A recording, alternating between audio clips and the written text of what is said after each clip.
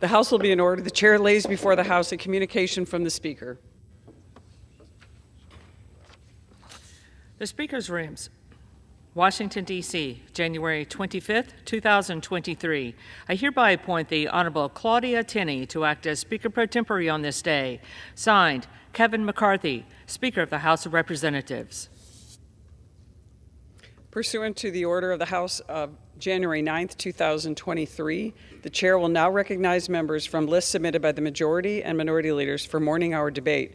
The chair will alternate recognition between the parties with time equally allocated between the parties and each member other than the majority and minority leaders and the minority whip limited to 5 minutes. But in no event shall debate continue beyond 11:50 a.m. The chair recognizes the gentleman from Illinois, Mr. Quigley, for 5 minutes. Thank you, Madam Speaker.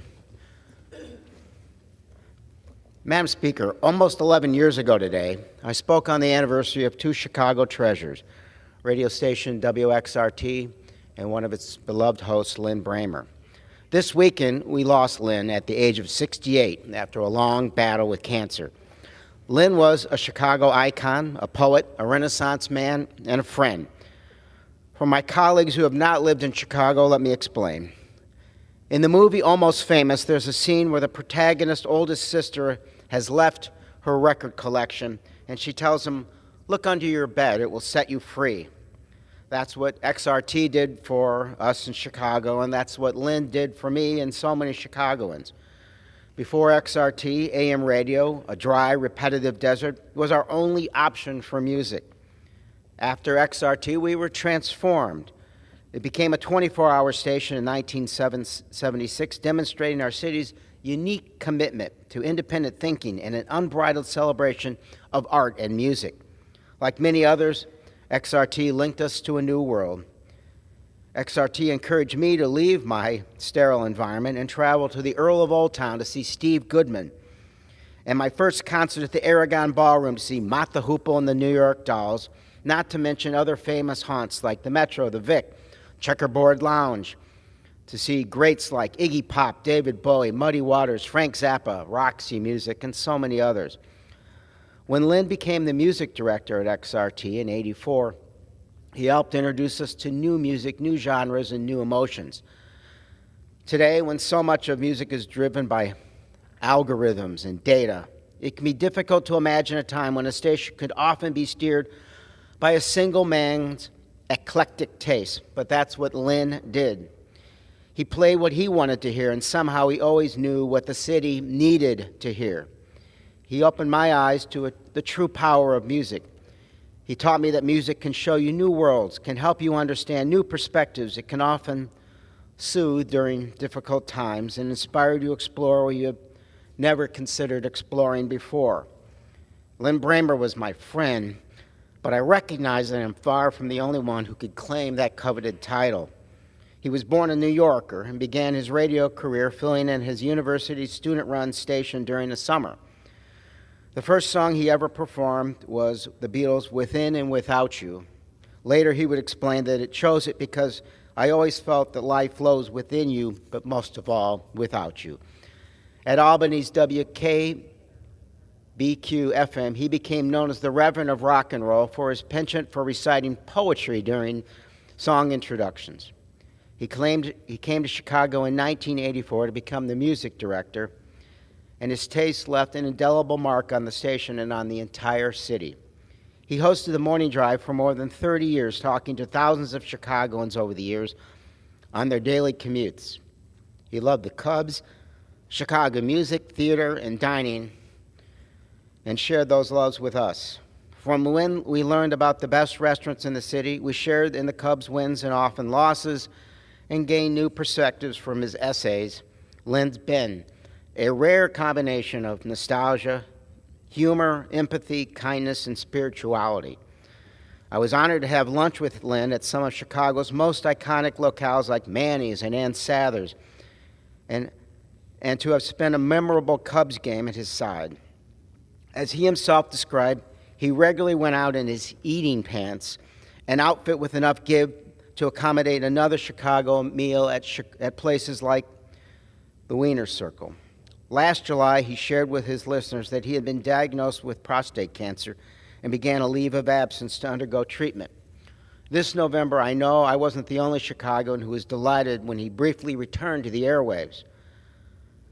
Now, during his time at XRT, he was named Music Director of the Year 3 times and was voted the Music Director of the Decade by readers of the Hard Report. But he was so much more than a radio host. He was Chicago's best friend in the whole world. When something big happened, Chicago would turn to Lynn for his take on the events. Whether celebration or tragedy, he knew what to say. Now, in the wake of his loss, we turn to the dial, wanting. He was married to his college sweetheart, Sarah, and they shared a son, Wilson. They were both by his side at his final moments. My thoughts and deepest condolences are with his family, with all Chicagoans as we mourn his loss. In closing, as Lynn always reminded us, never take anything for granted. It's great to be alive. I yield back. The gentleman yields. The chair recognizes the gentleman from Georgia, Mr. McCormick, for 5 minutes. Madam Speaker, by unanimous consent, I'd love to address and extend and amend my remarks. The gentleman's recognized.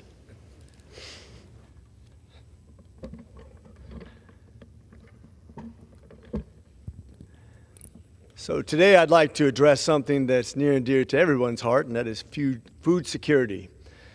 One of my biggest concerns right now as I've become educated on the things that concern Americans is the fact that all around the world right now we're facing food shortages. A lot of this is created by our own actions. If you look in Ukraine right now, you have food rotting in bins because of a war. The breadbasket of Europe is not going to be producing crops in the next year because of the war.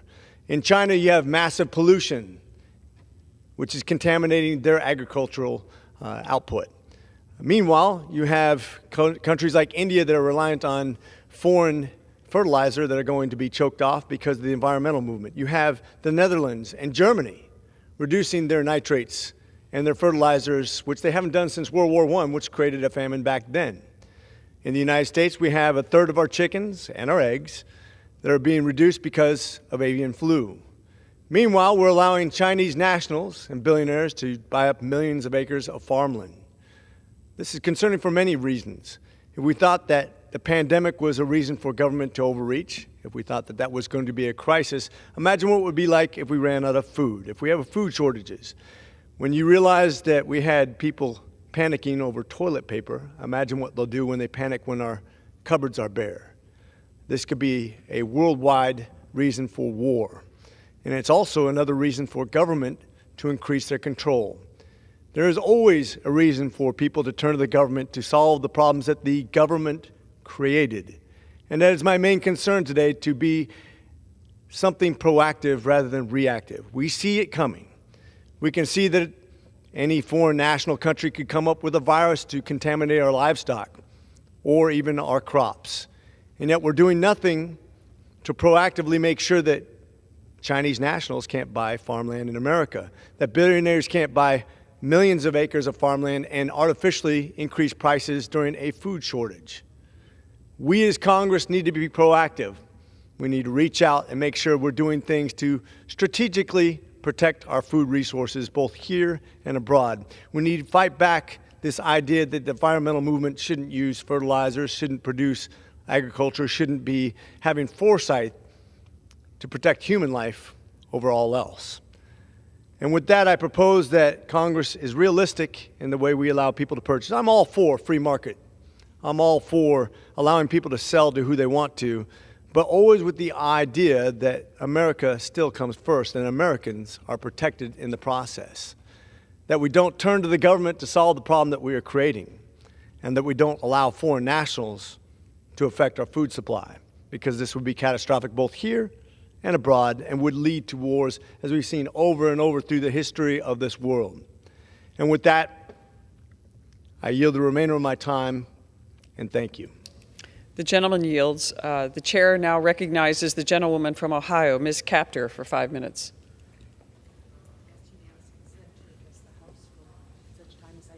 The gentleman is recognized. Thank you.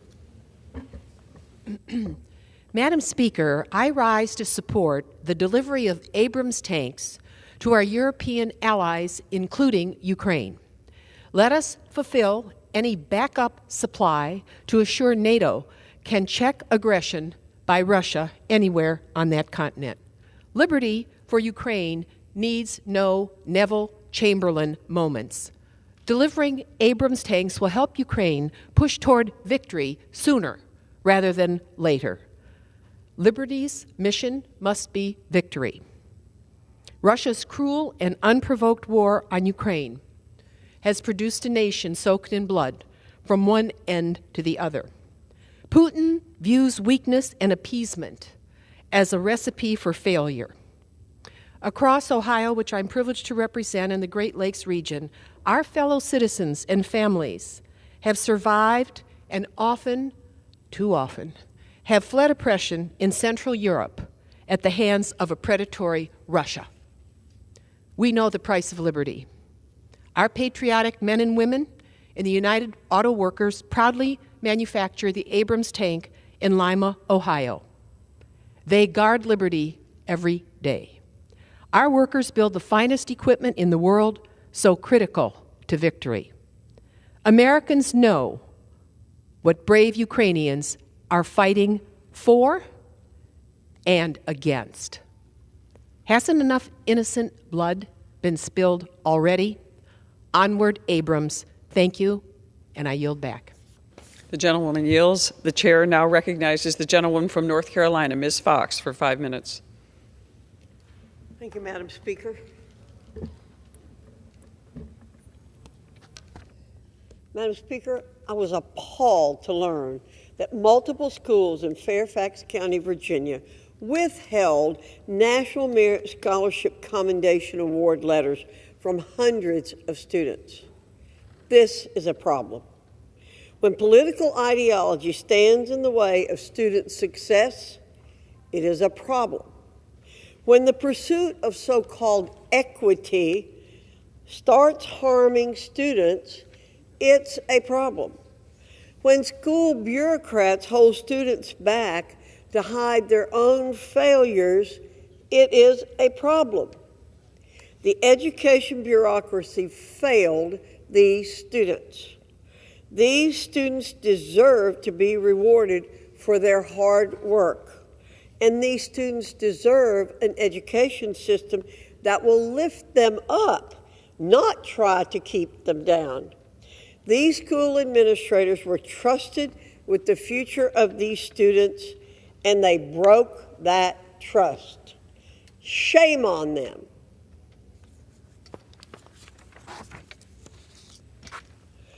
Madam Speaker, one silver lining of the pandemic is that it pushed more high school students to take dual enrollment classes. With the ever-rising cost of post-secondary education, dual enrollment programs are a great way for high school students to save on college costs. These programs allow advanced students to get a head start on their futures. This is the case at Jefferson State Community College in Birmingham, Alabama, where high schoolers made up a third of the student body, according to NPR. These students are benefiting from extensive state expansion of a dual enrollment program. The more education innovation we have, the better. And Madam Speaker, we know that if a high school student takes at least one college-level course, that student is 3 times more likely to graduate from college than if the student didn't take a course. We should give students as many opportunities as possible to shape their own education experience, and encouraging dual enrollment is one great way to do just that. Madam Speaker, it's no wonder we have a skills gap. For decades, young people have been told that a bachelor's degree is the only path to a successful career. As a result, fewer and fewer young people are choosing to learn skilled trades. Without skilled professionals, who will repair our roads, homes, and cars? We need these men and women who aren't afraid to get their hands dirty. Yet applications for technical jobs dropped by almost 50% over the last 2 years. With a potential looming recession for those holding office jobs, many might be disappointed they missed out on learning a high-skilled trade. Fortunately, it isn't too late. Many open technical jobs pay a six-figure salary, and business owners are struggling to fill them. If I had to give young people advice today, it would be to consider learning a high-skilled trade. I yield back, Madam Speaker. The gentlewoman yields. The chair now recognizes the gentleman from Oregon, Mr. Blumenauer, for 5 minutes.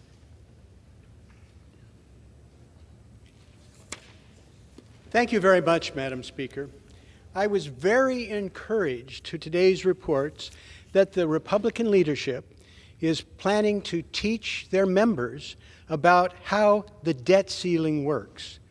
This is a very good sign, especially after the embarrassing first week with 15 votes to elect the Speaker, and the House leadership ended up exactly where it started. But it's unfortunately the leadership is hollowed out, but they've empowered the exact same element or any other faction who want to hold the Speaker hostage. But there is a key difference going forward. They're playing games with the full faith and credit of the United States, underpinning the global economy.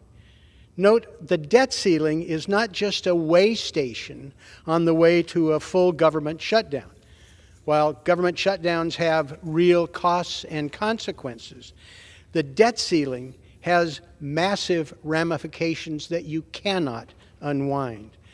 This game of chicken with the global economy is very much more consequential. You can recover from the shutdown, but the Trump attacks on professionals, for example, drove thousands of people out of government service, and it's going to take years and millions of dollars to repair.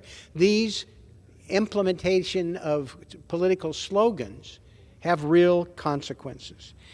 In the end, I suspect we will be right where they started. The only way to reduce the deficit, to balance the budget books, is to actually reduce government spending, which they refused to do when the Trump administration, when they were in total control of the government. They instead had a huge increase in that deficit. There are, of course, tax cuts that were a part of that, unfunded, and there was a major spike in military spending. My friend, Hal Harvey, a leader in climate science, is fond of saying that you can't refute science, math, and economics. And that's exactly the situation that my Republican friends are facing with this game of chicken with the debt ceiling. There is no gimmick, there is no commission, no slogan that avoids the painful truth that you actually have to reduce spending.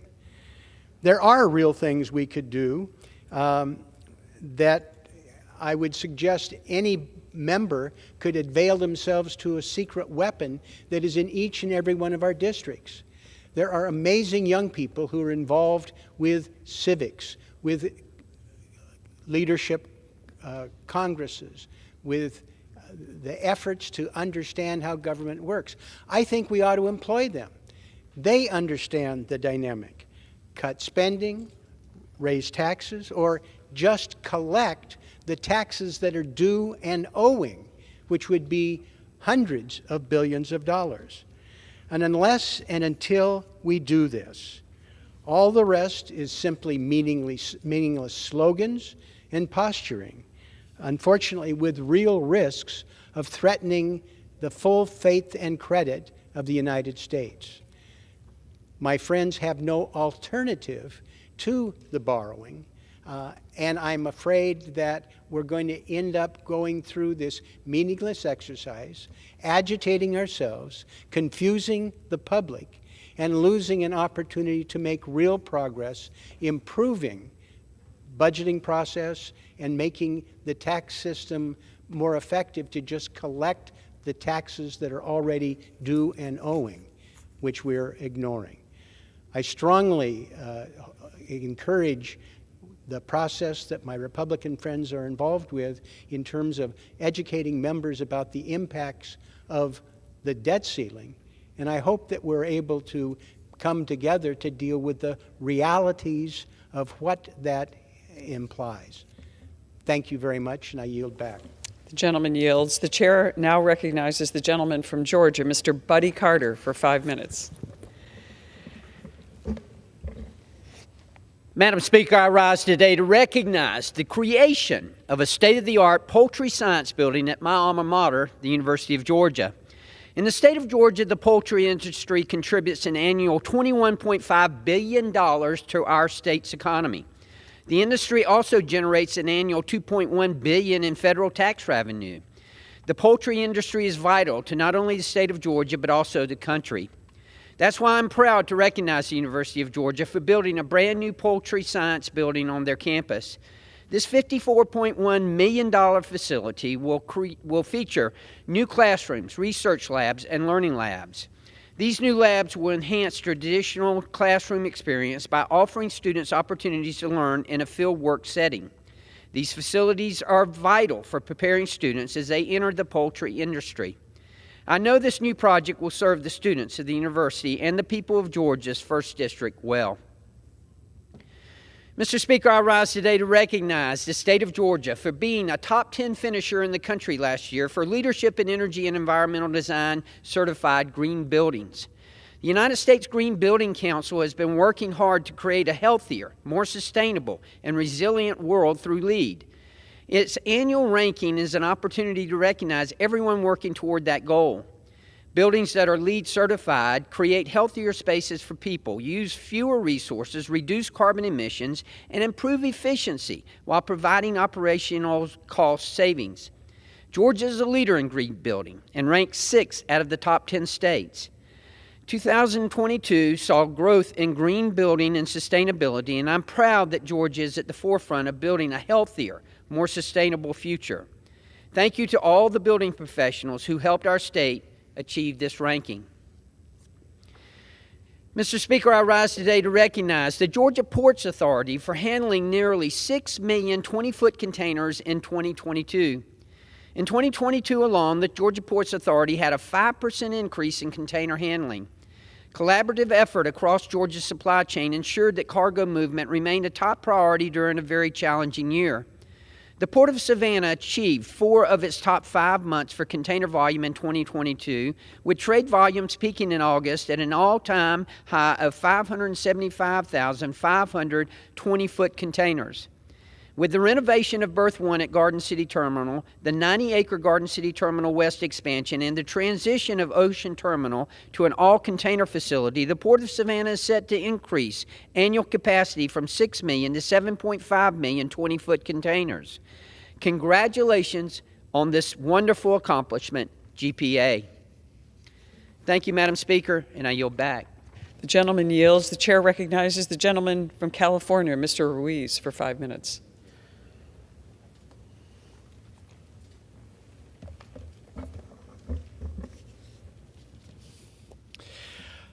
I rise today to honor a fallen hero, Riverside County Sheriff's Department Deputy Isaiah Cordero, who gave his life serving our community. Every day, our law enforcement officers put on their uniforms, kiss their loved ones goodbye, and go to work not knowing if they will come home. On December 29, 2022, Deputy Cordero put on his uniform, he said goodbye to his loved ones, and he went to work that day to protect and serve. That afternoon, he was tragically shot and killed in the line of duty during what should have been a routine traffic stop. And now, a family mourns a loved one, our local law enforcement grieves a brother, and our community lost a guardian, protector, and friend. Deputy Cordero's service began with the Riverside County Sheriff's Department as a correctional deputy on May 5, 2014. From the start, he was hardworking, loyal colleague who led by example and wanted his partners to succeed.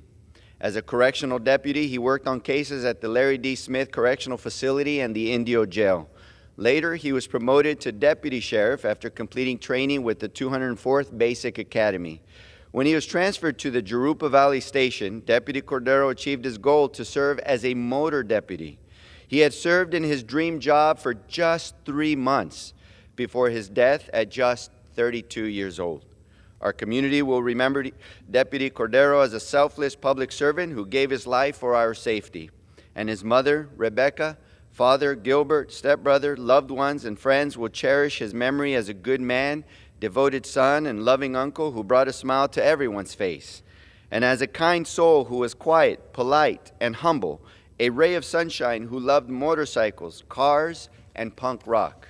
So together, as a community, let us honor his legacy, and together as a nation, let us salute his courage, remember his sacrifice, and show our appreciation for his fellow brothers and sisters who wear the badge, continuing to protect and serve every day.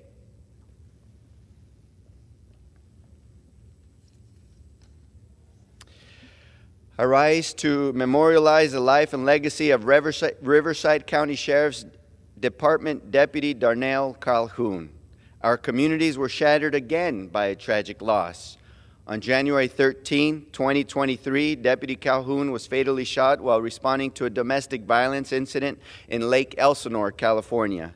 He was just 30 years old. He was born in Pomona and grew up in Murrieta, California, where he worked at his family's restaurant, Calhoun's Texas Family Barbecue. In 2019, Deputy Calhoun began his career in law enforcement with the San Diego Police Department, where he served for 3 years. He then joined the Riverside County Sheriff's Department to be closer to his family. You see, that's the thing about Deputy Calhoun. If there's one word to describe him, it's devoted. Devoted to our community, devoted to his church, and above all, devoted to his family.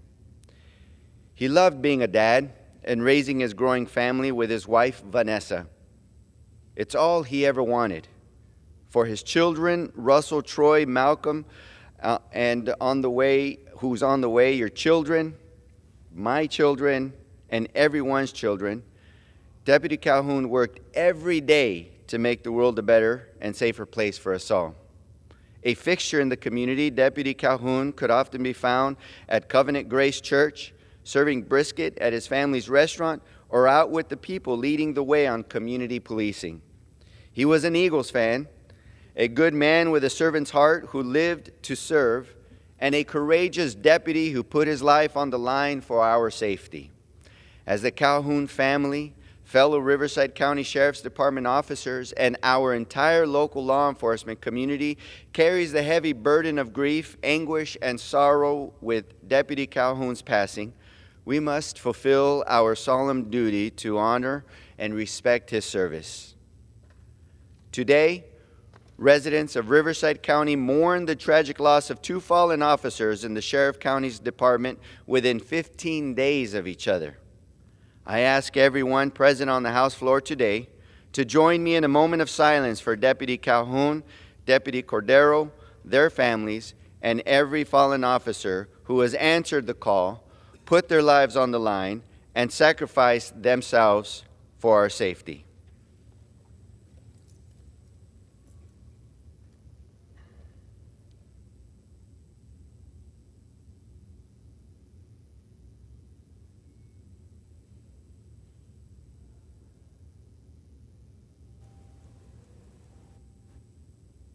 Thank you, and I yield back. The gentleman yields. The chair now recognizes the gentleman from Kansas, Mr. Mann, for 5 minutes.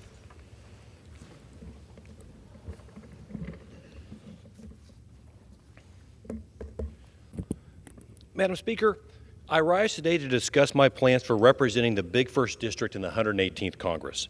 As I've said on this House floor before, the Big First is the geographic center and the pilot light of America, because there, the values that make America great are still alive and well.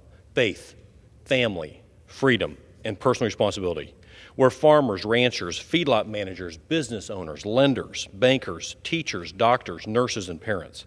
My job is to serve and advocate for the people of the Big First, which is why I'm excited and grateful to have been appointed to the House Agriculture, House Transportation Infrastructure, and the House Small Business Committees. As a farm kid and fifth-generation Kansan, I'm honored to serve on the House Agriculture Committee again in the 118th Congress. Agriculture is the largest economic driver of the Big First. We rank #1 in beef, wheat, and sorghum production. When I meet with farmers, ranchers, and agriculture producers, I hear about skyrocketing inflation and record high input costs, labor shortages, and government overreach, and the importance of reauthorizing the Farm Bill. We need well-crafted farm and food policy in America to remain secure as a nation, and the reauthorization of the Farm Bill is an enormous responsibility. My priorities for that legislation remain the same: to protect and strengthen crop insurance, promote trade, and stop regulatory overreach. I'm committed to rolling up my sleeves and working for the men and women who feed, fuel, and clothe the world. I'm also honored to serve on the House Transportation and Infrastructure Committee. The Big First has 83,000 miles of road, 7 commercial airports, and more than 4,000 miles of railroad tracks. We rely on this system to get to work, take our kids to school, and deliver food, fuel, and fiber to the rest of the world. The people of the Big First deserve a voice on the Transportation and Infrastructure Committee, and I am proud to be their spokesperson. A well-maintained, physically responsible infrastructure network supports economic activity, strengthens the supply chain, and helps America to remain a global power. During this Congress, I will also serve on the House Small Business Committee. The Big First is home to more than 200,000 small businesses, which employ 80% of all employees in the district. Small businesses help drive the American economy and define the American dream. They add brick and mortar to the values that make our country unique, like freedom, self-determination, and the pursuit of happiness. As a child, I learned about the responsibility, drive, and decision-making skills required to run a small business from watching my parents operate our preconditioning feedlot and family farm. I'll continue to defend and support small businesses, their owners, their employees, and the American values that small business embody. I'm honored to serve on these committees, and we have a lot of work to do. Over the next 2 years, we need to reauthorize the Farm Bill, develop new trade agreements with countries that will benefit American ag producers, and review the Commodity Futures Trading Commission Act. We need to reauthorize FAA and Water Resource Development Act, protect producers from burdensome and overreaching definition of waters of the United States, and ensure that our small and regional airports have the support that they need. We also need to maintain a stepped-up basis, return money to small businesses from IRS watchdogs, and ensure that small businesses have a fair shot at government contracts. I'll be working on a wide variety of issues, but I'm bringing the same approach to all of them. Russell Native and Senator Bob Dole once told me about the Kansas approach: honesty, hard work, respect for your roots, service, simplicity, genuine, thoughtful care for people, and just plain common sense. I learned these Kansas conservative values as a kid in the Big First. They inspire my work today in all of my committees, and they will also work to guide my steps here in Congress.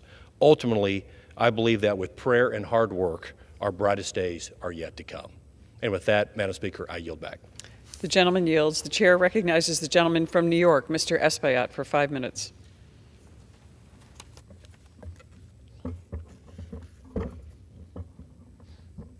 Thank you, Madam Speaker. Last Thursday, America's outstanding debt hit its limit. And as a result, the Treasury Secretary Yellen has warned leadership of the irreparable harm that it will come to the U.S. economy if the debt ceiling is not addressed. To avoid defaulting on our loans, the Secretary has been forced to slow investments into the retirement of federal employers and health benefits of postal workers. Now, let me remind you, Madam Speaker, this has been dealt with in the past. Congress has dealt with the debt ceiling 78 times, 49 times under Republican administrations, and 29 times under Democratic administrations. And if it's not dealt with now, the penalties will not stop at the actions that the Secretary was forced to take. For 66 million Americans that receive Social Security checks every month, and the more than 63 million Americans that relied on Medicare for care, their benefits will be cut. Interest rates will increase, affecting car loans, credit cards, home mortgages, and small business investments. Tax refunds will be delayed, and above all, we will face a looming recession that will devastate our economy and result in skyrocketing unemployment and homelessness. And let's be clear that raising the debt ceiling is not giving a green light on wild runaway spending. It is simply ensuring that we can pay for the obligations that we have already made. Instead of working to resolve this issue, Republicans continue to hold our economy hostage, to threaten defaulting on our debt to secure service cuts is dangerous and shows little regards for the American people. And we have seen how this played out. We were there in 2011 when Republicans tried to pull this same stunt. The delay in negotiations resulted in the federal government's first ever downgrade in its credit rating. The Dow Jones fell nearly 2,000 points, and it is estimated that it raised borrowing costs for the government by $1.3 billion. I want my fellow Americans to remember this. The Republicans are gambling on your money, on your benefits, on your livelihood. I urge my colleagues to act responsibly, swiftly, and without unnecessary delays or attempts to score political points. Our nation's financial stability and our constituents depend on it. And with that, Madam Speaker, I yield back. Gentleman yields. The chair recognizes the gentleman from Georgia, Mr. Scott, for 5 minutes. Thank you, Madam Speaker. And I, too, rise to talk a little bit about the national debt and accusations that have been made against my colleagues in the House Republican Conference. I've listened as a couple of colleagues from the Democratic side have accused us of playing chicken and gambling, and have said they're glad that we're going to be educated on the impacts of a default on the debt. And I'll tell you, I agree with a lot of the consequences that have been outlined about the default.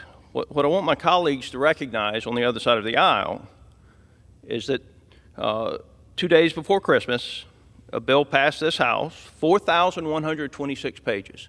4,126 pages, spent $1.7 trillion. That bill was negotiated among 4 people: Speaker Pelosi, Senator Schumer, Majority Leader Schumer, President Biden, and Minority Leader Mitch McConnell.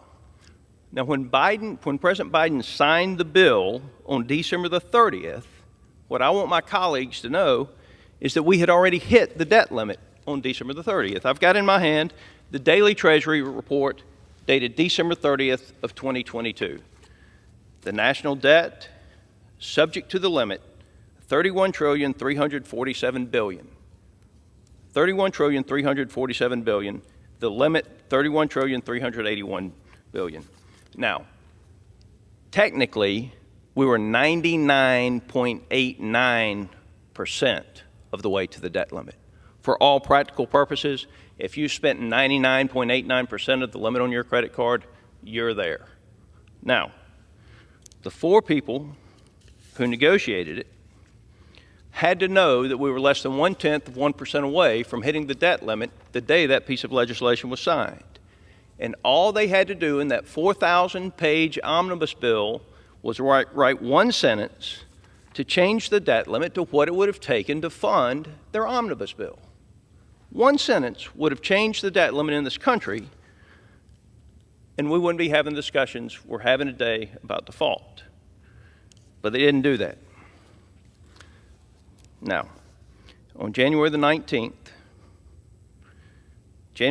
was 20 days after that bill was signed. 20 days after the bill was signed, and now they're accusing House Republicans of being fiscally demented and not paying attention and playing chicken and gambling with America's future. The 4 people who negotiated that deal had 4 choices. They could have passed a continuing resolution with the debt limit included. They could have passed a continuing resolution without the debt limit. They could have passed an omnibus bill and included the debt limit, or they could have passed an omnibus bill and not included the debt limit. There was only one of those choices that would have led to the current situation that everybody points the finger at House Republicans and says you're gambling with. And the one choice that led to the current situation is an omnibus bill without the debt limit included. And guess what those four with 160 years of political experience chose? They chose the one that would lead to the current situation. You could have included the debt limit in the piece of legislation that you adopted and was signed on December the 30th. You chose not to. You don't need to point the finger at Republicans and say, we're gambling, we're playing chicken. The fact of the matter is, the four people who negotiated the omnibus bill knew exactly what they were doing. This crisis was intentionally created, and it's something that we're going to have to work together to get out of. We have $32 trillion in debt. In 2019, we had $21 trillion. We can't keep running a $2 trillion deficit every year. Thank you, Madam Speaker. I yield back. The gentleman yields. The chair now recognizes the gentlewoman from Hawaii, Ms. Tokuda, for 5 minutes. Thank you, Madam Speaker. I know I'm going to be the third Democratic speaker today to talk about the debt limit, but I think it's a point that needs to be made.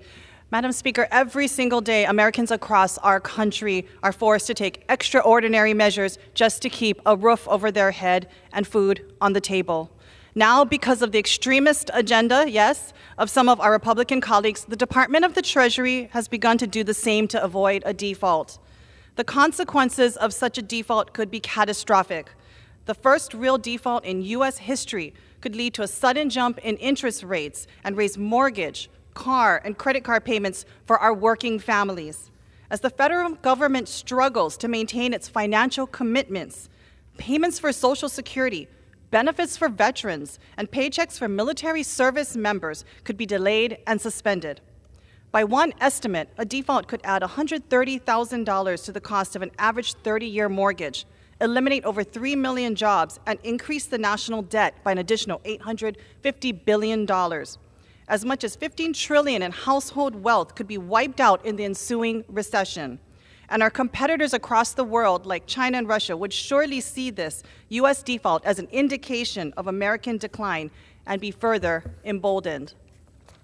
As the representative of Hawaii's 2nd Congressional District, I speak on behalf of the diverse communities I represent, spanning all 8 Hawaiian islands. I am here to fight for working families struggling with high cost of living, small businesses providing jobs and opportunities for our residents, senior citizens seeking security and retirement in old age, and above all, our children and their futures. In my first month alone on this job, we find our country inching towards a debt crisis at the national level that could devastate my constituents and their ability to care for their families, all caused by the extreme politics of my Republican colleagues. This is not a short-term, one-off issue.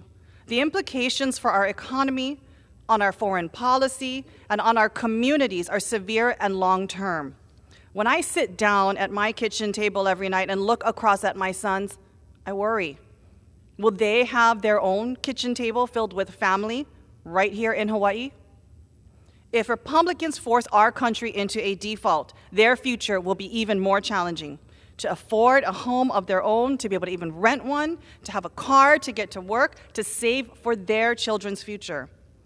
And while Hawaii is one of the most expensive places to live in the country, with residents paying on average 42% of their income on rent, the highest of any state, I know that workers and families in every single one of our districts are struggling every day to make ends meet. The American people need to see solutions, not just grandstanding. They need to see progress so that they can hope for a better future. That means we've got to build and act on the progress delivered by the first 2 years of the Biden administration and one of the most productive Congresses in modern history. In these 2 years, Democrats have lowered healthcare costs, created nearly 11 million jobs, supported over 10 million new small business applications, put shovels in the ground on 7,000 new infrastructure projects, and invested in a revival of American manufacturing. This Congress should be building on the progress of the last 2 years, not tearing it down by flirting with default and making unacceptable demands to cut Social Security, Medicare, and other critical programs that working families across the country depend on. Why would House Republicans hold our economy hostage and the American people in anxious suspense for months when they can pass a clean debt limit increase right now? When House Republicans tried to do this in 2011, they forced an unnecessary economic shock to our country that resulted in the first time our credit history record has ever been downgraded in our history. We cannot do that again. We can have a reasoned debate and discussion, negotiations over the right level of government spending, as every Congress does every year through the budget and appropriations process. But whether the United States pays its bill on time must not be a pawn in a Republican political game. Our families work hard to pay their bills on time. Their government should too. I have heard from so many people how much they love Hawaii. So do I. If you have a chance to visit our home, stop and take a look. 1 in 5 residents depend on their Social Security benefits coming every single month. 1 in 10 people who call Hawaii home are veterans or active duty service members. These are the faces of the people held hostage and hurt by Republicans. We have an opportunity to rise above our differences and give them a Congress that has their best interests squarely in sight, one that gives them hope. I urge my Republican colleagues to work with us to quickly pass a clean debt limit raise as soon as possible. The American people and our constituents deserve no less. Gentlewoman's time has expired. Mahalo, and I yield. Thank you. The gentlewoman yields back. The chair now recognizes the gentleman from Iowa, Mr. Nunn, for 5 minutes.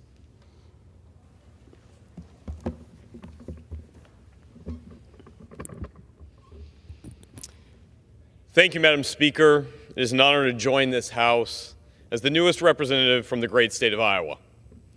I rise not to speak of division within this chamber, but to champion the importance of providing pragmatic, solution-oriented leadership for the American people. Serving the people of the 3rd District, I am humbled by the Iowans who voted for change and remain mindful that good representation includes being a fighter for every single Iowan, regardless of party. That's why I'm committed to ushering in a new era of public service for our community, one that begins with transparent, pragmatic, and bipartisan work. With nearly 2 decades as a combat veteran, an intelligence officer, and a former state legislator, service always comes before self. In the military, it is never 9 to 5. Deployments, flying over Afghanistan meant spending time away from family, and tours overseas sacrificed memories we shared with friends. But we had a call to serve, and our brothers and sisters in arms demanded that we complete the job. My call to serve now is being a representative for every Iowan in all 21 counties. Whether in Des Moines or Atlantic or Ottumwa, common challenges facing Iowans are dire. Inflation is crippling families and small businesses. Taxes and governmental overreach are burdensome. And our communities just this week are hurting from violent crime. We must provide quality education as top of mind across our state. As a servant in Iowa, we worked across the aisle, and we delivered, passing the largest tax cut in state history 3 times over. Growing productivity for Iowa family farms.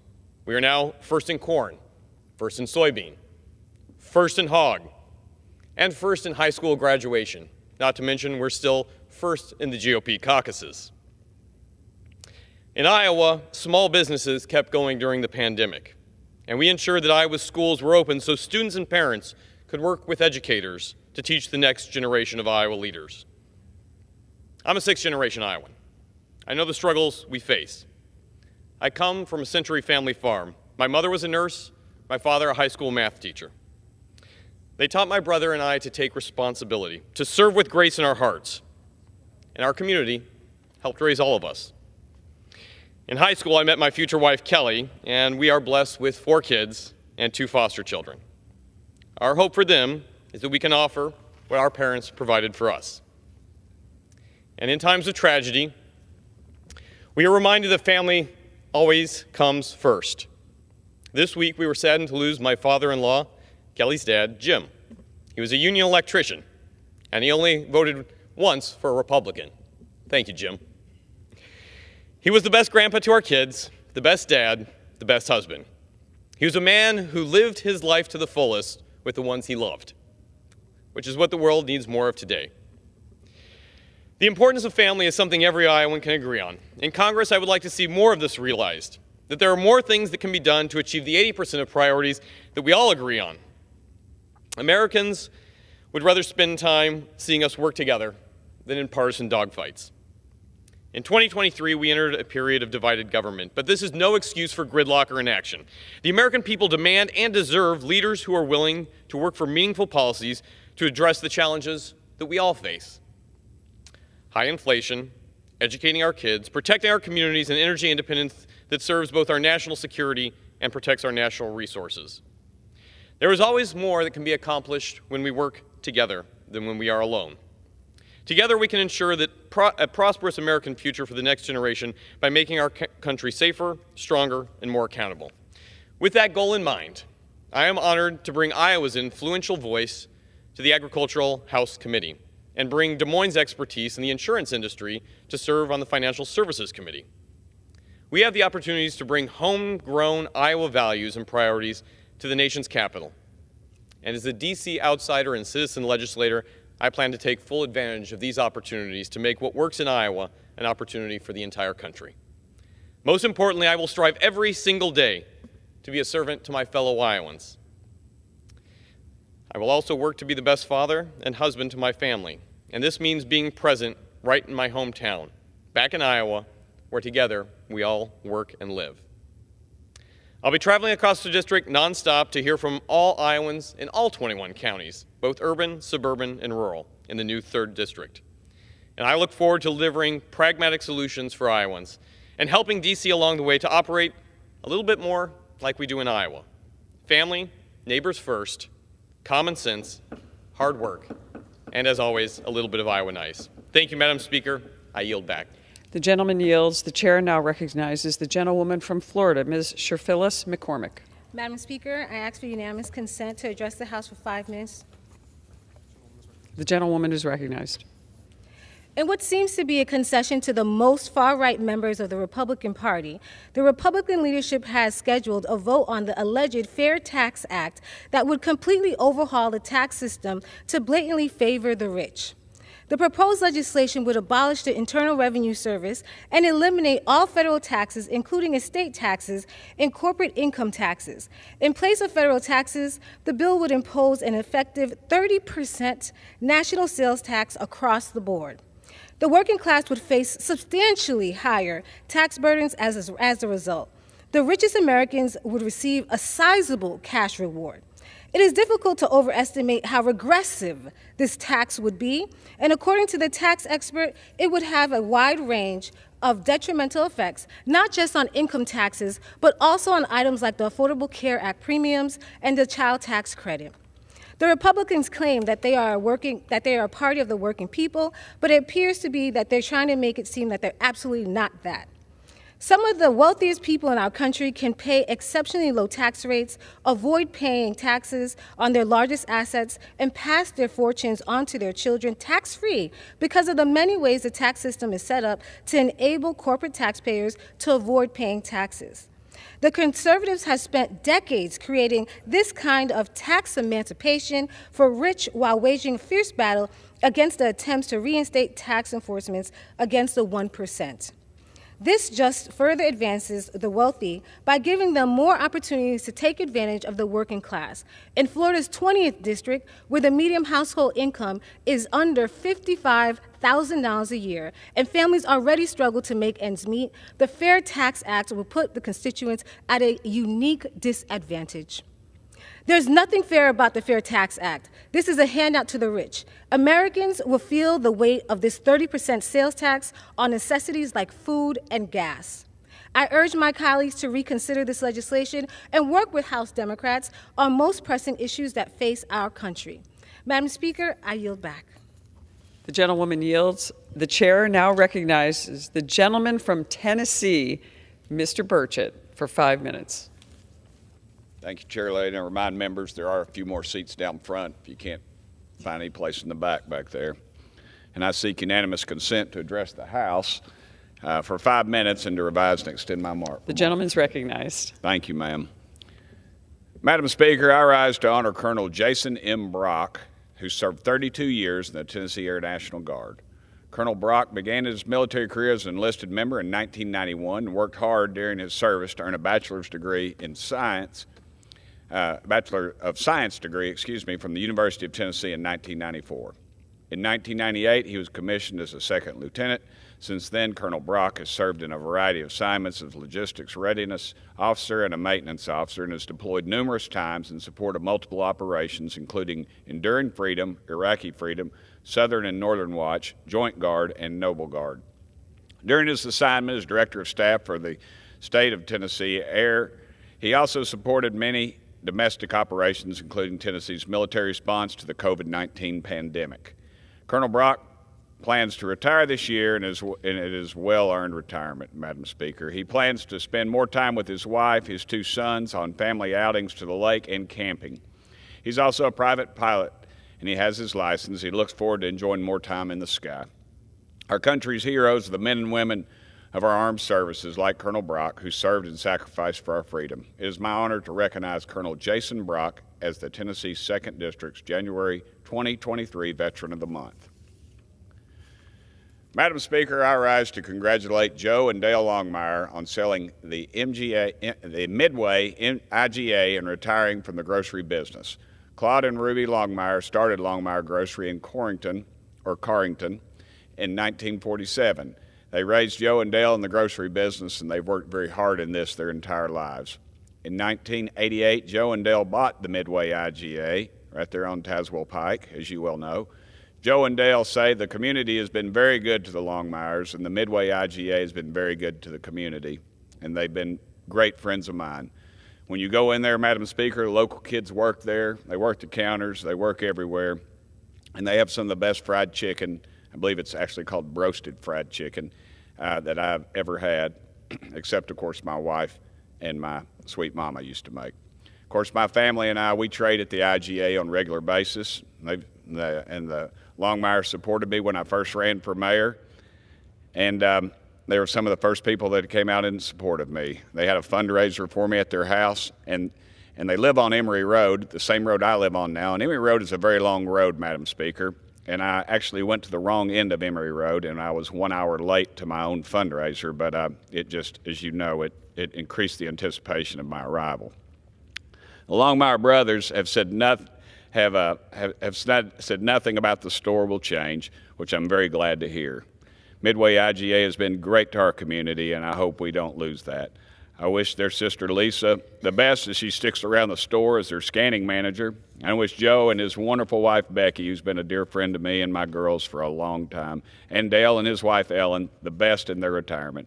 Joe plans to finish his research book he's been researching about the history of Carrington, and I look forward to getting an autographed copy, which I'm sure I will pay dearly for. Madam Speaker, I yield the remainder of my time. The gentleman yields. The chair recognizes the gentlewoman from Texas, Ms. Garcia, for 5 minutes. Thank you, Madam Speaker. I rise to sound the alarm. Extreme MAGA Republicans have an economic plan that will hurt working families. For 2 years, House Democrats have delivered for everyday Americans. The economic progress that House Democrats and President Biden have led is simply remarkable. So let's talk about the significant growth Democrats made possible by President Biden's economic plan.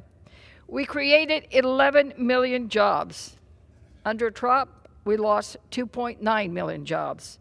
The unemployment rate is at 3.5%. One of the lowest rates in our history. Under Trump, it was 6.3%. We lowered health care costs for working families. Under Trump, 3 million more people lost their insurance. We kept insulin at $35 for our seniors on Medicare, and we expanded Medicare and Social Security benefits. This is progress, but this progress is threatened by extreme MAGA Republicans.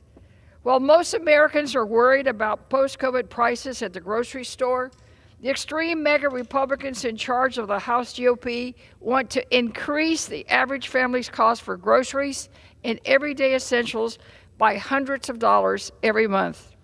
That's right, Madam Speaker, raising it by hundreds a month. They're doing this by championing a new 30% national sales tax. The House MAGA Republicans would jack up the prices on the products that we rely on. Imagine paying, in my district, 30% more when you go to H-E-B for your groceries. This kind of blanket tax increase is failed economic policy that attacks the foundation of our economic growth and hurts working families. My Republican friends all talk about responsible spending and balanced budgets. Families will not be able to balance their own budgets if the extreme MAGA wing gets its way. Madam Speaker, we have already witnessed this so-called leadership, what this leadership looks like. The very first bill the GOP put before the House will make it easier to hand tax breaks to the wealthy and well-connected. But they're not just trying to make it easier for the ultra-powerful to pay even less in taxes. Sadly, extreme Republicans want to gut Social Security, eliminate Medicare, and reverse new drug prices lowered by House Democrats, just hard and fought for working families. If they have their way, Social Security and Medicare, as we know it, will end. Working families will lose the benefits they've earned by paying into a system for decades. In my home district, there are more than 80,000 people living on their Social Security income. That's more than 10% of my constituents. These are retired workers, disabled workers, widows, and children who need these critical funds to survive. And let me repeat, they earned their benefits by paying into the system for many, many decades. So when extreme MAGA Republicans fight and say that they don't want to raise the debt limit, I want everyone to know what that really means. It's not economic theory, it's political posturing. They raised the debt limit every time Trump was in office, and in fact, Trump is responsible for 25% of our current debt. So when they say they're going to fight, it really is about hurting people. It would mean Social Security payments won't be sent. People already living hand to mouth won't get the money they earned, and this is totally unacceptable. The full faith and credit of the United States means more than paying our government bills on time. It means keeping groceries in the refrigerator and medicine in the cabinet for many people in my district. House Democrats will continue to fight for working families. It is the middle class that makes our country strong. We will always put people over politics. We will always put people first. Thank you, Madam Speaker. I yield back. The gentlewoman yields. The chair now recognizes the gentlewoman from Indiana, Ms. Spartz, for 5 minutes. Thank you, Madam Speaker. I rise today to highlight an ongoing problem with our institution, which starts reminding a theater full of actors, a circus, and dog and pony show with a lot of messaging, grandstanding, demagoguery, talking points, but no real results badly needed for the American people. When Benjamin Franklin was leaving the Constitutional Convention in 1787 and was asked what kind of government the delegates had created, he replied, "A republic, if you can keep it." It's been over 200 years since that time, but do we really appreciate what it means to have a constitutional republic, the rule of law, presumption of innocence, and proper due process? As someone who grew up under dictatorship in the Soviet Union, I cherish these freedoms tremendously and understand how hard it is to get them back when you lose them, and how many people have died for them. Therefore, regardless of politics, I will vigorously defend our Constitution and our rights for all Americans.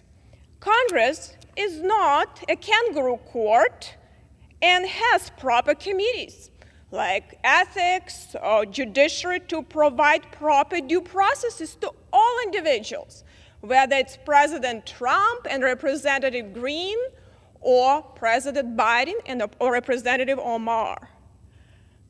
I adamantly argued for last Congress as a member of the Judiciary Committee to provide these due processes.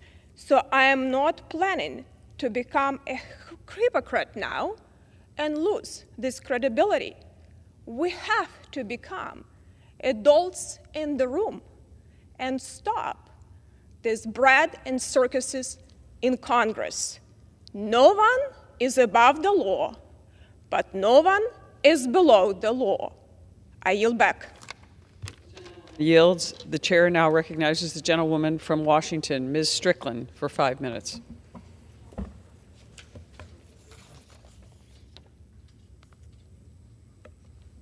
Madam Speaker, I rise today to honor the life and service of Harvey Dreyhus, a beloved World War II veteran who lives in the South Puget Sound of Washington State.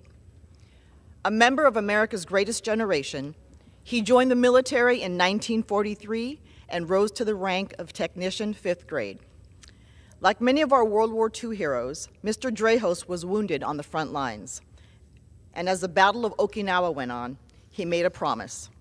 If I survive, I vow to help the people. Like many of his generation, he made serving our great nation and its citizens a cornerstone of his life's work. Post-military service, he served on multiple service organization boards and dedicated 53 years of active community service and leadership to Washington State. And one piece of Mr. Dreyhus' story that stood out to me is that while on the battlefield in Japan, he recovered a cherished photo album. After decades of searching for the family it belonged to, he was able to get it back to the Nakamoto family in Okinawa. This selfless act helped a family reunite with their past loved ones, transcending the boundaries of war with a kind act of humanity. Madam Speaker, Harvey Dreyhus exemplifies courage, selfless service, and love for others. He recently celebrated his 100th birthday and is the last living member of his World War II military unit. I am honored and proud to recognize him for his service in combat and his love and compassion for our nation.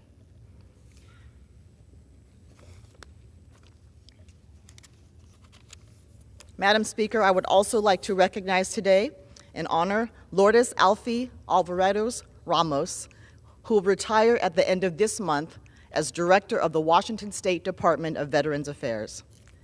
I congratulate Alfie on an exemplary and distinguished career serving the American people and my fellow Washingtonians for more than 5 decades. Alfie enlisted in the Army in 1971, rising to the rank of Troop Command Sergeant Major at Madigan Army Medical Center, part of Joint Base Lewis McChord in my district. After retiring from the military in 1993, Alfie joined the Washington State Department of Veterans Affairs and has served as its director for the last decade. Under her leadership, the department was recognized as the leading state's Veterans Affairs department in the entire nation, offering the largest portfolio of services. Madam Speaker, throughout her career, Alfie has broken barriers and empowered the next generation of soldiers to lead at the highest levels of military and public service. More importantly, she has been instrumental in making sure that our veterans are never forgotten. I thank Director Alvarado Ramos for her selfless service to our veterans, the state of Washington, and our great nation, a true patriot indeed. Madam Speaker, I yield back.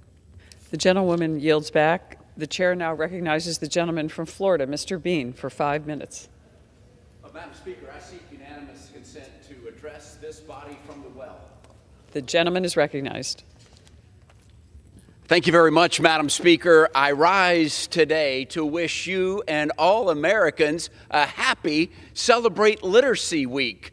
The Florida Department of Education has designated this week as a week to focus on reading.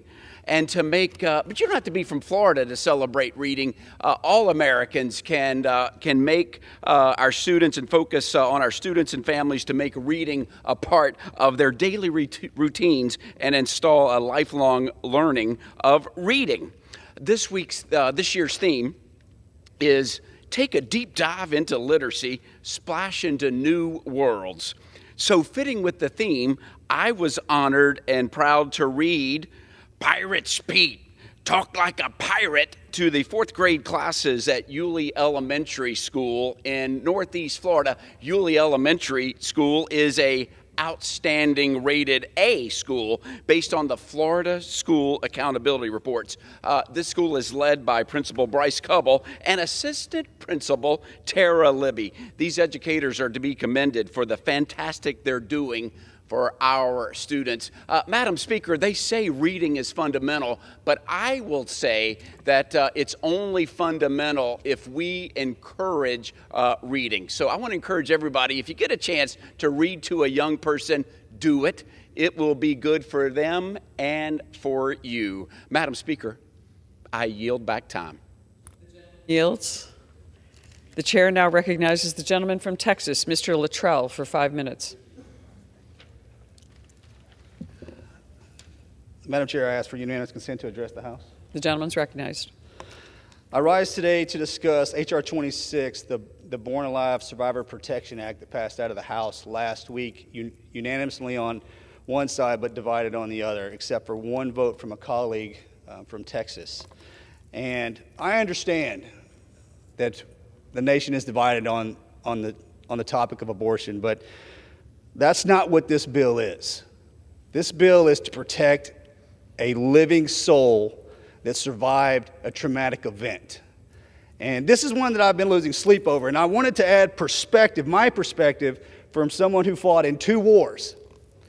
And what I don't understand is why we are divided, because when I was overseas, my teammates and I, and my brothers and sisters in arms, and we were actively engaging the Taliban, Al-Qaeda, ISIS, at any moment, whether it was an ambush, an IED, if a hostile act was being presented to us at any moment, if that individual relinquished their weapons, decreased their aggressive posture, we were to do the exact same. If that terrorist, if that individual was injured, shot, we were to render medical aid. We were to act humanely, even after they just tried to kill us. If necessary, we would life flight them to the same hospital that an American soldier would go to, period.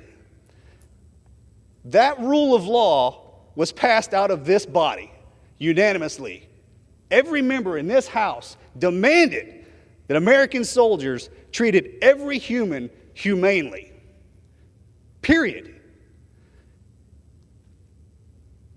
That rule protects individuals that because of the color of your skin, they would crucify you and torture you and kill you. Because of your religious practices, if it was not in accordance to theirs, they would lock you in a cage and throw you in a lake. If they did not agree with who you were, what you were, and how you were, they would mercifully hunt you down and execute you. So what I don't understand is how this body could unanimously pass a law that would protect somebody who absolutely despises our way of life, but we cannot come together to protect an innocent child that survived an abortion. I don't understand that, because I know that everyone in here is a mother, a father, a grandparent, an aunt, or an uncle.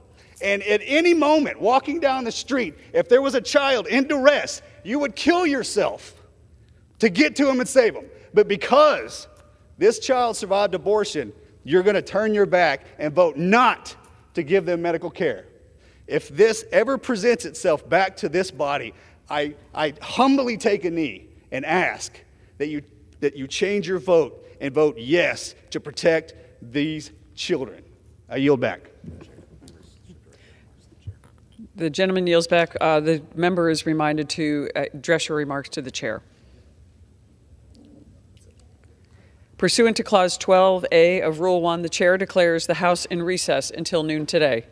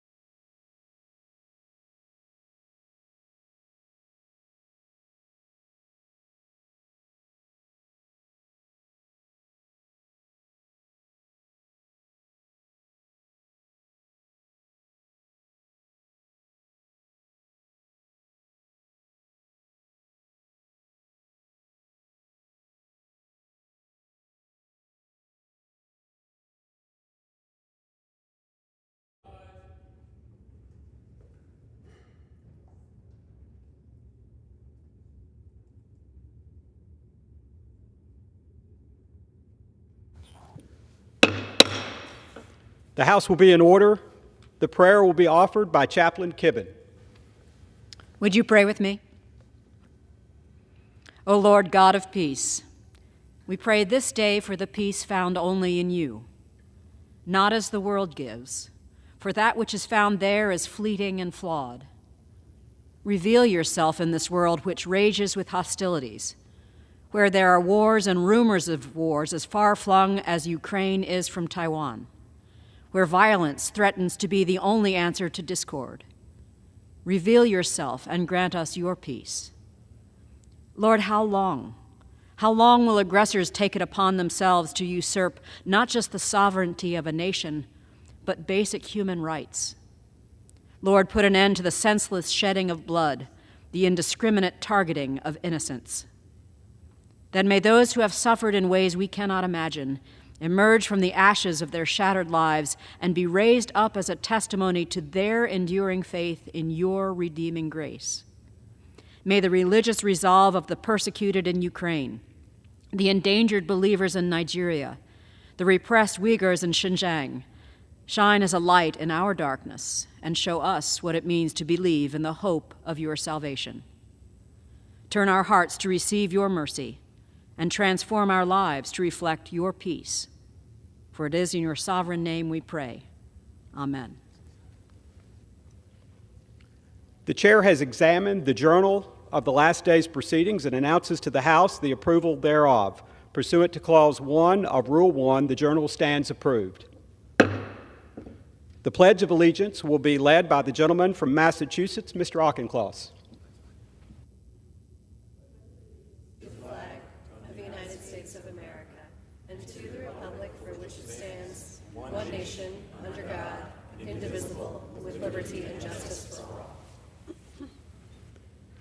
The Chair will entertain up to 15 requests for 1-minute speeches on each side of the aisle. purpose, the gentlewoman from Texas seek recognition.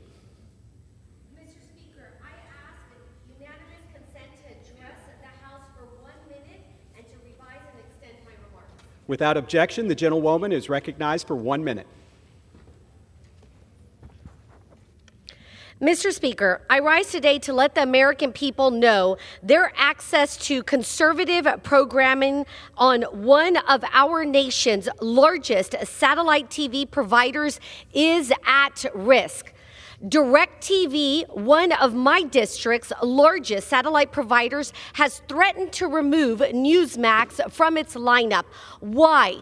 Why, may I ask?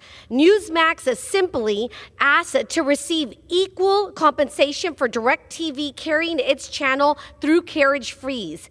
Though Newsmax has higher ratings than many other more liberal stations offered on DirecTV, the satellite provider owned by AT&T will not negotiate in good faith with Newsmax. And again, I said AT&T.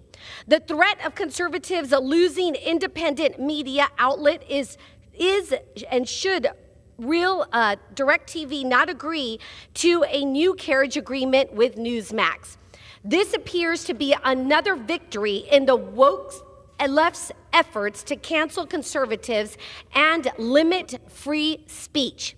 Mr. Speaker, I rise these concerns as a defender of the First Amendment with the hope that DirecTV will do the right thing and keep Newsmax on its air.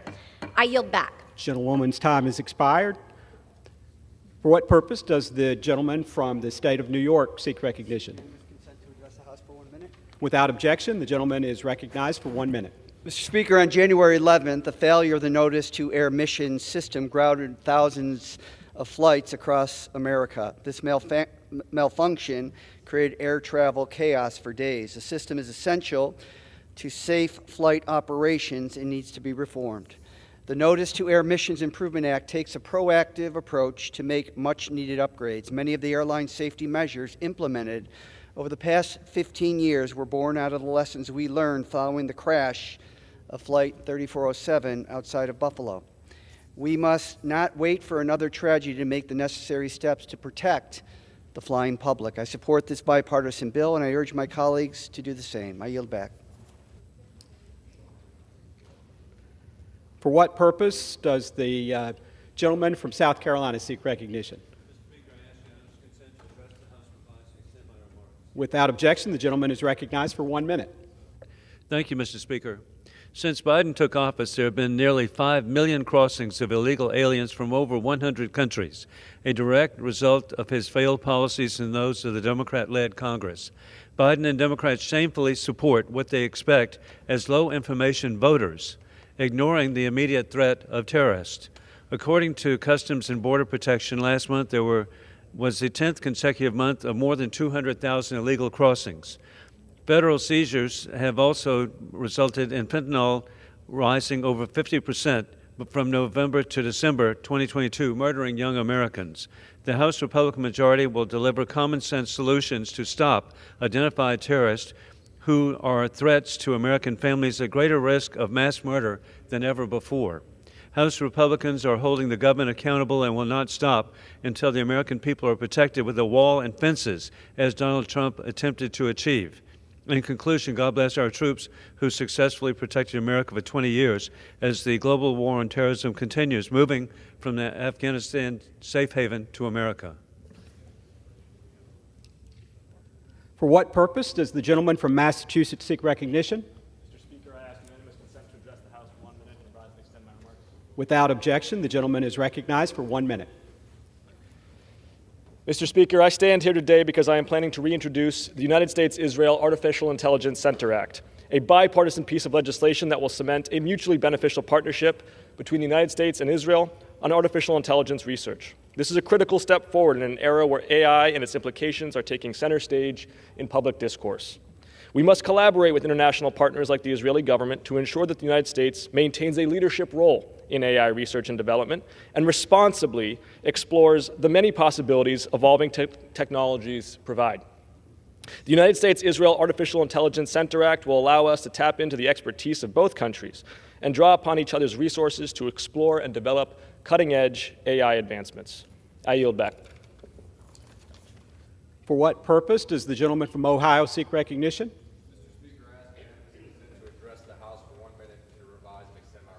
Without objection, the gentleman is recognized for 1 minute.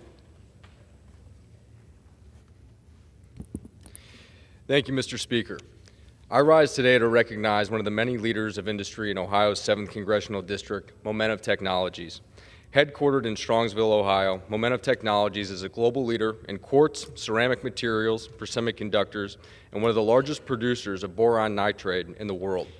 Momentive Technologies products are indispensable components in a broad range of goods, from semiconductor, aerospace, water purification, and pharmaceuticals to consumer electronics and telecommunications. I had the privilege of visiting their headquarters while I was back home for last week's district work period. Momentive Technologies has invested heavily in Ohio's operations. Its year-over-year capital spend has increased 35% each year since 2020, and it hopes to continue that strong record of investment for the benefit not only of Ohio, but of America's economic security. I look forward to working together with Momentive Technologies and others across different industries to ensure American economic and industrial security for generations to come.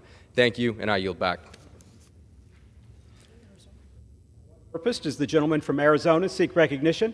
Speaker, I request unanimous consent to address the House for 1 minute and rise to extend. Without objection, the gentleman is recognized for 1 minute. Thank you, Mr. Speaker. Since Speaker McCarthy won't tell us what he had to give extremist Republicans in his caucus in a backroom deal for the power, we can only assume that they agreed to tank the economy and destroy millions of jobs unless Congress slashes Social Security. Now, raising the debt ceiling is a routine matter of business that has passed cleanly by Republican presidents, including Trump, and Democratic presidents alike. If Republican lawmakers default, the shock will plunge the world into recession and a financial crisis. And let's not forget that 65 million Americans are on Social Security. The debate is clear. Speaker McCarthy made a deal with the devil for power to hold, in exchange of and holding our economies hostage and pushing through extremist Republican proposals, such as Senator Rick Scott's plan to sunset Social Security. We can't allow it to happen. Tell us what you aim to cut and save Social Security. Yield back. For what purpose does the gentleman from Georgia seek recognition? Mr. Speaker, I request unanimous consent for 1 minute speech to extend and revive my comment. Without objection, the gentleman is recognized for 1 minute. Mr. Speaker, I rise today in support of the people of Iran as they struggle against an oppressive and dangerous regime. I also commend our great Iranian American community in Georgia and across this nation who hope that their friends and family on the other side of the world may one day have the freedom and prosperity we all enjoy in the United States. They are great patriots and valued citizens. For 4 consecutive months, Iranians have been protesting and calling for the downfall of the clerical regime in Tehran. Their rules have brutally repressed dissidents and protesters, killing women who violate their dress codes and men who stand up for their sisters, mothers, wives, and daughters. In the 117th Congress, 260 bipartisan members of the Congress co-sponsored the House Resolution 118, which expressed unequivocal support by the Iranian people's desire to establish a secular, democratic, and non-nuclear republic. I hope that we can attract even more bipartisan signers for a resolution this week, of which I am a proud co-signer. And with that, I yield. For what purpose does the gentlewoman from the Virgin Islands seek recognition? Mr. Speaker, I ask unanimous consent to address the House for 1 minute and to revise and extend my remarks. Without objection, the gentlewoman is recognized for 1 minute. Thank you, Mr. Speaker. While I and my Democratic colleagues, as well as the Biden-Harris administration, have raised Social Security benefits by 8.7%, extreme Republicans are attempting to force cuts to Social Security eligibility and benefits that will hurt the financial security of America's seniors. Their very first bill released the wealthy and well-connected from giving their fair of taxes adding $114 billion to the debt. Social Security used to be a bipartisan supported program. It is a vital lifeline for Americans, and House Democrats will continue to fight to protect Social Security, not only for our seniors now, but for future generations. Together, House Democrats will continue to stand united in holding our Republican colleagues accountable and to push back against their efforts to subsidize the lifestyles of the rich and powerful. I yield back. For what purpose does the gentleman from Michigan seek recognition?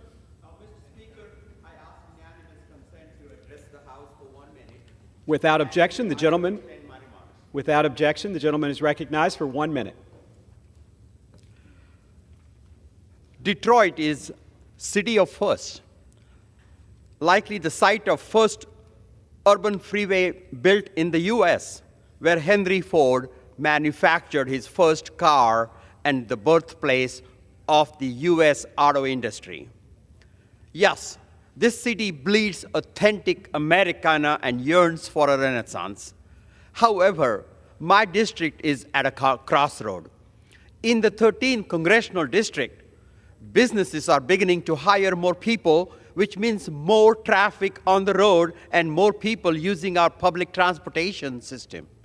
Metro Detroit has renowned for having one of the worst public transportation network of any large city in the nation, even before the COVID-19 pandemic. While others work from home, many jobs require in-person work. Public transportation is still necessary and demand high rise in the future. I applaud the passage of the Infrastructure Investment and Jobs Act during the last Congress. Still, there needs to be a strong emphasis on infrastructure goals. I yield back my time. For what purpose does the gentlewoman from Pennsylvania seek recognition? Mr. Speaker, I ask unanimous consent to address the House for 1 minute and to revise and extend my remarks. Without objection, the gentlewoman is recognized for 1 minute. Mr. Speaker, 2 weeks ago, I stood on this very House floor and I voted to condemn violence at crisis pregnancy centers, a vote that was difficult to make, not because I think it was wrong to condemn violence. I don't. But rather, it was difficult as an American to watch this governing body politicize the ideas of civility and decency that should undoubtedly be woven through every last one of us. Mr. Speaker, I stand before you to condemn violence again, this time at an abortion clinic. And I stand before you to acknowledge the violent attack at the Planned Parenthood in Illinois last week. The cowardly arson attack, a firebomb, damaged the building just days after abortion protections were signed into law in Illinois. Let there be no mistake. This was clearly intended to terrorize women and girls and their families and the medical professionals who serve them from exercising reproductive freedoms. So now I ask my Republican colleagues to join me, as I have joined them, in condemning violence and this violent attack. And from this day forward, I invite all Americans to unequivocally say that we must restore civility and decency in every corner of our nation, because violence is never the answer, ever. Thank you, and I yield back. For what purpose does the gentlelady from California seek recognition? Mr. Speaker, I ask unanimous consent to address the House for 1 minute and to revise and extend my remarks. Without objection, the gentlewoman is recognized for 1 minute. I rise today in strong opposition to Big Pharma cheating taxpayers. As pharmaceutical companies prepare to sell vaccines on the private market, they're jacking up the price tag on public health. After tens of billions of dollars of sales, vaccine manufacturers have floated commercial prices over 4 times higher than the price currently paid by the government. Taxpayers contributed to every aspect of these vaccines, from the underlying science to the clinical trials to purchasing agreements, but only the manufacturers will profit. Just 2 vaccine manufacturers control 97% of the market. They will not compete because they do not have to. I've worked on legislation to prevent anti-competitive pricing in consolidated markets like vaccines, and this is especially important for products that our tax dollars paid for. We cannot continue to ask taxpayers to help cover the risk while letting pharma collude to reap the profits. I yield back.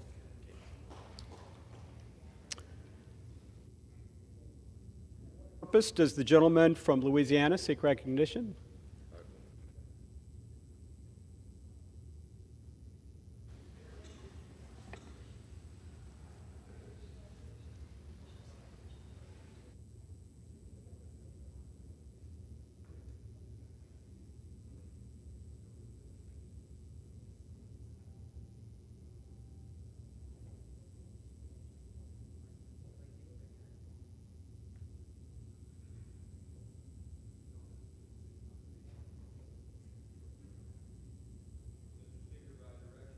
Republican Conference, I send to the desk a privilege resolution and ask for its immediate consideration. The clerk will report the resolution. House Resolution 56, resolve that the following named members be and are hereby elected to the following standing committees of the House of Representatives. Committee on Appropriations, Mr. Rogers of Kentucky, Mr. Aderholt, Mr. Simpson, Mr. Carter of Texas, Mr. Calvert, Mr. Cole, Mr. Diaz-Balart, Mr. Womack, Mr. Fleischman, Mr. Resolution be considered as read. Without objection, the resolution is agreed to and the motion to reconsider is laid on the table.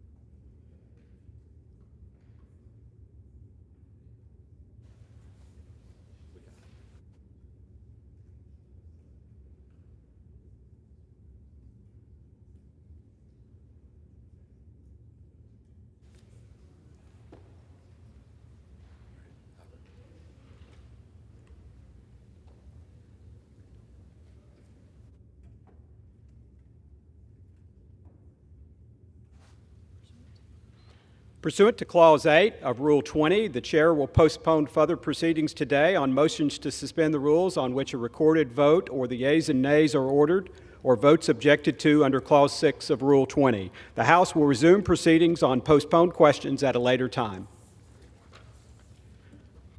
Purpose, does the gentleman from Missouri seek recognition? Mr. Speaker, I move that House suspend the rules and pass H.R. 255. Clerk will report the title of the bill. H.R. 255, a bill to amend the Disaster Recovery Reform Act of 2018 to develop a study regarding streamlining and consolidating information collection and preliminary damage assessments and for other purposes. Pursuant to the rule, the gentleman from Missouri, Mr. Graves, and the gentleman from Washington, Mr. Larson, each will control 20 minutes. The Chair recognizes the gentleman from Missouri. Thank you, Mr. Speaker. I'd ask unanimous consent that all members have 5 legislative days in which to revise and extend their remarks and insert extraneous material into the record on H.R. 255. Without objection. Thank you, Mr. Speaker. I yield myself such time as I may consume. Gentleman is recognized. I want to thank the gentlelady from Puerto Rico, Ms. Gonzalez Colon, for her leadership on this bill. H.R. 255 is it's common sense legislation to establish a process that's going to identify ways to streamline and consolidate the collection of certain disaster information. While the Federal Emergency Management Agency, or we know as FEMA, is the lead federal agency on disasters, there's often many federal agencies involved in the disaster response and recovery process. And it's critically important that these agencies are all working efficiently to minimize overlaps in their assessments and utilize new technologies to streamline the processes. Specifically, this legislation is going to establish a federal working group led by FEMA to coordinate with the Council of the Inspectors General on Integrity and Efficiency to identify ways to reduce duplication and streamline the federal damage assessment process. This is just a good government bill, and it's going to help improve disaster recovery efforts, which were previously passed by the House in both the 116th and 117th Congresses. I would urge support of this legislation, and I would reserve the balance of my time. The gentleman from Missouri reserves. The gentleman from Washington is recognized. Mr. Speaker, I yield myself as much time as I may consume, and I rise in support of H.R. 255, the Federal Disaster Assistance Coordination Act, introduced by Representatives Gonzalez-Colon, Peters, and Plaskett. This legislation amends the Disaster Recovery Reform Act to help federal agencies streamline and consolidate information collection and preliminary damage assessments following disasters. After a major disaster, there is no time to wait for bureaucracy. However, federal recovery assistance following disasters is currently hampered by inefficient information collection and assessments conducted by multiple agencies. This bill will remove information collection barriers that currently impede disaster aid. It creates a working group to identify duplicative assessments and propose their elimination. Further, it would streamline federal disaster recovery efforts by concluding that a single agency is sufficient to conduct damage assessments to account for the needs of disaster victims. The federal government can and should be doing this work smarter. I support this bill, urge my colleagues to do the same, and I reserve the balance of my time. Reserves. The gentleman from Missouri is recognized. Thank you, Mr. Speaker. This time I would yield such time as she may consume the gentlelady from Puerto Rico, Ms. Gonzalez-Colon. The gentlewoman is recognized. Thank you, Mr. Speaker. And I want to say, first of all, thank you to Chairman Grace for his leadership and for acting so swiftly to bring this bill to the floor of the House. And I proudly rise in support of my bill, H.R. 255. I will also like to thank Representatives Scott Peters from California and Stacey Plaskett of the U.S. Virgin Islands and Neil Dunn from Florida for co-sponsoring this legislation. I think H.R. 255 will establish a process to identify ways to streamline and consolidate the collection of certain disaster information to start the recovery process for individuals and families that were devastated by any natural disaster. I hear about these issues with delays and confusion related to requirements and processing of disaster assistance on a regular basis. I meet with the mayors of the island, and this is just the case of Puerto Rico, but I do know we do have the same process and the same situation across the nation. And this is a significant source of frustration for my mayors, for my constituents, as well as the people all over the country. While FEMA is the lead agency, federal agency on disaster, many others are also often involved in disaster response and recovery, like, for example, the Department of Housing and Urban Development and the Small Business Administration, just to name a few. In the aftermath of Hurricane Irma and Maria in 2017 and the seismic activity in Puerto Rico in 2020, we discovered that the federal agency after federal agency will require the same information in their preliminary assessments, which meant tens of thousands of site and damage assessments. And we see some of this repeating itself in the aftermath of last year's Hurricane Fiona in Puerto Rico, and Hurricane Ian in Florida, and with other disasters across the nation. So this is not just a bill for the islands or the territories. This is a bill for the rest of the nation and how to manage and get expedited help in response from federal agencies.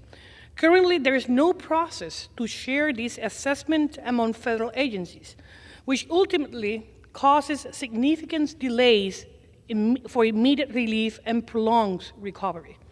And this is compounded by other administrative issues like frequent staff changes and constituents and mayors having to work with multiple personnel to handle a single application or request. In 2020, FEMA finally decided to begin consolidating assessments for Puerto Rico just to speed up the project delivery process across multiple federal agencies. Many of these assessments are small, often one part of a larger project, which has continuously slowed down the recovery process. H.R. 255 will establish a federal working group led by FEMA in collaboration with the Council of Inspector Generals on Integrity and Efficiency to identify ways to reduce duplication and to modernize the federal management assessment process to make it truly agile and efficient. And we need to ensure assistance assistance is provided while safeguarding taxpayers' funds. And I think with this bill, we can do both. I think it's critical that these agencies are working together to minimize overlaps in their assessments and consider the use of the newest technologies to streamline processes. Very often, we met in a Transportation and Infrastructure Committee, and we have this same discussion about what happened in Louisiana, about what happened in Florida, what happened in the Eastern Coast, what happened in the West Coast every time we do have a natural disaster. And always is the same problem. I trust this bill will expedite disaster recovery across the nation. And as we learn in my own backyard, Puerto Rico, it's not if the next disaster will occur, it's when it's going to happen and how we're going to face it. Every 1st of June, another hurricane season begins for the territories and the Eastern Coast. And since the last time this language passed the House in the 117th Congress, we have another direct hit with Hurricane Fiona.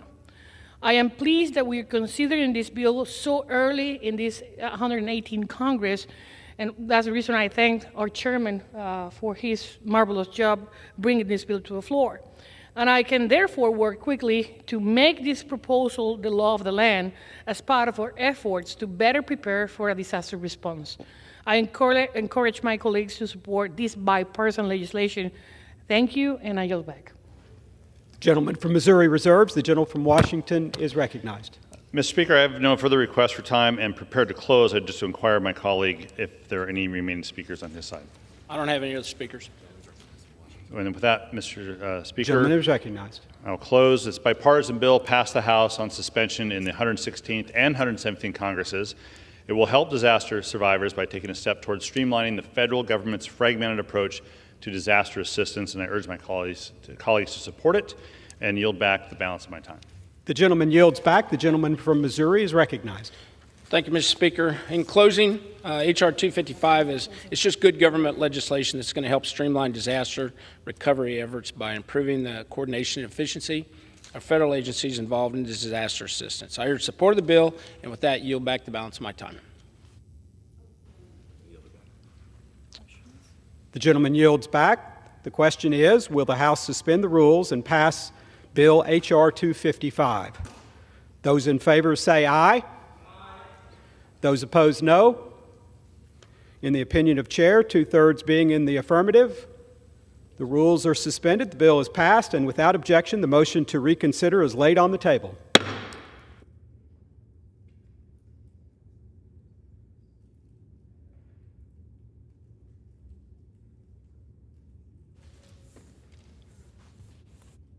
Does the gentleman from Missouri seek recognition? Mr. Speaker, I move that the House suspend the rules and pass H.R. 259. The clerk will report the title of the bill. H.R. 259, a bill to provide for an online repository for certain reporting requirements for recipients of federal disaster assistance and for other purposes. Pursuant to the rule, the gentleman from Missouri, Mr. Graves, and the gentleman from Washington, Mr. Larson, each will control 20 minutes. The chair recognizes the gentleman from Missouri.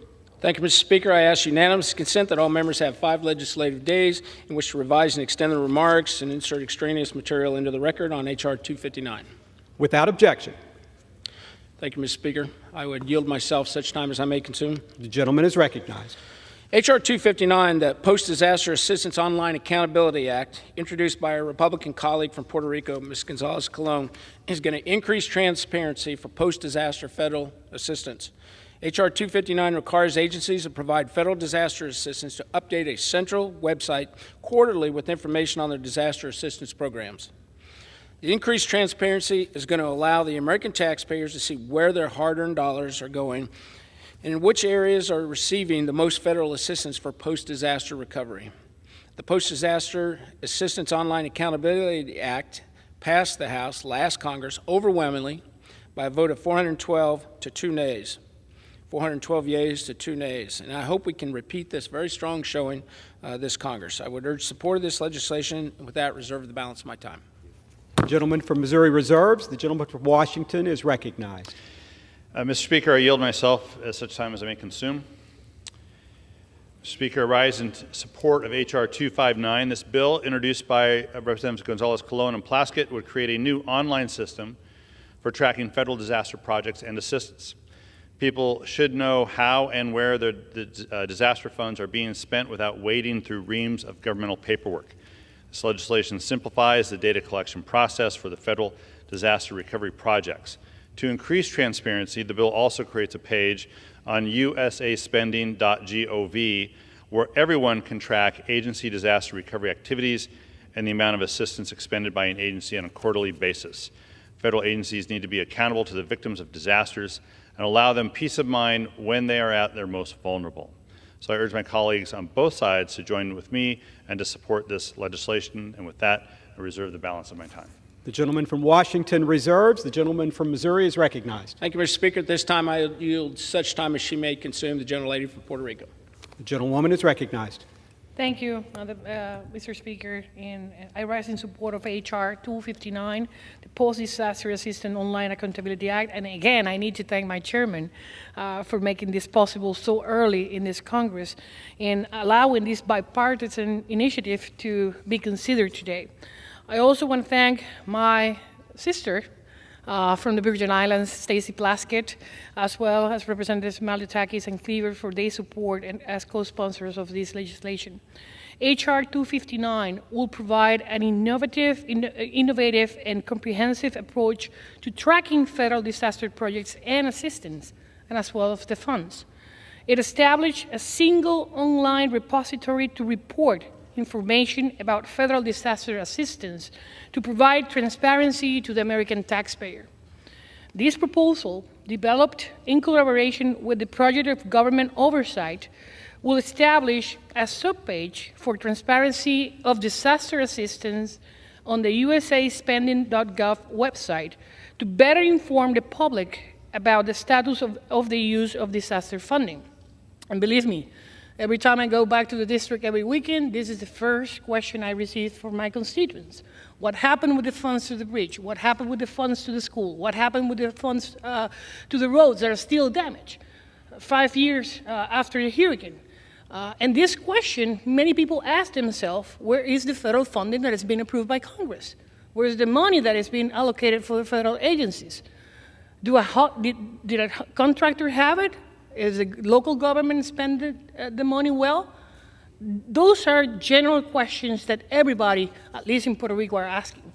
So this bill will allow and will require agencies that offered disaster assistance, including the Department of Housing and Urban Administration, the Small Business Administration, the Department of Agriculture, and many others, to regularly submit updated information to the Office of Management and Budget to ensure that the best possible data is available in an easy, accessible format. The data to be published will include the amount of disaster assistance provided to the agencies, the amount of disaster assistance that has been obligated or expended to projects or activities, a detailed list of all projects or activities for which disaster assistance dispersed by the agency was expended, obligated, or used, including a description of the project or activity, as well as an evaluation of the completion status of that project. I think this will help not just the general public, not just American taxpayers, but also the government agencies to know where the funding is and when those projects are going to be completed. During the last few years in my district, like many others represented here in the House, has faced multiple hardships due to disasters.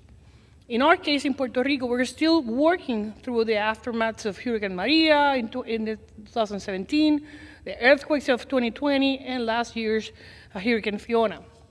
Much of the support has been approved for rebuilding, and this Congress passed legislation allocating billions of federal funding, not just to Puerto Rico, to Texas, to California, and many other states.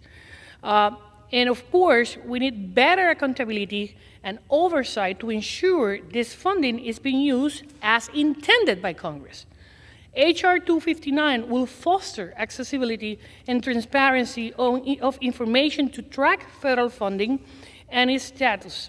It will also enable local mayors and legislators, non-governmental organizations, and individual constituents to know what funding has been used for, where the funding will go, and how much funding is left to be spent, among other information. We approve money here for hospitals in Puerto Rico, for piers, for bridges, and people don't even know where the money is because the project has not even begun yet.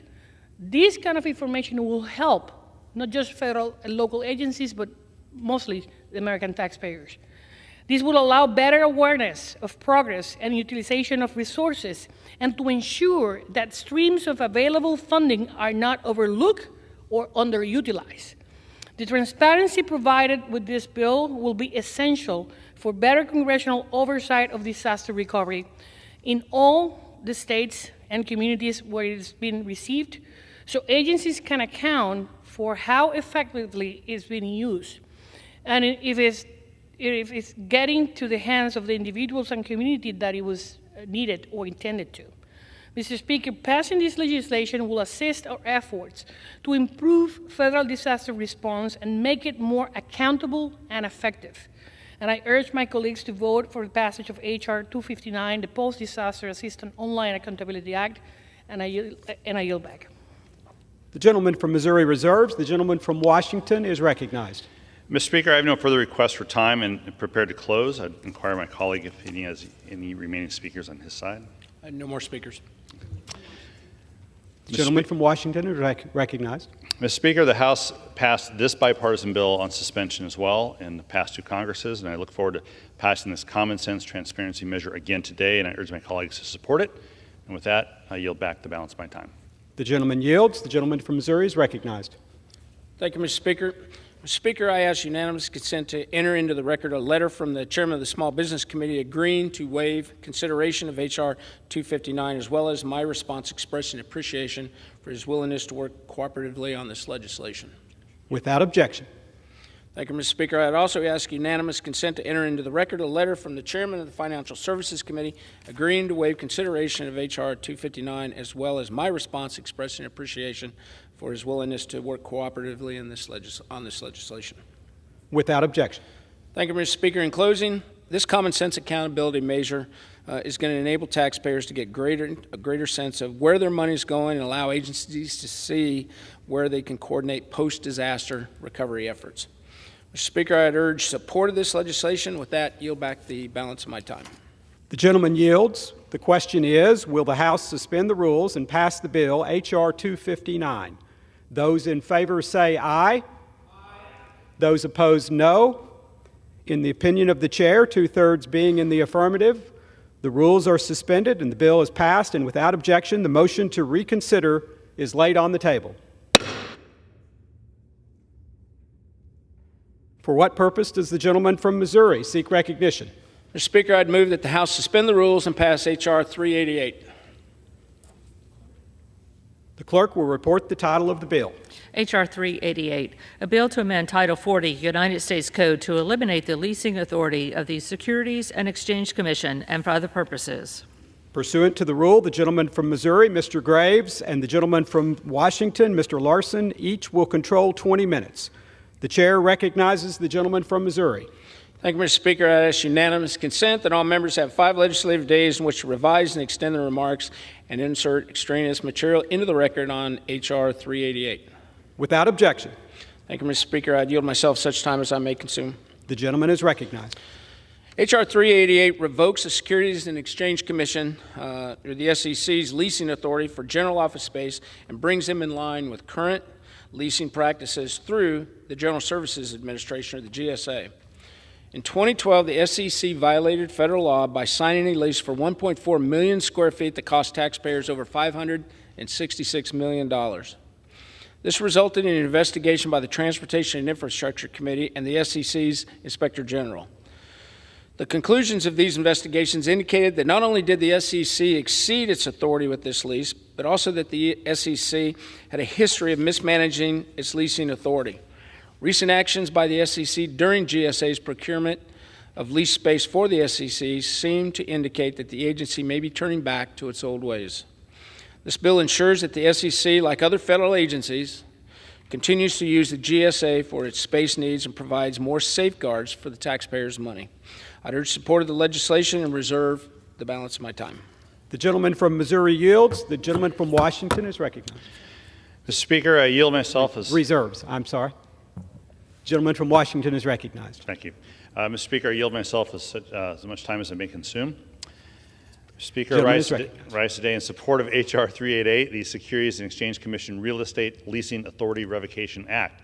This legislation, introduced by Congresswoman Eleanor Holmes Norton of the District of Columbia, revokes the independent real estate leasing authority of the SEC and directs the Government Accountability Office to update its 2016 report on federal entities with independent real estate leasing authority. So while some federal agencies have this independent real estate leasing authority and have used it responsibly, the SEC has a history of egregious real estate practices.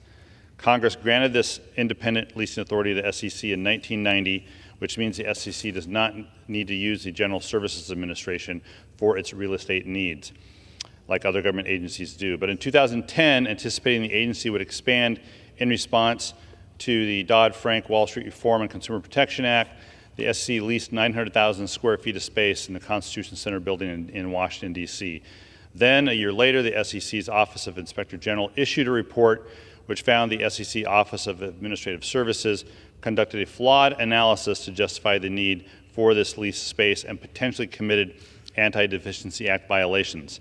The SEC's Office of Inspector General found that the OAS grossly overestimated the amount of space needed at SEC headquarters for the SEC's projected expansion and prepared a faulty justification and approval to support eliminating competition. Thankfully, Congresswoman Norton introduced identical legislation to repeal this authority during the 117th Congress, and that bill, H.R. 1468, passed both the Committee on Transportation and Infrastructure and the House of Representatives with bipartisan support. Unfortunately, H.R. 1468 was not considered by the Senate. So today we are trying one more time to approve this common sense legislation, and I urge my colleagues to support this bill. And with that, I reserve the balance of my time. The gentleman from Washington reserves. The gentleman from Missouri is recognized. Thank you, Mr. Speaker. I don't believe I have any speakers, so with that, I will reserve the balance of my time. The gentleman reserves. The gentleman from Washington is recognized. Thank you, Mr. Speaker. I would wish to yield 2 minutes to the gentlewoman from the District of Columbia, Congresswoman Eleanor Holmes Norton. The gentlewoman is recognized. I thank the gentleman for yielding, and I thank Chair Graves and Ranking Member Larson for bringing this important bill to the floor.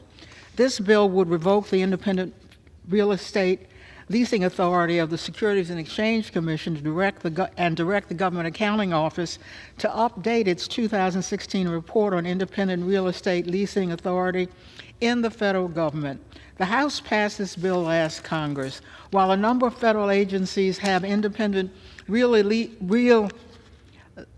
estate leasing authority, the SEC has a history of egregious real estate practices. In 2005, the SEC disclosed that it had unbudgeted costs of approximately $48 million for the construction of its headquarters near Union Station. In 2007, after moving into headquarters, the SEC shuffled its employees to different office space at a cost of over $3 million, without any cost-benefit analysis or justifiable explanation. In 2010, the SEC conducted a deeply flawed analysis to justify the need to lease 900,000 square feet and to commit over $500 million over 10 years, overestimating its space needs by over 300%. In addition, the SEC failed to provide complete and accurate information and prepared a faulty and backdated justification and approval after it had already signed the lease. In August 2016, the General Services Administration and the SEC entered into an occupancy agreement to authorize GSA to secure a new 15-year lease. In December 2016, GSA, with the approval of SEC, submitted a prospectus to Congress for approximately 1.3 million square feet, which Congress approved in 2018. I yield additional 2 minutes. The gentlewoman is recognized. I thank the gentleman for yielding me more time. By July 2019, GSA had received final bids, resolved all protests, and even selected a final bidder. A month later, the SEC canceled the occupancy agreement, citing concerns about the value of the purchase option, which SEC refused to document to Congress. The SEC effectively vetoed the entire 3-year procurement process, despite not having the authority or funding to exercise the purchase option without GSA's involvement. Finally, after much back and forth between the two agencies, GSA entered into a lease agreement for a new SEC headquarters in September 2021. The SEC says it will continue to have GSA to do its leasing in the future, but the SEC's history of egregious leasing conduct, having squandered hundreds of millions of dollars, makes this bill necessary. These public blunders also risk undermining the reputation of GSA and the federal government among developers and building owners who participate in federal lease procurements. The threat of uncertainty ultimately drives up the costs of all GSA real estate procurements.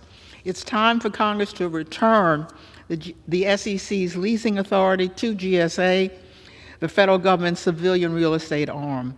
As the SEC has demonstrated over 3 decades, it is incredibly inefficient, wasteful, and redundant to have the SEC involved in real estate procurements when GSA exists for that very reason. Like other federal agencies, the SEC would continue to have input with the GSA and involvement in the real estate decision-making process, but GSA would have the ultimate authority. I urge my colleagues to support the bill, and I yield back. The gentleman from Washington reserves. The gentleman from Missouri is recognized. I don't have any speakers, so I'd reserve the balance. I'm prepared to close. Gentleman reserves. Gentleman from Washington is recognized. Thank you, Mr. Speaker. It is time for Congress to return the SEC's leasing authority to the GSA, the federal government's civilian real estate arm. This legislation would do just that, so I urge my colleagues to support this legislation and yield back the balance of my time. The gentleman yields. The gentleman from Missouri is recognized. Thank you, Mr. Speaker. In closing, H.R. 388 ensures that the SEC is going to work with the GSA on leasing to improve oversight. It's going to reduce costs, protect the taxpayers against wasteful spending, and minimize Anti-Deficiency Act violations in the future. I would urge support of this legislation. With that, I would yield back the balance of my time. The gentleman yields. The question is, will the House suspend the rules and pass the bill H.R. 388? Those in favor say aye. Aye. Those opposed, no. In the opinion of the chair, 2/3 being in the affirmative, the rules are suspended, the bill is passed, and without objection, the motion to reconsider is laid on the table. For what purpose does the gentleman from Missouri seek recognition? Mr. Speaker, I move to suspend the rules and pass H.R. 346, the NOTAM Improvement Act of 2023, as amended. The clerk will report the title of the bill. H.R. 346, a bill to establish a task force on improvements for notices to air missions and for other purposes. Pursuant to the rule, the gentleman from Missouri, Mr. Graves, and the gentleman from Washington, Mr. Larson, each will control 20 minutes. The chair recognizes the gentleman from Missouri. Thank you, Mr. Speaker. I ask unanimous consent that all members have 5 legislative days in which to revise and extend their remarks and insert extraneous material into the record on H.R. 346 as amended. Without objection. Thank you, Mr. Speaker. I yield myself such time as I may consume. The gentleman is recognized. Mr. Speaker, I rise in support of H.R. 346 as amended, the NOTAM Improvement Act of 2023. Just 2 weeks ago, Americans woke to the largest ground stop of aircraft since 9/11 due to the outage of the Federal Aviation Administration, the FAA's Notice to Airmen, or Notice to Air Missions, more commonly called the NOTAM system. As a professional pilot, I use the NOTAM system on a regular basis and know firsthand just how important it is to ensure its reliability and how functional it is. This incident highlights a huge vulnerability in our transportation system. And as much as I wish we could say that this incident surprised us, this kind of issue is inevitable. Committee leaders have repeatedly raised the alarm about our woefully out-of-date NOTAM system. The same bill has been introduced and passed 2 Congresses in a row, and multiple laws coming out of the Transportation Committee have demanded that the Department of Transportation and the FAA step up and address the well-known issues with the NOTAM system. What occurred nearly 2 weeks ago is unacceptable, and the American people, they deserve much better. Hopefully this incident was the wake-up call that the DOT and the FAA needed to shake off their ongoing failure to properly maintain our nation's air traffic control system. H.R. 346, as amended, is going to help address this failure by identifying issues with the NOTAM system and proposing solutions to prevent an incident of this magnitude from ever occurring in the future. This bill creates a special task force to improve the utility, the stability, the resiliency, and cybersecurity of the FAA's NOTAM system. Composed of representatives from the airlines, aviation safety experts, and our important aviation stakeholders, the task force is going to review existing NOTAM policies and regulations and the system's overall integrity to determine the best practices to increase the system's efficiency and decrease its susceptibility to outages and which cause other disruptions. Originally, this bill was focused on improving the NOTAM presentation so that pilots and dispatchers could focus on critical information that matters. In 2017, an Air Canada flight nearly landed on a crowded taxiway in San Francisco because the NOTAM informed them of a runway closure, and it was buried on page 8 of 27 pages. We urgently need a better system and a more stable system. And I want to thank my colleagues, Mr. Stauber from Minnesota and Representative DeSalegnier from California, for their leadership and their foresight on this particular piece of legislation. H.R. 346 is good, it's bipartisan, and it's timely in aviation safety. This bill shows that the People's House can rise to the urgent issues of the day. And with that, Mr. Speaker, I would support the legislation and reserve the balance of my time. The gentleman from Missouri reserves. The gentleman from Washington is recognized. Mr. Speaker, I yield myself such time as I may consume. The gentleman is recognized. I rise in support of H.R. 346, the NOTAM Improvement Act of 2023, as amended. This bill was introduced by the representative from Minnesota, Mr. Stauber, and the representative from California, Mr. DeSalegnier. So on the morning of January 11th, the U.S. airspace came to a standstill when the FAA grounded all airline domestic departures for the first time since September 11, 2001, due to an agency contractor mistakenly causing an outage of the FAA's NOTAM system. NOTAMs are a critical part of our aviation infrastructure as they provide essential real-time flight safety information, such as potential hazards to pilots, flight dispatchers, and other airspace users. So although the FAA worked to quickly solve the problem and lift the subsequent domestic flight ground stop, the cascading effects of mass delays and cancellations were seen for hours. And I fully support the FAA's actions to ensure the NOTAM outage would not affect the safety of the national airspace system. However, our constituents deserve better. They deserve to have both a safe and reliable national airspace system. The FAA has moved to put several operational and systematic mitigations in place to try and prevent future NOTAM outages from occurring.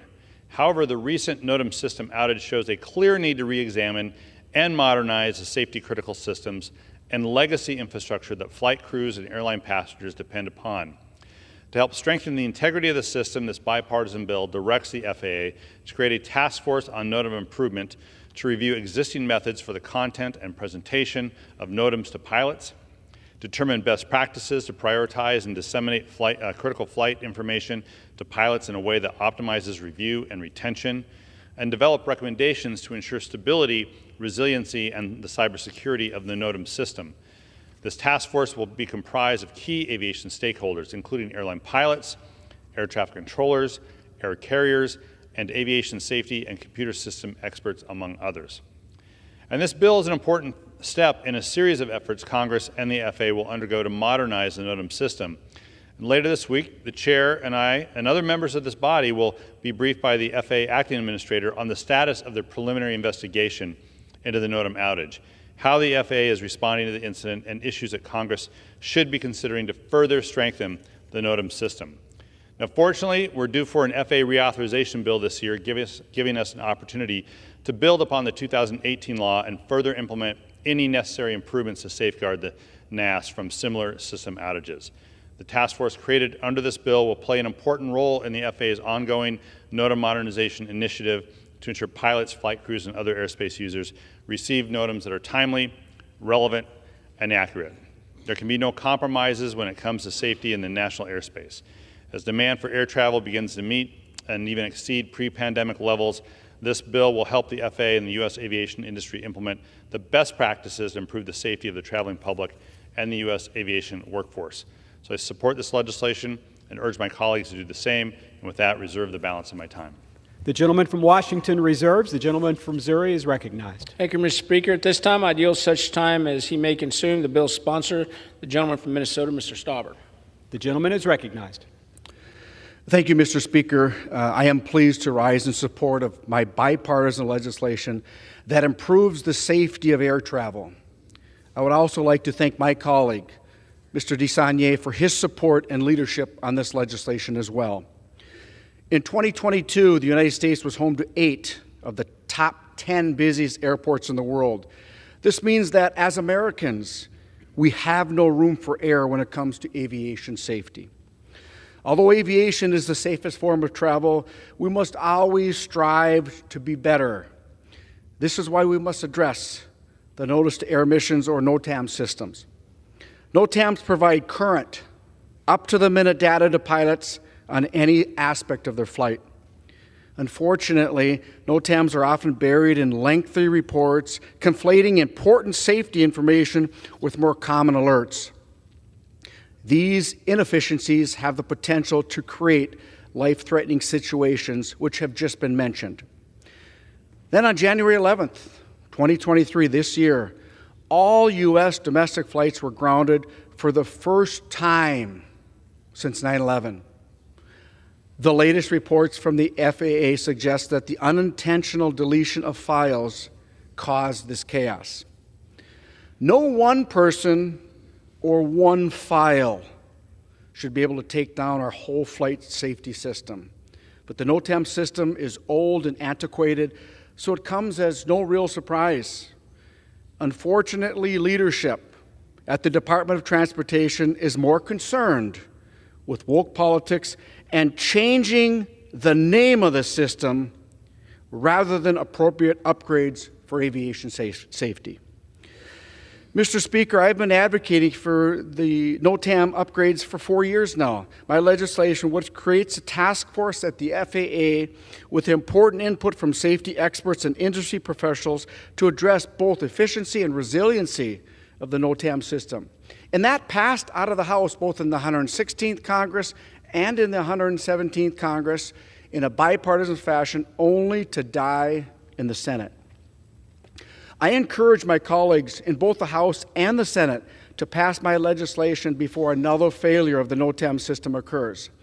Our pilots, crew members, and passengers are counting on us.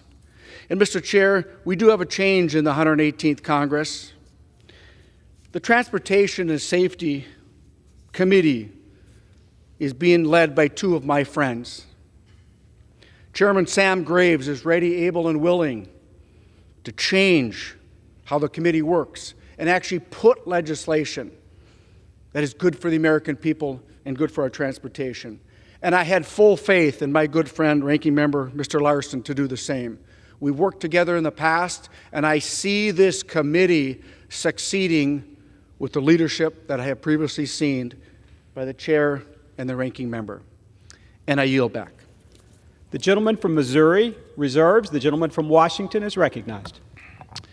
Mr. Speaker, I wish to yield 2 minutes to the gentleman from California, Mr. DeSaulnier. The gentleman is recognized. Thank you. I want to thank the gentleman for yielding.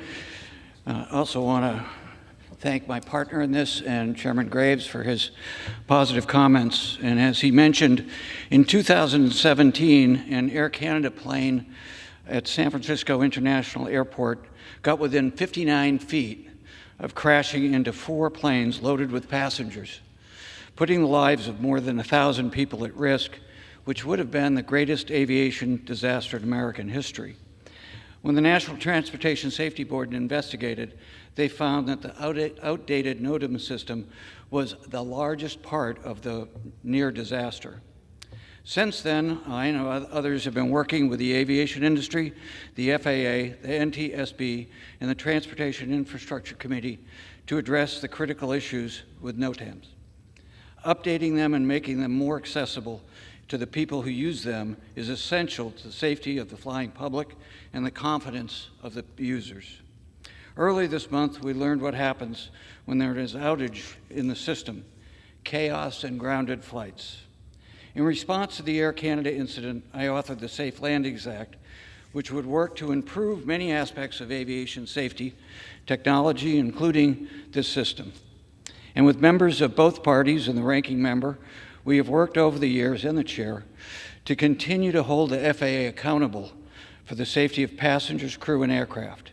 In 2018, we included a requirement that the FAA, in the FAA reauthorization, to speed up the modernization of the NOTAM system. Last year, more than 4 years after the provision passed into law, I led a letter with Ranking Member Larson of the FAA asking why the system still was outdated.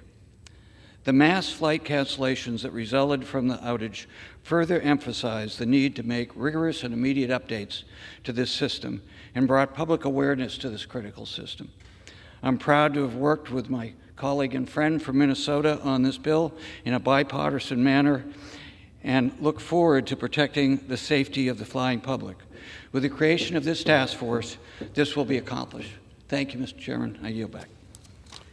The gentleman from Washington reserves. The gentleman from Missouri is recognized. I don't have any more speakers, Mr. Speaker, so I'm prepared to close.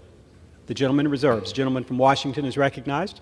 Mr. Speaker, I wish to yield 2 minutes to the gentleman from New York, Mr. Torres. The gentleman is recognized. Thank you, Mr. Speaker. I rise in support of H.R. 346, the NOTAM Improvement Act of 2023. The FAA's Notice to Air System, NOTAM, which sends real-time alerts to pilots about safety conditions, experienced an outage with consequences so far-reaching that it led to nearly more than 10,000 flight delays and more than 1,300 flight cancellations. Even though the cause of the outage bore no connection to a cyber attack, the breakdown in NOTAM alerts nonetheless raises concerns about the cyber vulnerabilities of the antiquated systems that underlie modern air travel. At a time when cyber attacks are rising in both scope and sophistication, modernizing the cybersecurity of air travel must be a priority for the federal government. 20th century air systems will no longer suffice in a world of 21st century cyber challenges.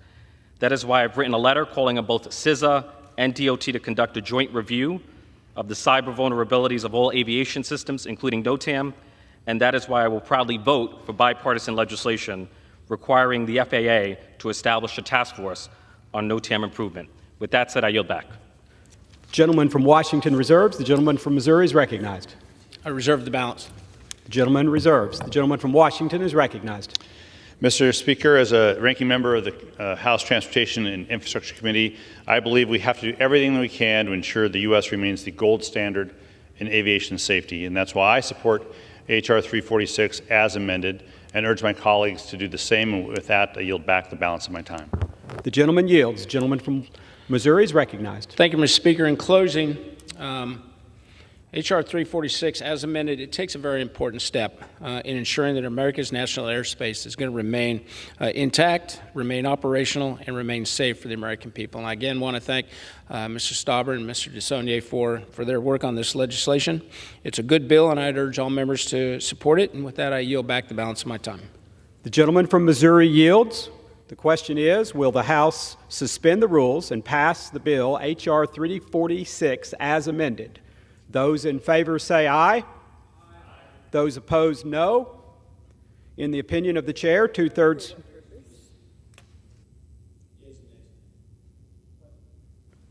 The yeas and nays are requested. All those in favor of taking this vote by the yeas and nays will rise and remain standing until counted. A sufficient number having risen, the yeas and nays are ordered pursuant to Clause 8 of Rule 20. Further proceedings on this question will be postponed.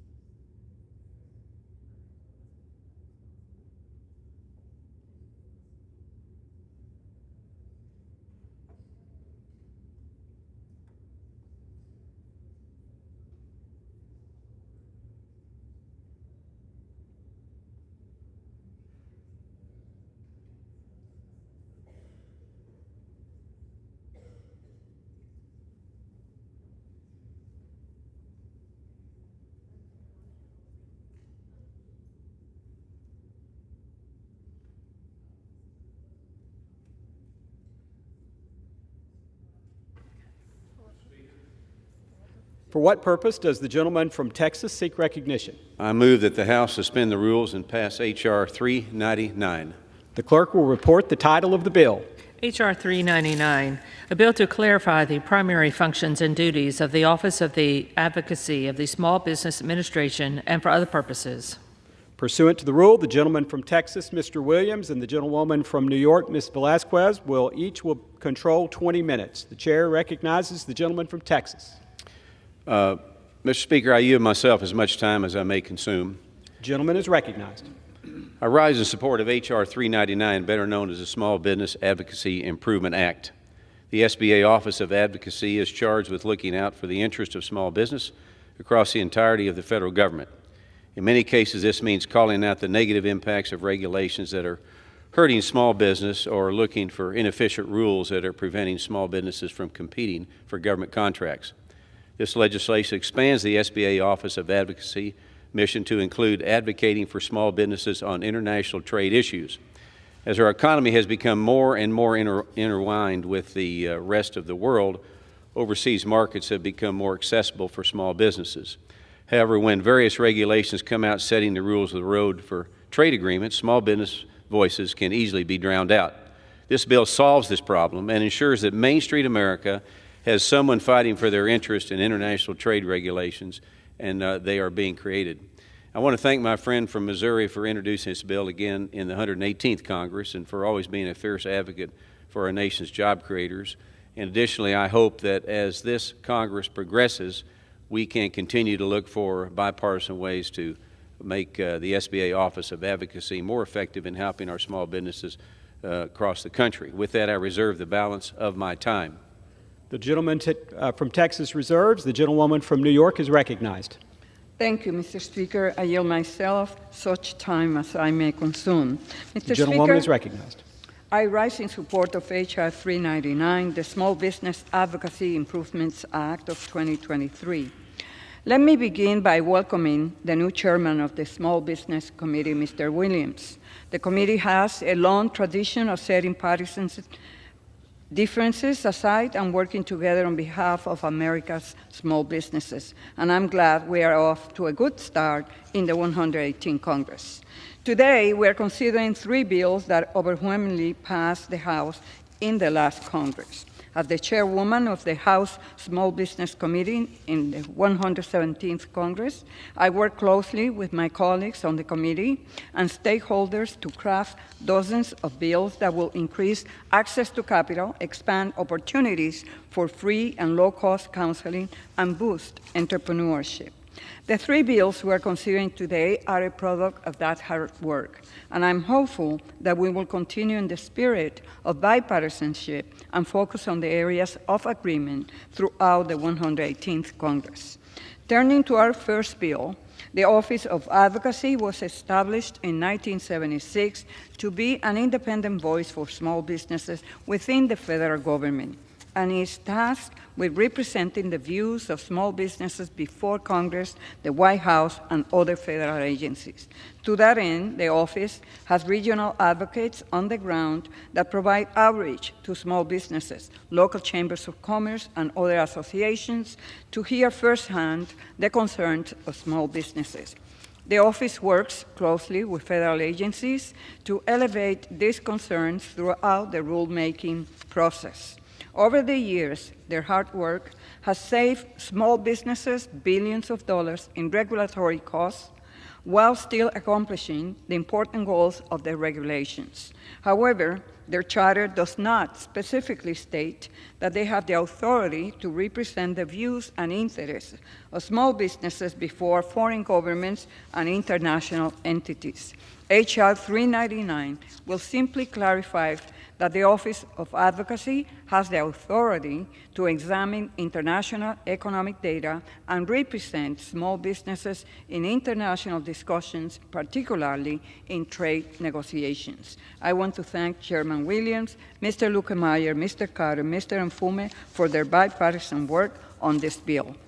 Mr. Speaker, I urge my colleagues to support this bipartisan bill, and I reserve the balance of my time.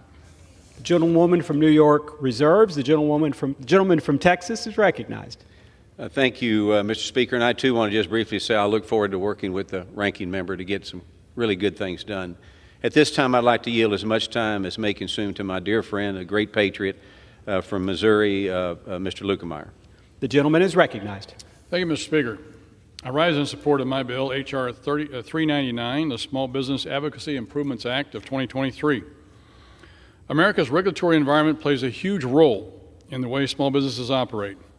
They don't have access to the teams of lawyers needed to navigate the maze of government red tape that currently exists. They certainly don't have the resources to make their voices heard on the international stage. This bill, which is identical to the bill that passed the House in the 117th Congress, gives small businesses that voice. Specifically, H.R. 399 gives the Small Business Administration's Office of Advocacy the authority to represent small business interests before foreign governments and international entities. That representation is critical as the government renews and negotiates trade agreements and international commerce. Thank you to my colleague, Congressman Troy Carter from Louisiana, for working with me in a bipartisan manner to improve the SBA's Office of Advocacy. And I want to thank Chairman Williams for helping bring this legislation forward and congratulate him on his new role as Chairman of the Small Business Committee. As a proven champion for Main Street America, small businesses are in good hands with Chairman Williams at the helm. I recommend a yes vote on this bill that puts America's small businesses first, and I'll yield back the balance of my time. The gentleman from Texas reserves. The gentlelady from New York is recognized. Mr. Speaker, I have no further speakers, and I'm prepared to close. Woman reserves. The gentleman from Texas is recognized. Mr. Speaker, I have no further speakers. I'm prepared to close. Gentleman reserves. Gentlewoman from New York is recognized. Thank you, Mr. Speaker. I would like to thank Representatives Lukemeyer, Carter, and Mr. Mfume for their work on this bill that will give small businesses a strong voice in the international regulatory arena. All too often, small businesses' views are drawn out by larger companies with sophisticated legal departments and armies of lobbyists. SBA's Office of Advocacy works tirelessly to ensure that small business interests are heard at all levels of government. And now that the world is more connected, more and more small businesses are participating in the global economy. Looking ahead, they will need a strong voice advocating on their behalf in international discussions and trade negotiations. And the Office of Advocacy is ready, willing, and able to assume this responsibility. Mr. Speaker, I yield 2 minutes to the gentleman from Louisiana, Mr. Carter. The gentleman is recognized. Mr. Speaker, thank you very much. Madam Chair, thank you for the opportunity. I rise today to support Small Business Advocacy Improvement Act. Small businesses help make up the foundation of our country's economy, with over half of Americans owning or working for small businesses. As the driving force behind our economy, it's crucial that the government uplift them at every possible point. This bill clarifies the function and duties of the Office of Advocacy of Small Business Administration to allow the Office of Advocacy to represent the views and interests of small businesses before foreign governments and international entities. This will allow the American small businesses to better be represented in international markets and in negotiations of foreign entities. Whether domestic or abroad, our small businesses deserve a seat at the table if discussions are going to affect the bottom line. My district is an international hub. We have some of the most important, highest traffic ports in the United States. Louisiana businesses connect with diverse companies and international markets across the globe every day. This bill will ensure that small business owners have someone at the table fighting for them. I will continue to do everything in my power to support the American small business so they can better compete in the international market. I would like to take this moment to thank our chair and to thank Congressmember Lukemeyer for working with me on this important bipartisan bill. I urge my colleagues to support this measure, and I yield back. The gentlewoman reserves. The gentleman from Texas is recognized. Mr. Speaker, I ask unanimous consent that all members may have 5 legislative days to revise and extend their remarks and submit extraneous materials. Without objection. Mr. Speaker, small businesses are facing unprecedented economic headwinds. From broken supply chains to rising interest rates, many of these challenges are brand new for many business owners.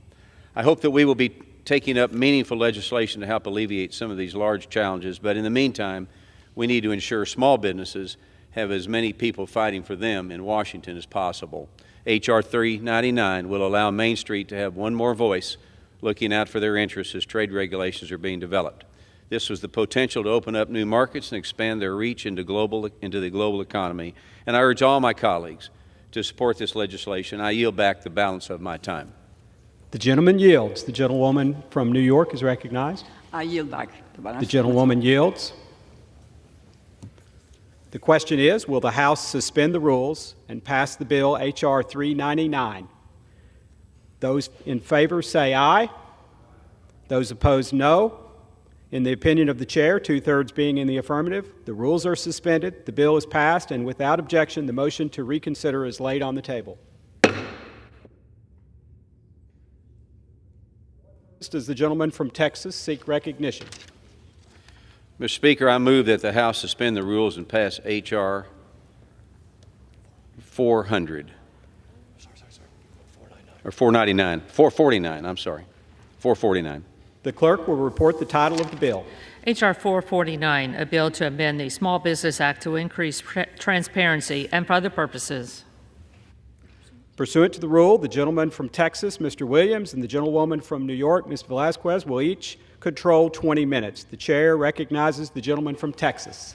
Mr. Speaker, I ask unanimous consent that all members may have 5 legislative days to revise and extend their remarks and submit extraneous materials.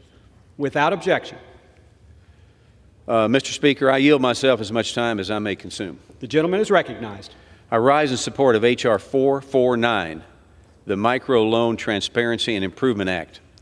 When an entrepreneur wants to start a business, starting capital can be one of the hardest challenges there is, and SBA's microloan program looks to solve this issue and provide capital to people who need help getting their businesses off the ground. While this program is well intended, Congress currently doesn't have access to some key metrics that we need to evaluate the effectiveness of this program. For example, it would be very helpful to have a comprehensive review of where the loans are being distributed to see if it is being utilized in many rural areas of the country. Additionally, we are currently left in the dark about the overall risk profile of the entirety of the program. This bill would solve these problems by directing the SBA to do comprehensive analysis to evaluate the effectiveness of this program.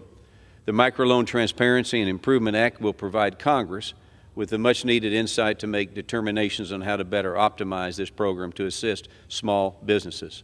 I would like to thank my colleague from Tennessee who has advanced this bill for the last few Congresses and his dedication to improving this program. I reserve the balance of my time. The gentleman from Texas reserves. The gentlewoman from New York is recognized. Thank you, Mr. Speaker. I yield myself such time as I may consume. The gentlewoman is recognized. Mr. Speaker, I rise in support of the bill before us today, H.R. 449, the Microloan Transparency and Accountability Act, which will improve SBA's data reporting with respect to the microloan program. Congress created the microloan program in 1991 to make funds available to nonprofit, community-based lenders who in turn make small dollar loans to eligible borrowers. Many of these borrowers are unable to get a traditional loan due to poor credit, no credit history, or a lack of business experience. This program reaches various demographic groups that will otherwise not be served by the private sector or even the SBA 7(a) program, especially businesses located in underserved communities. In fiscal year 2021, the program delivered more than 4,500 loans to small businesses in these communities, totaling almost $75 million. This fiscal year, the SBA estimates it will assist over 5,700 small businesses, supporting approximately 24,000 jobs. The bill we are considering today will help Congress and the public better evaluate the program and its impact on underserved communities. Despite the program's record of success, many participating intermediaries report being restricted in their lending activity as a result of numerous rules governing the program being outdated. The information received from these reports will assist Congress and the agency in developing policies to continue the strong performance of the program.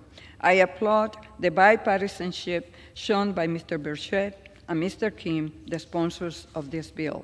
I urge all my colleagues to vote yes. Thank you, and I reserve the balance of my time. The gentlewoman from New York reserves. The gentleman from Texas is recognized. Thank you, Mr. Speaker. At this time, I'd like to yield as much time as he may consume to a great patriot, loves our country, Mr. Burchett from Tennessee. The gentleman is recognized. Thank you, Mr. Speaker, Mr. Chairman, Ranking Member Velazquez. I believe I got that right.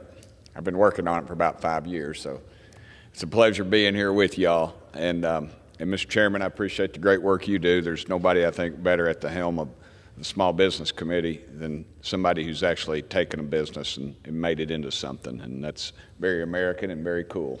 And I want to thank you for your friendship to me and my family. Mr. Speaker, I rise today in support of House Resolution 449, the Microloan Transparency and Accountability Act of 2023. The Small Business Administration's microloan program helps America's entrepreneurs access capital to help their small businesses grow. These loans are usually around $13,000, the difference between them making it and not. That kind of money would go a long way for a lot of our mom and pop stores in the rural areas of East Tennessee, and I'm proud to represent, and in our inner cities as well. Unfortunately, the microloan program has a low participation rate, Mr. Speaker, among our rural businesses. My bill would increase transparency by requiring the Small Business Administration to report data about the program to Congress. This will help us better understand how the program is operating and what we can do to improve it. Government programs that support small businesses shouldn't be full of waste, and they shouldn't neglect businesses simply because of their zip code. My bill will increase transparency and establish accountability at the Small Business Administration to ensure it's working on behalf of small businesses everywhere.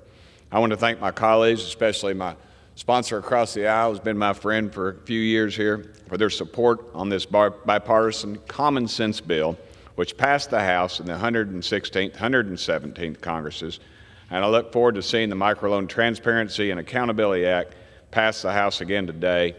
And I also look forward to the Senate doing their work and taking this up, Mr. Speaker. I yield the balance of my time. Thank you, Mr. Chairman. The gentleman from Texas reserves. The gentlewoman from New York is recognized. 2 minutes to the gentleman from New Jersey, Mr. Kim. The gentleman is recognized. Thank you, Mr. Speaker. During the last Congress, Mr. Burchett and I introduced this important bill as part of a two-bill microloan major impact package. Together, these bills would increase the number of microloan lenders in our communities, increase access to capital, and ensure greater transparency around how taxpayer dollars are being spent by the SBA. And I look forward to continuing to work with the chairman and the ranking member, as well as Congressman Burchett, again, to advance these pieces of legislation. Today, I rise in support of the Microloan Transparency and Accountability Act, and I look forward to working with them to advance the Microloan Improvement Act in the 118th Congress as well. I've heard from a diverse range of business owners across New Jersey's 3rd District about just how small increases in access to capital can make an enormous impact for them. These business owners aren't asking for the moon. Many of them are in communities that are underserved and may not have a credit history, extensive past business experience, or the luxury of coming from wealth. But they have a dream, they're entrepreneurial, and with a small investment, a microloan to get started, in some cases, they can launch their business, chase their dreams, create jobs, and transform communities. By passing this bill, we can help enhance microloans in rural areas and provide greater transparency to ensure we are using taxpayer dollars efficiently and effectively. This bill will help make sure the SBA's microloan program is reaching those most in need, best serving America's small business owners and giving them a fair shot at success. I want to thank Congressman Burchett for leading this effort and for the support of the Small Business Committee, and I urge all my colleagues to support small businesses across this country and vote yes on this bill, and I yield back the balance of my time. The gentlewoman from New York reserves. The gentleman from Texas is recognized. Mr. Speaker, I have no further speakers and am prepared to close. Gentleman reserves. The gentlewoman from New York is recognized. Mr. Speaker, this bill will greatly increase the publicly available information about the microloan program's performance and impact. If we intend to continue to support the smallest of small businesses, especially women and minority-owned businesses, we need to make sure the programs targeting them are operating at their best. That starts with improving the data and information available about where the loans are going, how affordable they are, and where the gaps in coverage are. With more data, Congress will be able to monitor the program and identify areas of improvement. I want to thank the gentleman from Tennessee and New Jersey for their hard work and collaboration bringing this bill to the floor today. I urge my colleagues to vote yes, and I yield back the balance of my time. Gentlewoman from New York yields. The gentleman from Texas is recognized. Thank you, Mr. Speaker. The microloan program, which delivers capital assistance to the nation's smallest businesses, is an important lending tool at the SBA. H.R. 449, the Microloan Transparency and Accountability Act, will deliver comprehensive data and information on the effectiveness of the program. And I applaud all of the members for working on this important legislation in an effort to shine more light on how well the program is working. From my state of Texas to both of the nation's coasts, accessing capital remains a top challenge facing all small businesses. We must ensure these programs and tools are operating at a high level and delivering on the goals that Congress set for them. So I urge my colleagues to support H.R. 449, and I yield back the balance of my time. The gentleman yields. The question is, will the House suspend the rules and pass the bill H.R. 449? Those in favor say aye. Those opposed, no. In the opinion of the chair, 2/3 being in the affirmative, the rules are suspended, the bill is passed, and without objection, the motion to reconsider is laid on the table. For what purpose does the gentleman from Texas rise? Mr. Speaker, I move that the House suspend the rules and pass H.R. 400. The clerk will report the title of the bill. H.R. 400, a bill to amend the Small Business Investment Act of 1958 to increase the amount that may be invested in small business investment companies. Pursuant to the rule, the gentleman from Texas, Mr. Williams, and the gentlewoman from New York, Ms. Velasquez, each will control 20 minutes. The chair recognizes the gentleman from Texas. Mr. Speaker, I ask unanimous consent that all members may have the 5 legislative days to revise and extend their remarks and submit extraneous materials. Without objection. Mr. Speaker, I yield myself as much time as I may consume. The gentleman is recognized. Small businesses are the engines of our economy. Over half of the country's payroll is made from small businesses. And when we work to find solutions to help these entities, we are strengthening the economic foundation of our country. So before we start debating these bills, I wanted to thank our leadership team for recognizing the importance of small businesses and bringing these bills to the floor quickly so we can help build up Main Street America. With that, I rise in support of H.R. 400, better known as the Investing in Main Street Act. Last Congress, the Subcommittee on Capital Access held a hearing on Small Business Investment Company Program, otherwise known as the SBIC program. During this hearing, our members heard from witnesses about how this program attracts private equity investments to small businesses to hire more people and expand their operations. This is a self-sustaining program that supports our nation's job creators without costing taxpayers any money. In order to expand on this success, H.R. 400 looks to increase the maximum allowable investments by SBICs from 5% to 15% of their excess capital to small businesses. This change would allow for greater amounts of private equity dollars to go towards small businesses. Additionally, this will align the SBIC program to other financial regulations coming out of the OCC and will help jumpstart growth of small businesses across this country. And as we look for ways to continually improve on this program, this change will have an immediate impact for our jobs and our nation's job creators. So I'd like to thank my colleagues from California and New York for once again introducing this bipartisan solution to expand successful programs that empower the private sector to invest in small businesses. I reserve the balance of my time. The gentleman from Texas reserves. The gentlewoman from New York is recognized. Thank you, Mr. Speaker. I yield myself such time as I may consume. Mr. Speaker. The gentlewoman is recognized. Mr. Speaker, I rise in support of the bill before us today, H.R. 400, the Investing in Main Street Act of 2023. The SBA's Small Business Investment Company program is a multi-billion-dollar investment program designed to bridge the gap between a small business owner's need for capital and traditional sources of financing. It achieves this purpose by partnering private and public investment in early-stage startup businesses. It also gives America's small, high-growth companies an opportunity to fund and grow their innovative ideas and create jobs. The success of this program can be seen with companies like Apple, Intel, and FedEx, which all receive early-stage financing from the SBICs. In fiscal year 2021, the combined private capital and SBA-backed funds totaled $34 billion, which was the highest in program history and helped support more than 126,000 jobs. And the number of financings to women-owned, minority-owned, and veteran-owned small businesses increased by 36%. Yet, we can do more to ensure the program continues to meet demand. The Investing in Main Street Act, introduced by my colleagues, Representatives Chu and Garbarino, will strengthen and grow the SBIC program by allowing banks and federal savings associations to invest up to 15% of their capital and surplus into SBICs. This change brings the Small Business Investment Act of 1958 in line with the Office of the Comptroller of the Currency's National Bank Charter percentage requirements. It will increase the investment capital available to SBICs and allow them to invest more in small businesses. I applaud Representatives Chu and Garbarino's continued work on this issue and this bill, and I ask all my colleagues to support this bill. Thank you, and I reserve the balance of my time.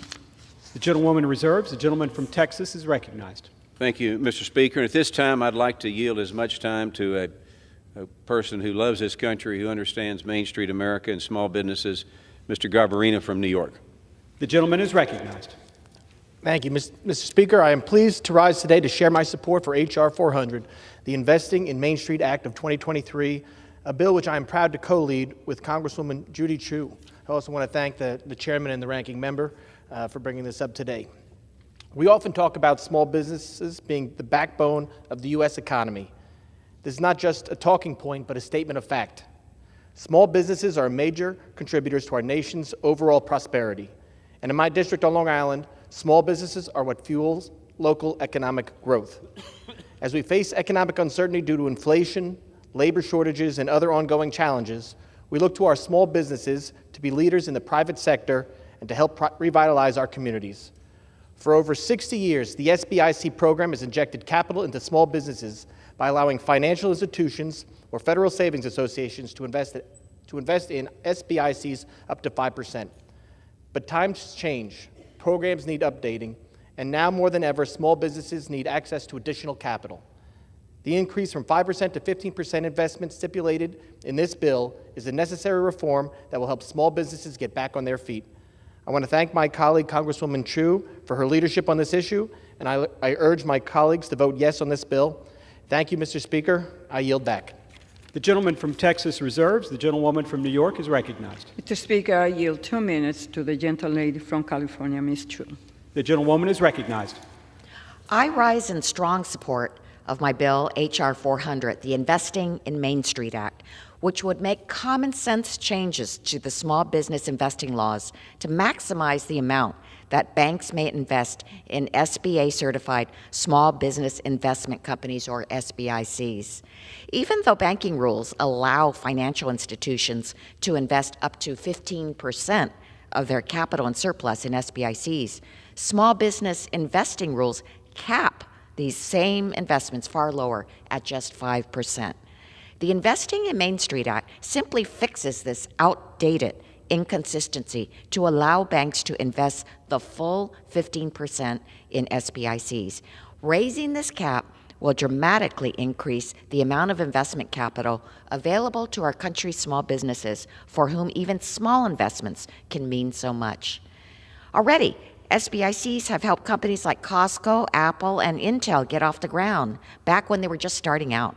and SBICs fill a gap in the investment ecosystem and level the playing field for the smallest businesses, which often face the highest barriers to securing investments from traditional private investors. The nearly 300 certified SBICs in operation today have invested or committed $38 billion in small businesses nationwide, and last year alone, SBICs provided $7.9 billion in funding to over 1,200 small businesses and startups. By raising the investment cap from 5% to 15%, we could potentially triple those numbers in the years to come. The growth will be especially important as America's entrepreneurship rate continues to soar as we emerge from the COVID-19 pandemic.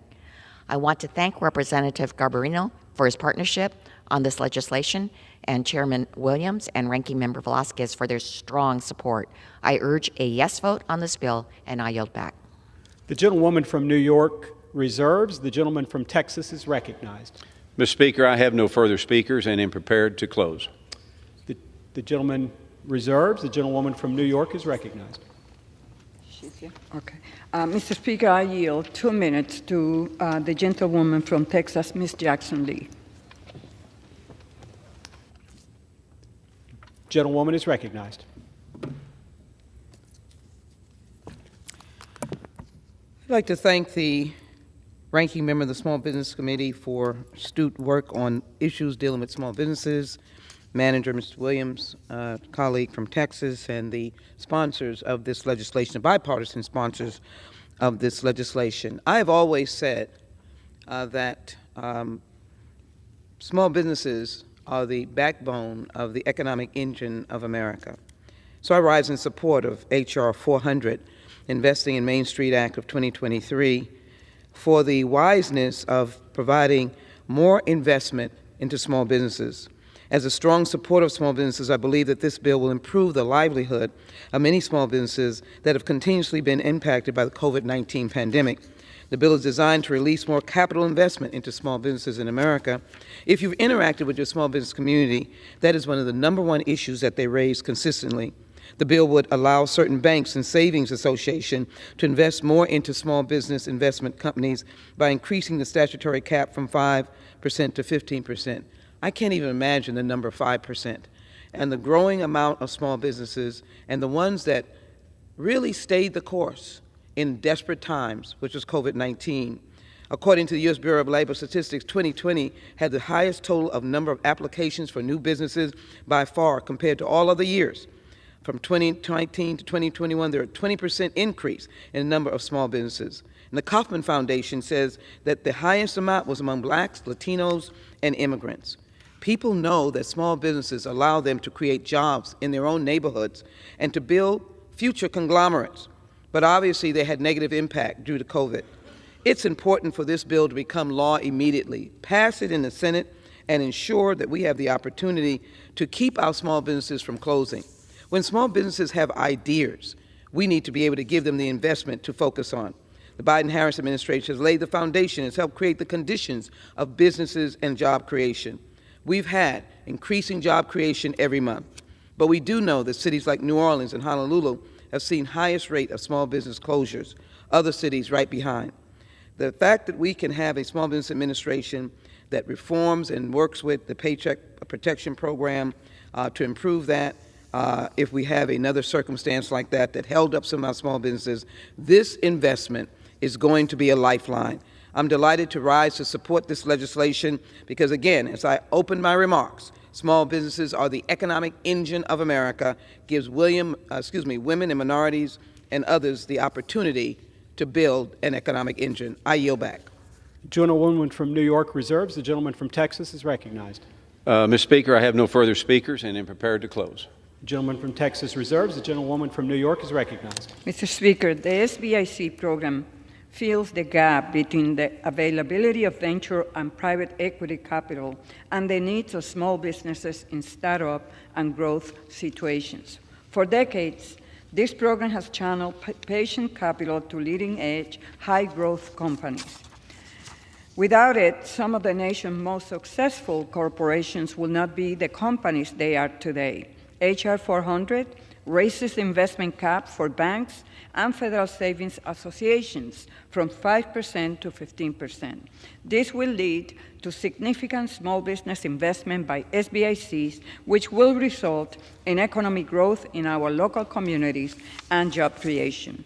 I want to applaud the work by Ms. Chu and Mr. Garbarino for their bipartisan work on this bill. I encourage all of my colleagues to vote yes, and I yield back the balance of my time. The gentleman from New York yields. The gentleman from Texas is recognized. The SBIC program has delivered for small businesses for many years. It is time we update the program to match other federal rules and ensure the program continues to serve our communities in the future. This is a common sense step to increase the amount of investment that an SBIC can receive. So I urge my colleagues to support H.R. 400, and I yield back the balance of my time. The gentleman from Texas yields. The question is, will the House suspend the rules and pass the bill H.R. 400? Those in favor say aye. Those opposed, no. In the opinion of the chair, does the gentleman from Texas seek recognition? Mr. Speaker, I request a recorded vote.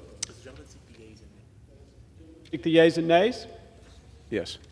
The yeas and nays are requested. All those in favor of taking this vote by the yeas and nays will rise and remain standing until counted. A sufficient number having risen, the yeas and nays are ordered. Pursuant to Clause 8 of Rule 20, further proceedings on this question will be postponed.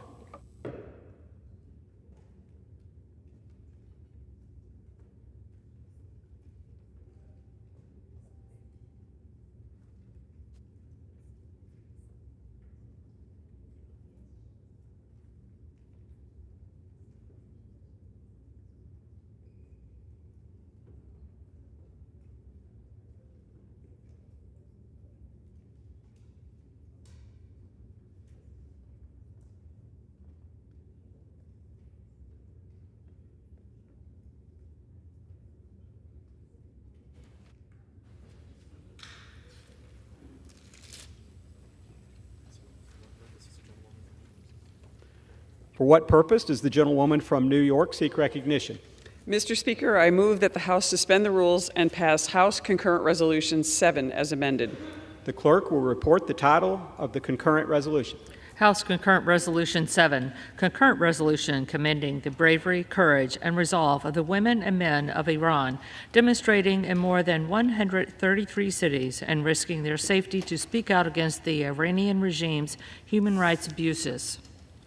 Pursuant to the rule, the gentlewoman from New York, Ms. Tenney, and the gentlewoman from New York, Mr. Meeks, will each control 20 minutes. The chair recognizes the gentlewoman from New York, Ms. Tenney. I ask unanimous consent that all members may have 5 legislative days to revise and extend their remarks and to include extraneous material in this measure. Without objection. Thank you. I yield myself such time as I may consume.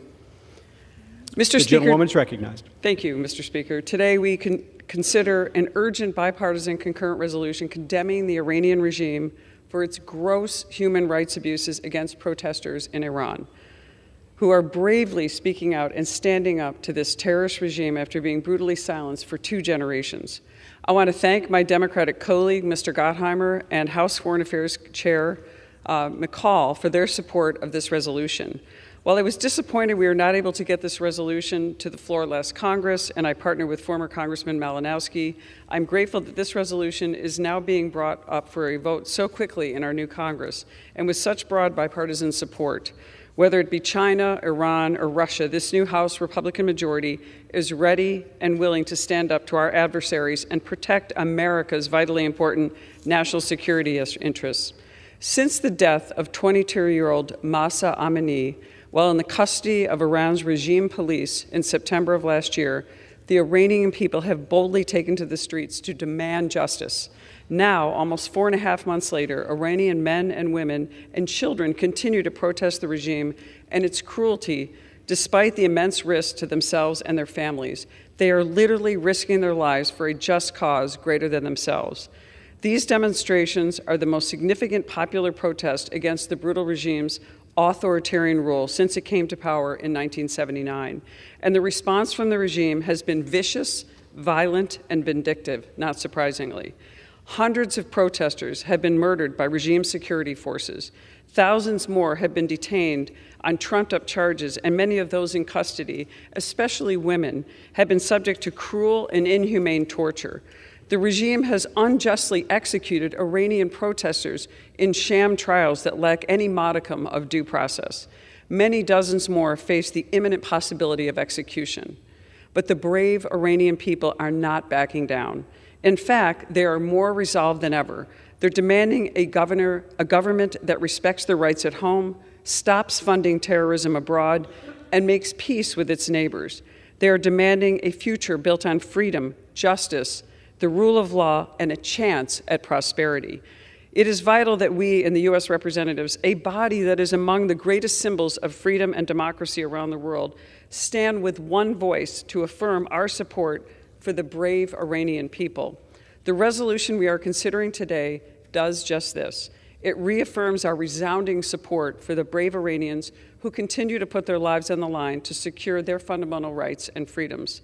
The resolution is a call to action. It urges the Biden administration to do more. Instead of negotiating with this brutal regime at a moment of weakness and true vulnerability, the Biden administration must meet the moment and do everything in its power to stand with the Iranian people. It must sanction those responsible for these brutal killings. It must do everything it can to counter the Iranian regime's cowardly attempts to restrict internet access that prevents its citizens from sharing images and videos and communicating with the outside world. We have the power to give the Iranian people the voice they need to tell the truth about their oppression at the hands of the Ayatollah, and we must exercise it. Finally, the Biden administration must lead the effort to press our allies and partners around the world to designate the Islamic Revolutionary Guard as a terrorist organization. The Islamic Revolutionary Guard Corps uses terror to silence Iranian citizens at home and targets innocent citizens abroad. The United States rightly designated the group a foreign terrorist organization in 2019. Now the rest of the world must join in this noble cause. The IRGC's reign of terror must come to an end. Mr. Speaker, this resolution says loudly, clearly, with a strong bipartisan voice, that the American people are on the side of the courageous Iranian people. The U.S. House of Representatives condemns in the strongest possible terms the regime's horrific violence. Finally, as we recognize the bravery of the protesters in Iran, I also want to take a moment to remember that we have American citizens being held hostage in Iran today.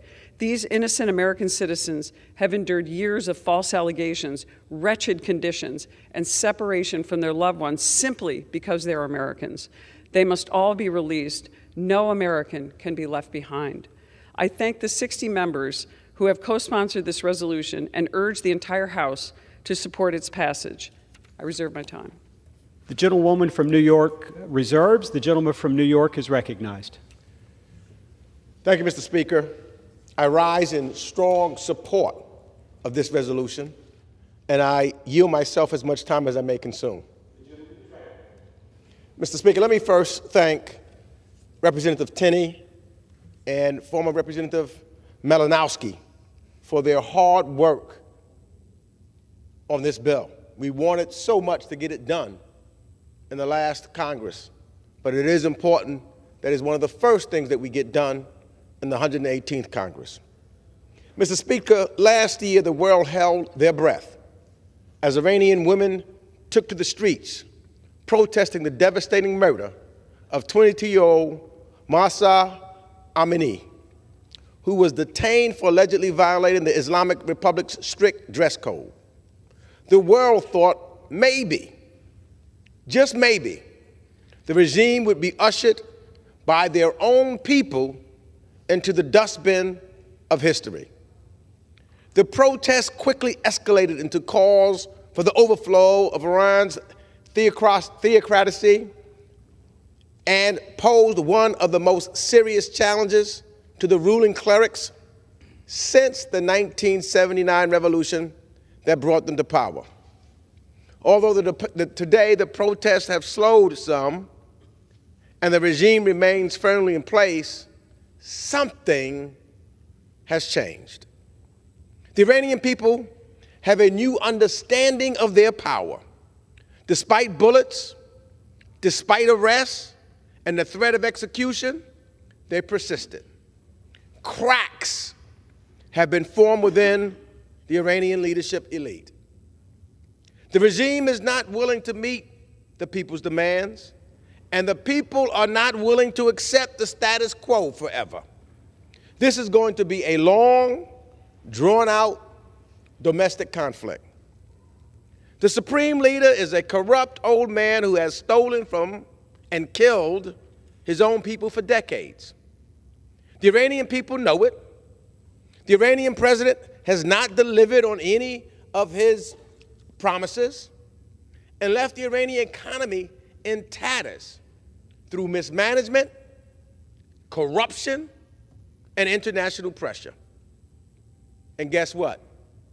The Iranian people knows it. It will not be an instant, and it will not be easy, but change will come, and brighter days await the Iranian people. And the Iranian people, and that's also this regime knows, it's only a matter of time. This resolution commends the bravery, the courage, and the resolve of the women and men of Iran who have participated in the protests to defend their human rights, their dignity, at the risk that of their own safety, to speak out against the horrific abuses committed by the Iranian regime.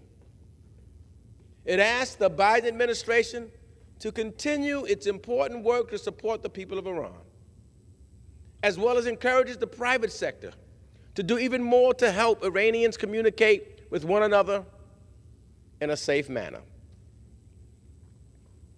Also, this resolution before us today sends a clear message to the Iranian people that we in the United States Congress and the millions of Americans that we represent stands with them in their time and struggle for freedom. We want the Iranian people to know that we see you. We know the risk you are taking and the danger that you face. Stay strong. Stay strong. As freedom will always win over tyranny. And so, Mr. Speaker, we want the Iranian people to hear our voices. We want the world to hear our voices, that the United States of America, in a bipartisan way, I know it's bicameral, and people all across this country, stands with those brave people. It reminds me of struggles of others when they had to fight for their freedom in the streets. Freedom will come in the morning because the voices of the people cannot be deterred. With that, I reserve the balance of my time. The gentleman from New York reserves. The gentlewoman from New York is recognized. Thank you, Mr. Meeks from New York. I greatly appreciate your support. I yield 2 minutes to the gentleman from Ohio, Mr. Miller. The gentleman is recognized. Thank you, Mr. Speaker, and thank you to my dear friend and colleague, Ms. Tenney, for yielding in her leadership on this issue. I rise in strong support of the House Concurrent Resolution 7. Today, the United States House of Representatives stands up for human rights, for the same freedoms that we, as Americans, hold so near and dear in our own country, and against the brutal regime in Iran. The Iranian government has a long track record of vile human rights abuses. Notably, they're the largest state sponsor of terrorism in the world, and not just against the United States, but also against countries such as our own democratic ally in the Middle East, Israel. In September, the senseless murder of 22-year-old Masha Amini at the hands of the so-called morality police for wearing her hijab improperly once again put the regime's human rights record front and center for the world to see. Now, as the Iranian people protest in the streets of more than 133 cities across the country demanding basic human rights, the regime's response has been to crack down even harder. Since the protests broke out in September, more than 450 have been killed, including 58 children. At least another 18,000 were arrested. This is reprehensible, unacceptable, and inexcusable. No government should ever treat its people this way. The United States must continue to support the Iranian people in their struggle for freedom. The Biden administration should take a strong stand and end its quest for a new Iran nuclear deal. And great American companies like Starlink should be helping much-needed internet access to those protesting in the streets, which will significantly increase their communication and information sharing. That is why I am proud to stand here on the floor of the House of Representatives today in support of House Concurrent Resolution 7. Thank you, and I yield back. The gentlewoman from New York reserves. The gentleman from New York is recognized. Mr. Speaker, I'm proud to yield 3 minutes to the gentleman from Rhode Island, Mr. Cicilline. The gentleman is recognized. I thank the gentleman for yielding. Mr. Speaker, I rise today in strong support of the brave women and men in Iran who are risking their lives to speak out against the Iranian regime's human rights abuses. Today marks 131 days of ongoing protests in Iran, 131 days since Mahsa Amini was laid to rest after being harassed, arrested, and ultimately killed by Iran's so-called morality police for simply wearing her hijab incorrectly. Since her murder, the people of Iran, women and men alike, have taken to the streets in more than 133 cities across the country to demand their basic rights and freedoms be respected. For nearly 19 weeks, protesters have gone out into the streets, making their voices heard and demanding to be treated with dignity. But instead of listening, the Iranian regime is brutally cracking down on its own citizens, gunning down protesters, arresting people en masse, and resorting to torture and sexual violence. Since the protests began, human rights activists in Iran have reported that nearly 20,000 people have been detained and more than 500 people have been killed, including children. What's more, the Iranian regime has already executed 4 protesters, with many more being sentenced for crimes that carry the death penalty. These brutal human rights abuses must stop immediately.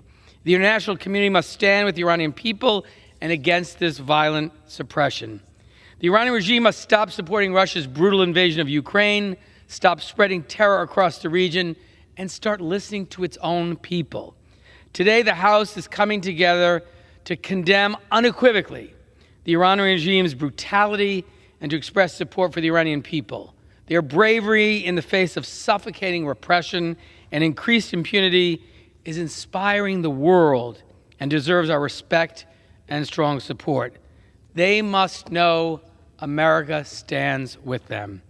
I want to end by applauding the Biden administration for working with our allies and our partners to hold the regime accountable for the human rights abuses by imposing sanctions on Iranian officials deemed responsible for the violent crackdown on peaceful protesters. I look forward to continuing our bipartisan work to advance the cause of human rights in Iran. I thank the gentleman again for yielding, and I yield back the balance of my time. The gentleman from New York reserves. The gentlelady from New York is now recognized. Thank you, Mr. Speaker. I yield as much time as I may consume. Mr. Speaker, while I'm pleased at the bipartisan support of this resolution, I think it's important to reinforce that there can be absolutely no legitimacy or lifeline for this inhumane regime. That means no sanctions relief or nuclear negotiations. Just a few months ago, the Biden administration was actively negotiating sanctions relief as part of a new nuclear deal with a regime that is detaining, torturing, and killing its own citizens.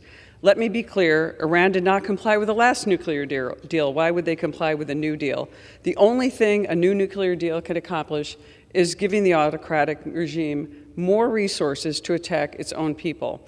I implore the Biden administration not to resume these foolhardy efforts. We do not negotiate with terrorists, and the Ayatollah and his regime are terrorists. They use fear, violence, and intimidation to achieve political goals. We must return to a position of firm pressure and strong resolve while enhancing our deterrence in the region. Until this regime changes its behavior, it must remain under pressure. I reserve. The gentlelady reserves her time. The gentleman from New York is now recognized. I proudly yield 3 minutes to the gentlewoman from North Carolina, Ms. Manning. The gentleman is recognized. Thank you, Mr. Meeks. Mr. Speaker, I rise today as a proud co-sponsor of HCON Res 7, a bipartisan resolution supporting the brave women and men peacefully protesting for their rights and freedom in Iran. Fundamental human rights are under attack in Iran. It has been nearly 4 months since the death of 22-year-old Mahsa Amini in the custody of Iran's so-called morality police for allegedly wearing her headscarf incorrectly. Since then, thousands of Iranians have peacefully protested the regime, calling for their basic rights and freedoms to be respected. Young women and girls have been horribly beaten for protesting a repressive authoritarian government that controls how they dress and act in public. In response to these demonstrations, Iran's security forces have reportedly used live ammunition and tear gas against the protesters and horrifically have killed more than 500 people, including at least 70 children. It's clear Iran has no problem sentencing their own people to death simply for joining demonstrations. They are willing to do almost anything to maintain their grip and control. The United States must stand unified against the oppressive Iranian regime and stand up for the Iranian people, whose basic human rights are being violated. The Iranian people deserve justice and accountability. That is why I recently led a bipartisan letter with my friend and colleague Joe Wilson, calling for the United Nations to take urgent action to hold Iran accountable for its human rights abuses. Following our bipartisan effort, I was glad that the U.S. and 43 other countries supported our call for a UN special session on Iran, and at that session, the UN Human Rights Council voted to establish an independent investigative mechanism into Iran's brutal use of force and grave human rights abuses. Today, the bipartisan resolution we are all voting on will also help shine a light on Iran's human rights abuses. It makes clear that the United States stands with the people of Iran, that we are watching closely, and that all Iranians, including young women and girls, are entitled to the same human rights and fundamental freedoms of all people around the world. I'm voting yes on this resolution today, and I encourage all my colleagues to join with me. Thank you, and I yield back. The gentleman from New York reserves his time. The gentlewoman from New York is recognized. I continue to yield the balance of my time. I reserve the balance of my time. Gentleman reserves. Gentleman from New York. Yes, I yield myself, Sister Time, as make it soon. Time is recognized. I just wanted to point out, Mr. Speaker, that this is a bipartisan bill in which we're working together. And just last week, the Biden administration hit Iran with fresh new sanctions. Not only did he do that individually, as he's been doing throughout the world, bringing others together so that we can speak with one voice. So, of course, the European Union was a part of it. Of course, he brought along other countries so that the world is speaking with one voice, collectively keeping us together. So as things go on, we're continually ratcheting it up so that the people of Iran can get its freedom. In fact, the only thing that was somewhat changed and was done in this bill, where it encouraged the private sector, following the recent clarification by the Biden administration of sanction exemptions on communication technology, to work with the Biden administration to ensure protesters and activists have access to tools needed to circumvent government surveillance and repression. So the only thing that was eased some so that we can make sure that we're communicating and allowing the Iranian people to communicate with others as they protest is what's in this bill. And I think in a bipartisan way, we agree with that. With that, Mr. Speaker, I yield 3 minutes to the gentlewoman from Texas, Ms. Sheila Jackson Lee. The gentlewoman's recognized. I thank the ranking member, and I thank Ms. Tenney for her leadership on this legislation. And I rise in the name of Iranian freedom. Freedom now for Iran and the Iranian people. This legislation is brave, as it speaks clearly, in clear tone, without fear, of the courageous persons who have gone to the streets, not regarding their life or the lives of their families. I call them brave, courageous, resolved freedom fighters, fighting for their very life. This legislation is absolutely necessary, and it is, of course, bipartisan. I thank Mr. Meeks for indicating the strength of the Biden administration and the sanctions that have been offered, and the manner in which the Biden administration, Democrats and Republicans have said to Iran, no nonsense, and certainly no nuclear capacity. And anything that we have to do to ensure that that does not happen should not be tabled. But what should be tabled is the unbelievable, brutal fighting and killing that has occurred against freedom-loving people. I've been a long-time fighter with the people of Iran that are here in the United States, Iranian Americans who have taken to the streets to be able to say no more, and that we will stand with our brothers and sisters in Iran. I have seen the various attacks that have resulted in mass killings. I have seen the fight in Camp Ashraf in Iraq, where there's been a large loss of life, people who've been fighting for freedom. And I went to the camp to see the devastation, and I've supported plans for democracy in Iran. I understand that they need us to stand by them. What a horrible and brutal scene that we've seen. Children falling dead, mothers, brothers, fathers, uncles. And what about Masha Amini, just 22, wanting her life to be before her, seeking democracy and freedom, a young, bright woman with courage that was taken away viciously in an ugly attempt to show how domineering this regime is, in the course of taking her away to have her life snuffed out. We don't know her last hours, last days, last minutes, last seconds. We don't know how brutal it might have been, how she might have cried out for someone to be able to be empathetic and sympathetic, someone to understand that her life deserved an opportunity to live. And yet, this brutal regime continues to be without concern for anything that it does. And so I want to say to all of the Iranian women, men, children, protesters who are leading the fight, I say loud and clearly that we are standing with you. I support this legislation entirely, and I want to continue the U.S.-Iran friendship with those people who are fighting for freedom.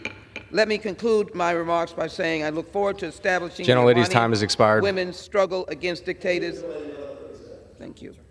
Gentlewoman is recognized. I thank the gentleman.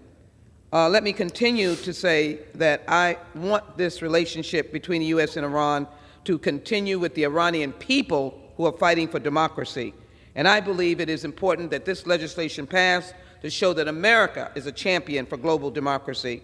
I'd like to also indicate I look forward to organizing the Iranian Women's Struggle Against Dictators Congressional Caucus, and I hope there will be many who will join us. Let us keep our voices alive, and I rise again to support H. Conrad 7. I thank the gentleman from New York for his leadership, and I thank the sponsors of this legislation. I yield back.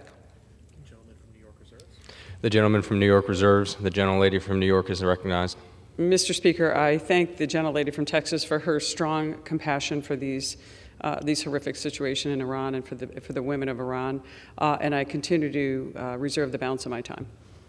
The gentlelady reserves. The gentleman from New York is now recognized. Mr. Speaker, I'm proud to yield 2 minutes to the gentleman from New York, Representative Torres. Gentleman is recognized.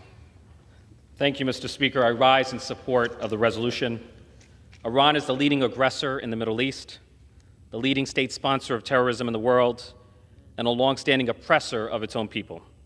The Iranian regime, which has repressed far too many for far too long, has been shaken to the core by a revolution led by powerful women. The women in Iran who are risking their lives in confronting a monstrous and murderous regime are among the most courageous freedom fighters in the world. The United States must stand unequivocally with our Iranian sisters in their fearless fight for freedom. On September 13, 2021, Masha Amini was brutally beaten to death by Iran's Orwellian morality police merely for not wearing a head covering. Out of the tragedy of Masha's murder came a spontaneous groundswell of thousands of Iranian women rising up for their freedom, some removing their head coverings and cutting their hair as a poignant form of protest. The revolution there reminds us that the future of Iran does not belong to a regime whose malevolence and obsolescence have become too glaring to ignore. Iran's future belongs to its people, led by its fearless, formidable female freedom fighters. The vision of a free and democratic Iran is an unrealized dream whose time has come, whose realization is long overdue. I yield back. Gentleman from New York reserves. The gentlelady from New York is recognized. I thank the gentleman from New York for his compassionate remarks in support of this resolution. I continue to reserve the balance of my time.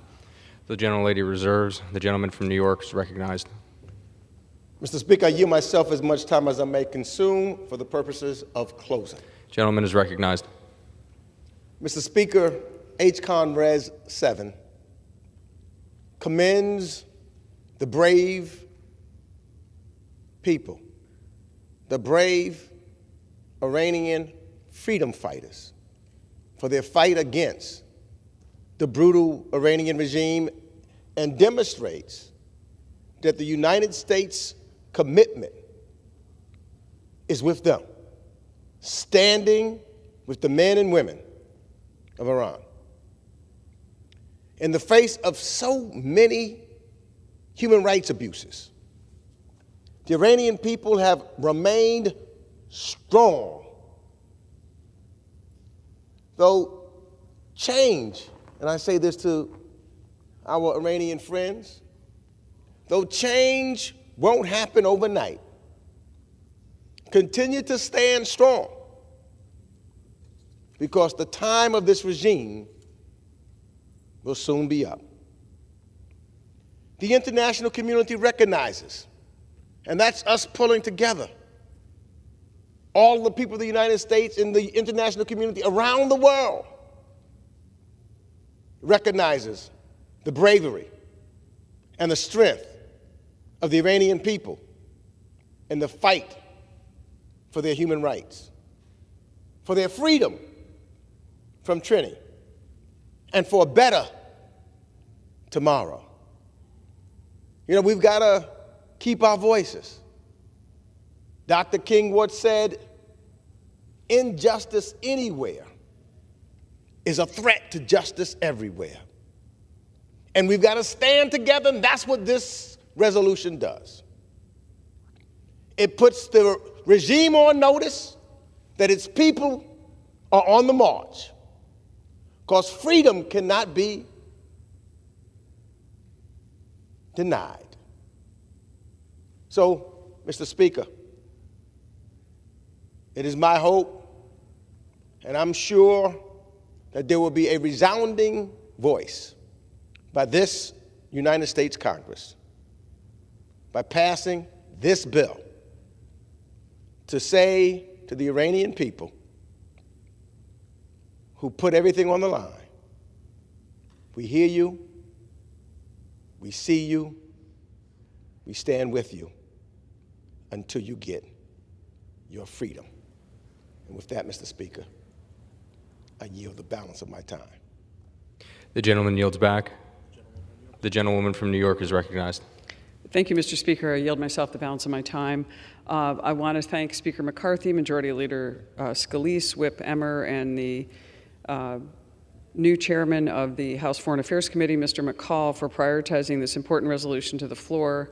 The fact that this resolution is brought to the floor so quickly this week because of the House majority demonstrates the importance of this issue. Although I do want to thank Mr. Meeks for his continued support and help in ushering through unanimous support for this resolution in last Congress, and we're finally here getting it through. But I really am grateful to you for your leadership and for always being so supportive. And again, I want to thank Mr. Gottheimer especially and Mr. McCall for co-leading this resolution with me, and to all the speakers and everyone who's spoken in support of this resolution, how important it is that we stand as a united voice against the Iranian regime and in support of the people of Iran. We commend your bravery, we mourn your losses, and the American people are with you as you stand up for freedom. I yield back the balance of my time. Gentlewoman yields back. The question is, will the House suspend the rules and agree to House Concurrent Resolution 7 as amended? Those in favor say aye.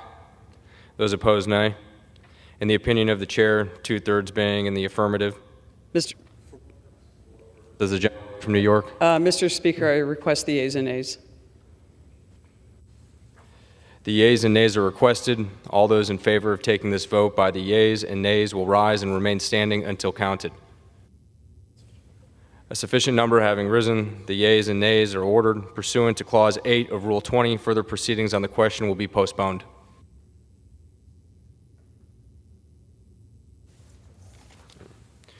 Pursuant to Clause 12A of Rule 1, the Chair declares the House in recess subject to the call of the Chair.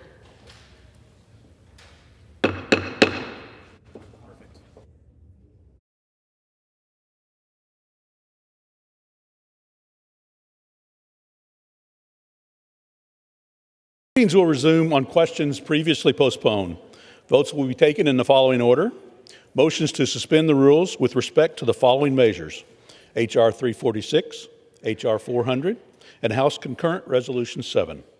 The first electronic vote will be conducted as a 15-minute vote. Pursuant to Clause 9 of Rule 20, remaining electronic votes will be conducted as 5-minute votes. Pursuant to Clause 8 of Rule 20, the unfinished business is the vote on the motion of the gentleman from Missouri, Mr. Graves, to suspend the rules and pass H.R. 346 as amended, on which the yeas and nays are ordered. The clerk will report the title. H.R. 346, a bill to establish a task force on improvements for notices to air missions and for other purposes. The question is, will the House suspend the rules and pass the bill as amended? Members will record their votes by electronic device. This is a 15-minute vote.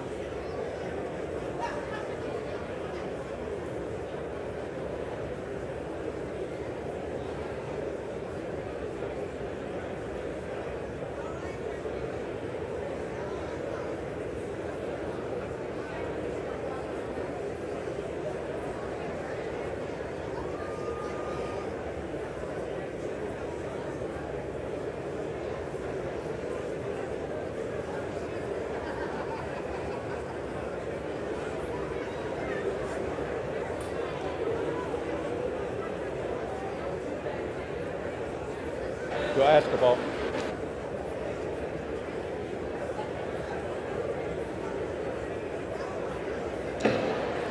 On this vote, the yeas are 424, the nays are 4. 2/3 being in the affirmative, the rules are suspended, the bill is passed, and without objection, the motion to reconsider is laid on the table.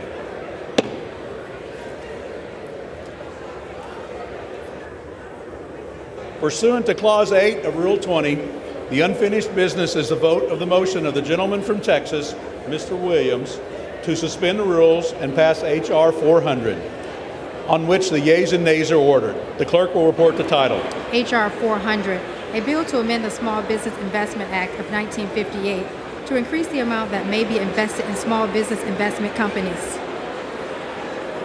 The question is, will the House suspend the rules and pass the bill? Members will record their vote by electronic device. This is a 5-minute vote.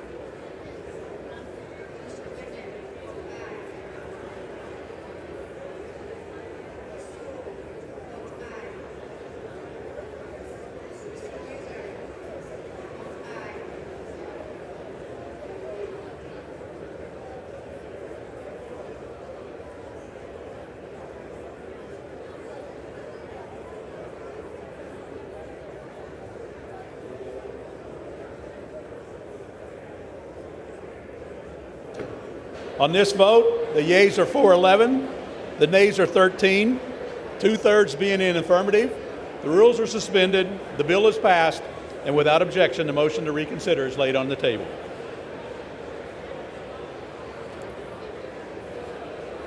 Pursuant to Clause 8 of Rule 20, the unfinished business is a vote on the motion of the gentlewoman from New York, Ms. Tenney, to suspend the rules and agree to House Concurrent Resolution 7 as amended, on which the yeas and nays are ordered.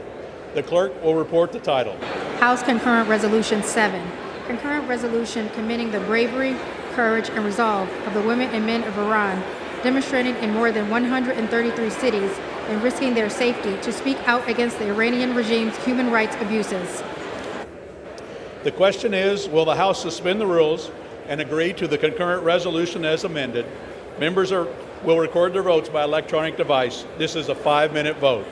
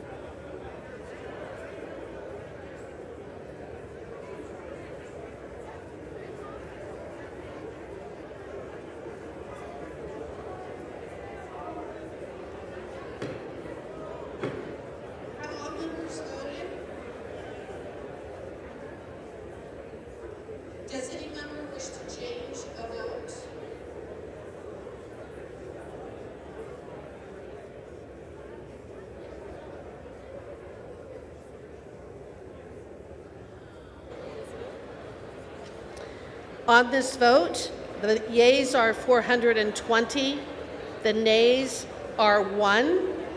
421 recorded as present. 0 recorded as present. 2/3 being in the affirmative, the rules are suspended. The concurrent resolution is agreed to, and without objection, the motion to reconsider is laid on the table.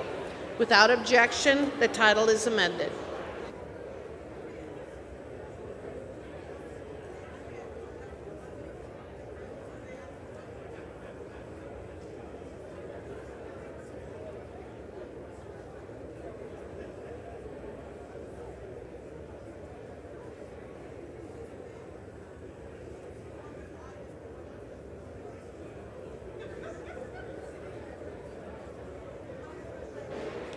For what purpose does the gentleman from California seek attention? Madam Speaker, by direction of the Democratic Caucus, I offer a privileged resolution and ask for its immediate consideration. The clerk will report the resolution. House Resolution 57, resolution electing members to certain standing committees.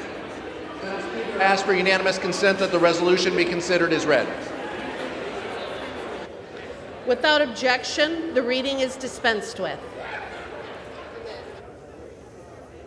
And without objection, the resolution is agreed to, and the motion to reconsider is laid on the table.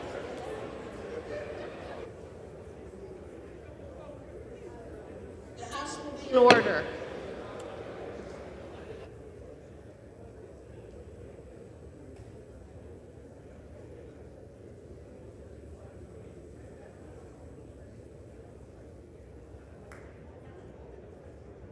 Be in order. The House will be in order. Shh. The House will be in order.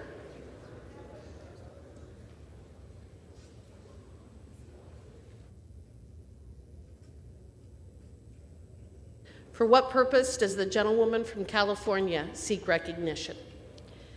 To have a House floor speech for the Monterey Park shooting moment of silence. Without objection, the gentlewoman is recognized for 1 minute. This last Saturday night, a shooter came into my hometown of Monterey Park, California, to a dance studio and killed 11 innocent people. Today, I rise to honor the memories of the 11 lives we lost. Diana Tom, Mai Nan, Lillian Lee, Xu Zhuan Yu, Hong Jian, Moi Ung, Valentino Alvaro, Yulin Cao, Chia Yao, Wen Tao Yu, Ming Ma. I also wish for the speedy recovery for the 9 who were injured, and many of whom are still in the hospital. Lunar New Year is a time of celebration for the thriving Asian American community in my hometown, in my hometown. Saturday's senseless murders pierced the peace and joy of our celebrations and tore a hole through our hearts. This Lunar New Year was supposed to be a celebration of the Year of the Rabbit, characterized by hopefulness and peace. And so I urge my colleagues on both sides of the aisle to keep hope alive and work together to make our country a peaceful one, free from this kind of horrific violence. Thank you for helping me honor the memories of those lost by observing a moment of silence.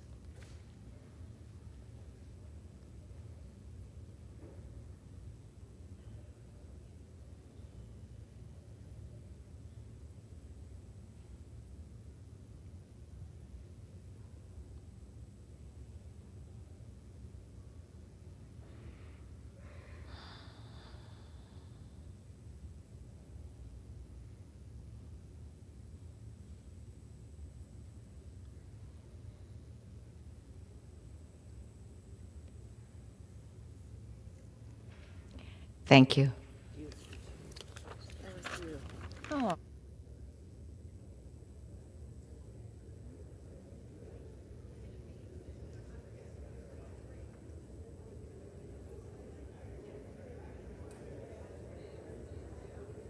Purpose, does the gentleman from Maryland seek attention?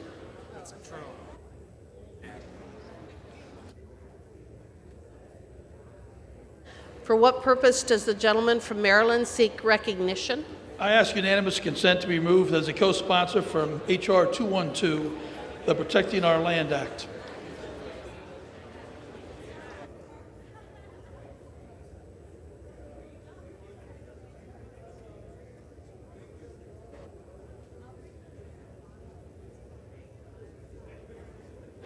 Without objection.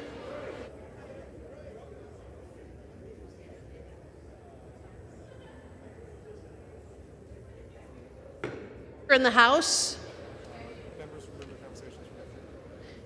And would the members please move their conversations from the floor?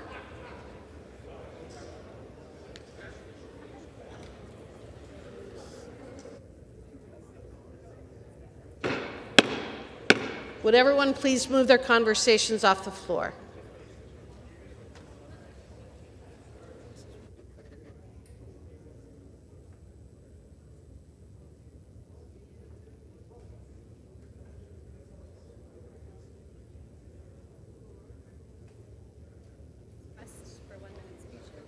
The chair will now entertain requests for 1-minute speeches.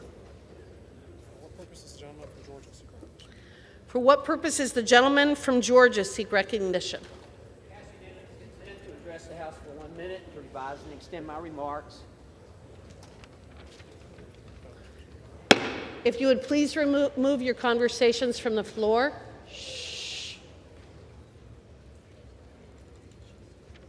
Without objection, the gentleman is recognized for 1 minute.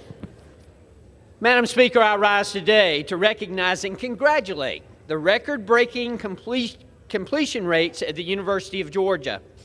In just 1 year, the university's 4-year completion rate for freshmen has increased from 72.1% to 75.1%. The university's 6-year completion rate has reached a new high of 88.1%, and the retention rate of students remaining strong at 94.3%. I would also like to commend the university's faculty hiring initiatives that have bolstered this already prestigious institution. High-demand areas of study, such as the Terry College of Business and the Franklin College of Arts and Sciences, continue to provide students with very talented professors thanks to these initiatives. The university has also continued to grow tutoring and peer learning programs to provide students with all the resources they need to succeed. I'm proud of the hard work the University of Georgia is doing to ensure student success across the board. Go Dogs. Thank you, Madam Speaker, and I yield back. For what purpose does the gentlewoman from Ohio seek recognition? Without objection, the gentlewoman from Ohio is recognized for 1 minute.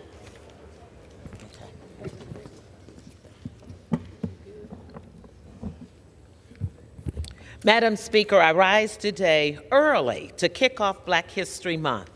Cassidy Davis, a 3rd grader from Evening Street Elementary School. We salute her.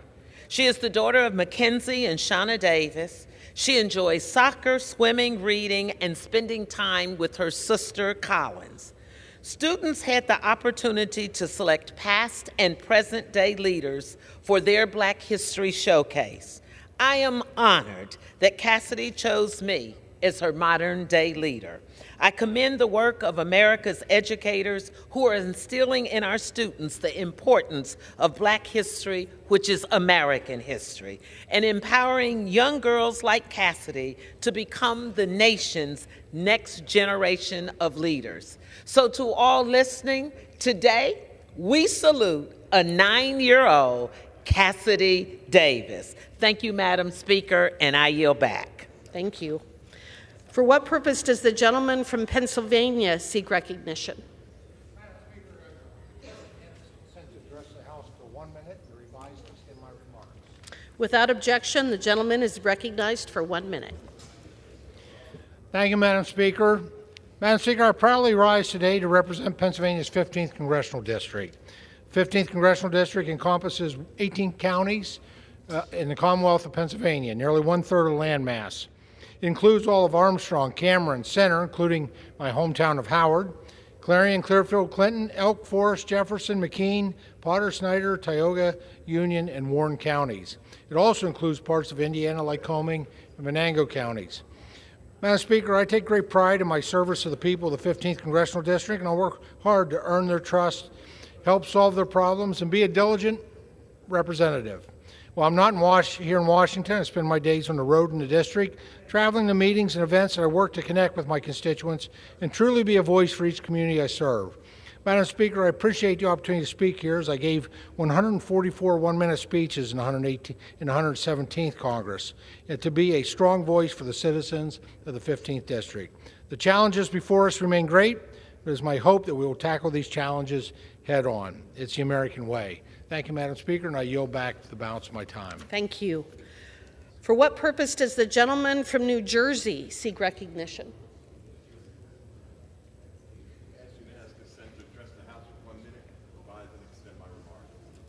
Without objection, the gentleman is recognized for 1 minute.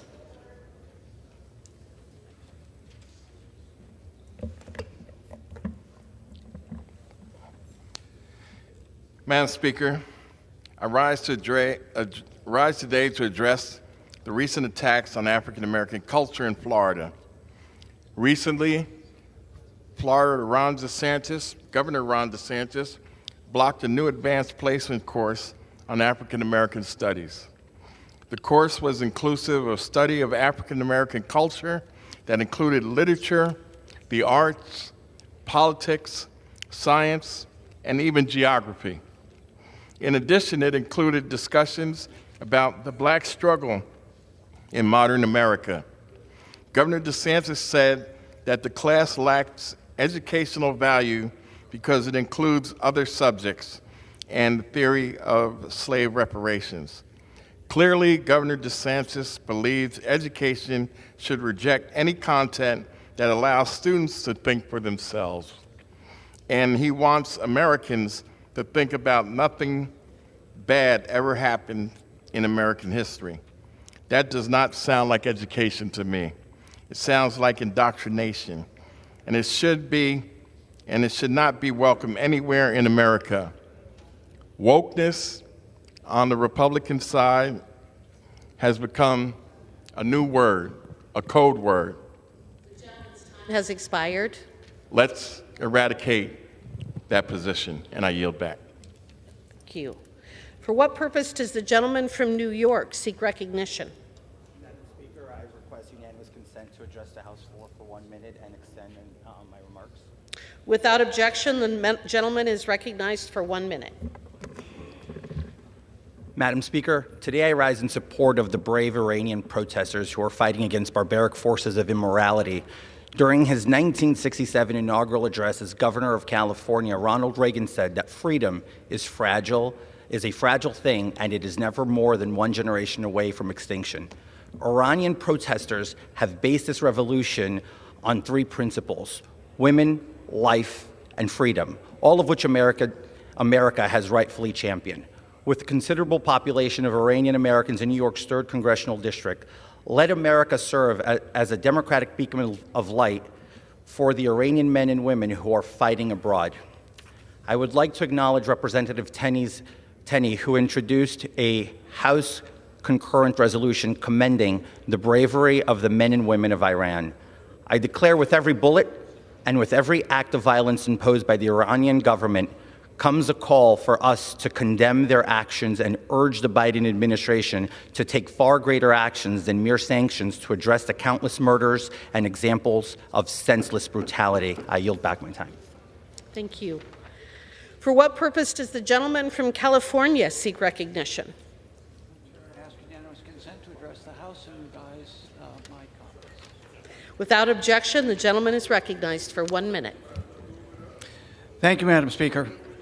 I rise today to recognize a good friend and a wonderful professional, Randy Sawyer. Randy has been a dedicated public servant in the county I represent, the San Francisco Bay Area, Contra Costa. Contra Costa is home to a heavily industrialized part of the Bay Area with refineries and chemical plants. Randy has served important roles at the Contra Costa Health Services, beginning as a specialist engineer in the Hazardous Materials Division, then becoming the Chief Environmental Health and Hazardous Materials Officer, and ultimately ending as the Deputy Director. Among Randy's efforts to promote public health, he helped to champion the county's community warning system, one of the best response teams in the state and the country to alert county residents and businesses when they are impacted or are in danger of being impacted by an emergency. He also helped Contra Costa lead the county in refinery safety with his work on the Industrial Safety Ordinance, which I am proud to be an author of. The legacy of Randy's work will continue to protect residents in the Bay Area for years to come. Please join me in congratulating Randy on his retirement and honoring him for his 30 years of public service. I yield back. Thank you. For what purpose does the gentleman from California seek recognition? Without objection, the gentleman is recognized for 1 minute. Thank you, Madam Speaker. Recently, my home state of California has suffered from a series of devastating storms on the flood side of the equation. We received at least 11 inches of rainfall, were hit by extreme flooding as a result. Now in California, unlike any other places, we have a simultaneous flood emergency and drought emergency, only in modern California. Many people were forced to evacuate. 20 people lost their lives. The damage was extensive, but the real disaster that we already know how to reduce the fallout from flood events. If we built more water storage, such as Sites Reservoir, raising Shasta Dam, etc., we could store more of this rainfall that would not become floodwater, rather than also allowing it to flush out to the ocean when we would need that water in a regular drought period for agriculture, etc. Storing water from these storms also allows us to weather our periodic droughts, such as in San Luis Reservoir, where if we could run the pumps hard enough, we could be filling that facility. So, again, that removes water from a flood zone and puts it into a good place where we can use the water. We get fatalities from these disasters, floods out roads, does destructive damage to infrastructure. We need better evacuation routes for people. We need to think ahead and plan for storage and for flood infrastructure instead of letting climate change and environmental issues stop it. I yield back. Thank you. For what purpose does the gentlewoman from Florida seek recognition? Madam Speaker, I ask consent to address the House. Without objection, the gentlewoman is recognized for 1 minute.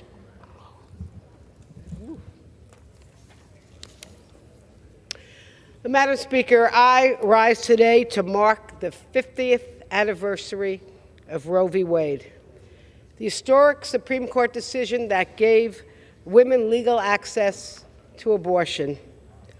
And now, 50 years later, an extreme MAGA Supreme Court has reversed Roe, taking us to a new dark place in history.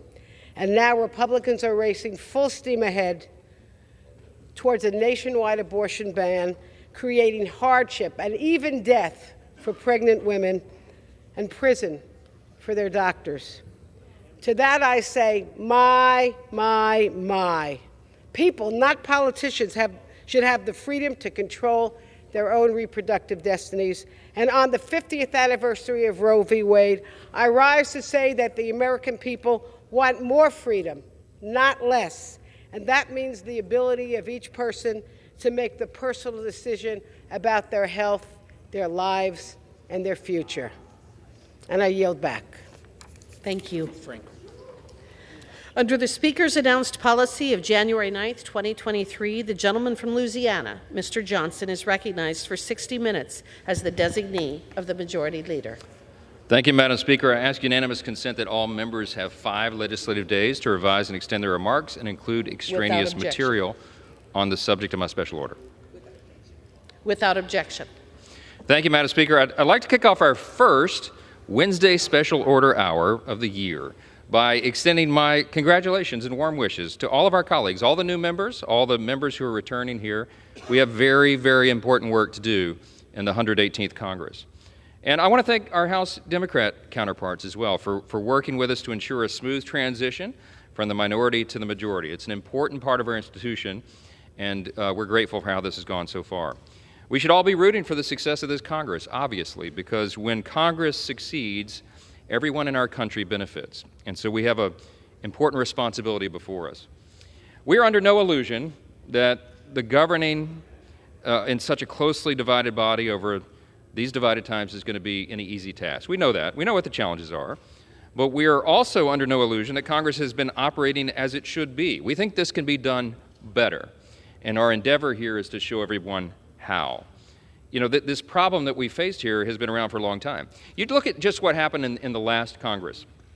We had trillions upon trillions of dollars in government spending, which sent inflation soaring. We had votes on immensely consequential, complex, 1,000-plus page bills sent to us just hours before we were called to vote upon them. We had Congress steadily outsourcing its authority over to unelected bureaucrats in the executive agencies. We had members dial into congressional hearings literally from their bedrooms and their basements. We had members voting by proxy while they were on vacation abroad. With the 118th Congress, we are here to declare that those days are over. The House is getting back to work. We're ending remote voting and remote committee work in the House. That's going to restore greater transparency and accountability in the legislative process. I actually believe that when we restore in-person work, as this was designed to be done, as the founders intended, as they drew it up, it's going to have an added benefit because I believe it'll help us rebuild comity and foster more civility in the House. I'm not going to belabor this point, but I would just say at the end of last year, Congress passed a 4,155-page bill. We spent $1.7 trillion on that Omni, and I think it was one of the worst government funding bills in the history of the Congress. Instead of individual bills to fund each federal agency one by one with a roll call vote and amendments and deliberation process, we didn't have any of that. We had all the agencies lumped together right before the end of the year deadline with dozens of unrelated policies attached to it.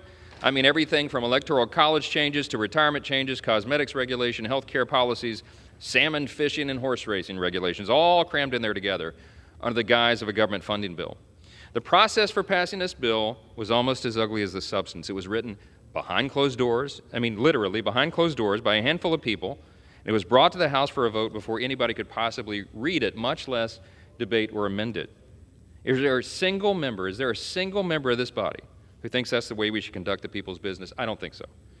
So this should go without saying, but we're going to fund each government agency and changes to those unregulated policies. We should do it in regular order. We should do it in the regular process. It should require a full open debate in committee and on the floor with the opportunity to make amendments. Republicans are committed to do this. We're back in charge.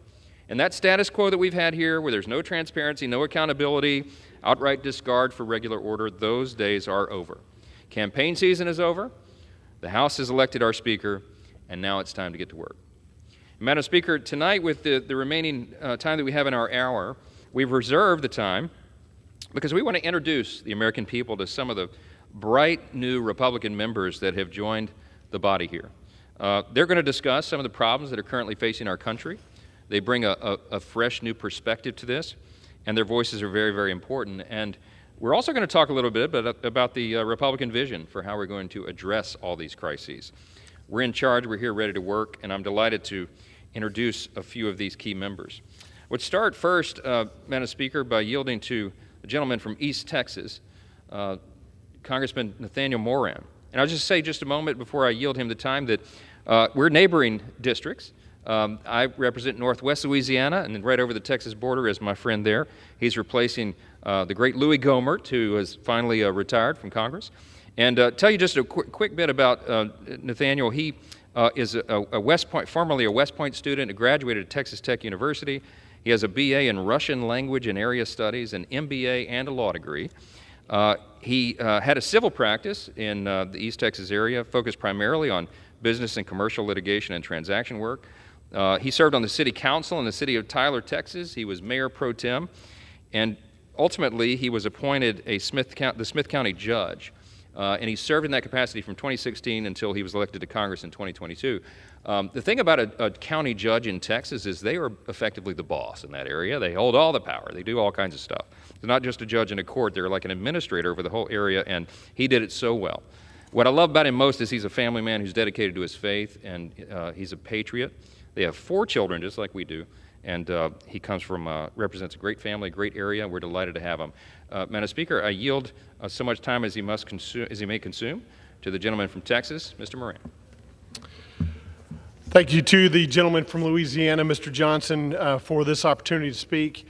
Madam Speaker, I rise today to introduce myself and to reintroduce the 1st District of Texas to this distinguished body, the People's House. For those of you that do not know, the 1st District of Texas is made up of 17 counties in East and Northeast Texas. The people there are faith-based, they're family-loving, they're hardworking, they're tough-minded, and they're service-oriented individuals. They use their independent spirits, their patriotic hearts, and their rugged hands to build a future centered around faith, family, and freedom. There are simply no better people in this world than those who reside in Congressional District 1 in Texas. And there are none more dedicated to seeing this world be a better place for our children and our grandchildren than my constituents. The 1st District of Texas boasts a landscape of pine trees, dogwoods, roses, azaleas, pecan and peach orchards, lakes, and beauty beyond imagination. And its economy is as diverse and strong as its people.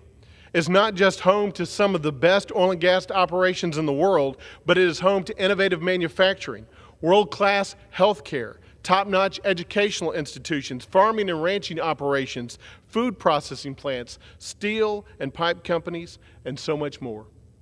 You name it, our folks do it. And they do it with a spirit of excellence, innovation, and service toward one another. The people in East Texas know that liberty gives rise to prosperity, but prosperity should always give rise to generosity. In East Texas, the people love their God, their families, and their nation, and they are willing to sacrifice all for those things. That's why we have so many veterans in our community. East Texas is filled with individuals who, out of reverence and respect for the most important things in life, still stand for the national anthem and bow at their church altar. They know how to stand firm for their principles and to ask for forgiveness when they make mistakes. To be sure, they know that strength and humility are not mutually exclusive. Rather, they are values that support and build on one another. I am so proud and humbled to represent Texas Congressional District 1 in the United States House of Representatives. When I was just shy of 2 years old, my parents moved me and my 3 older brothers from Arizona to East Texas in southern Smith County. And they worked with other families in that area to start a Bible college. For almost a decade, I lived on that Bible college campus and spent most of my time either going to church or exploring the woods and the county roads that surrounded our little single-wide trailer. From climbing trees to shooting snakes, drinking the nectar of honeysuckles along the roadside, playing football with the neighborhood kids, or recovering from multiple broken bones, from all the adventures we had living in the country, several things became clear to me from my upbringing. Among them, I learned, first, that Almighty God has a call for each of us in this life, that we were created for a divine purpose. I learned that each of us have equal and eternal value. I learned also that the great commandment in Matthew 22 of loving God and loving others should guide our every decision and action in life. I learned simply that we are all sinners in need of a Savior. And I learned that these United States form the greatest nation that has ever existed. And our republic is great because of the breadth of the freedoms offered here, which come only from heaven above. I am proud to be the first graduate of White House High School to serve as a member of Congress, and I am deeply thankful that my calling in life has led me to this place, to this floor, where I hope to fan the flames of liberty and to create more opportunities for my children, my 4 children, and for the children of every family in East Texas and beyond. As a city council member in Tyler, I learned quickly that sound policy is so much more important than sound bites. Those 4 years on the city council solidified my desire to serve my community in whatever way possible, whether as a Sunday school teacher, a church deacon, a trombone player in the worship band, Cub Scout den leader, assistant scoutmaster for the Boy Scouts, or coach for my daughter's basketball teams, or simply just a volunteer for nonprofits across the community. I discovered that giving is so much better than receiving. I am blessed with a loving wife and 4 children, 2 boys and 2 girls from high school down to kindergarten, and they are a primary motivator for me to fix what is so wrong with this country. I want my kids to grow and to know a country where freedom reigns supreme, where government is limited, and where their good decisions can lead to good consequences, but equally as important, where their bad decisions can lead to bad consequences, so they can learn from their mistakes. The road ahead for America will not be easy. As a country, we must make tough decisions to reverse our current trajectory. If we make these good decisions, we will see good consequences. But if we fail in that task, in that mission, the consequences will get more dire and the future will become more bleak. In fulfilling our mission, we should never compromise our principles, but we can be both principled conservatives and pragmatic policymakers. As a county judge in one of the most conservative counties in the state of Texas, I was proud to maintain one of the lowest tax rates in the state while still addressing critical areas of county government, like improving roads and bridges, supporting law enforcement, working to improve election integrity, and addressing long-standing facility needs. It is possible to do both, to keep the burden of taxes low while still addressing the critical needs of this country. But it takes the wisdom to see the right path forward and the courage to take it. In short, it means channeling the greatness of the character of this country, the type of bold and strong character evident in the people of Congressional District 1, in East Texas, and in so many other places in this great country. I thank my constituents for this opportunity to serve, to be strong and courageous for them and for this country, and to work with all my might to preserve, protect, and defend this Constitution and the United States of America, and I pledge to do just that and to do all that I can to make that happen. With that, I yield back. Texas is well represented in the 1st District, certainly is. And Madam Speaker, I am delighted to introduce next, for his first special order hour speech, one of the bright lights in the new incoming class in the 118th Congress, Representative Mike Lawler from New York. And he represents the 17th Congressional District there, includes Rockland County, Putnam County, and portions of Westchester and Dutchess counties. He served before serving in the U.S. House here, he represented New York's 97th District in the State Assembly.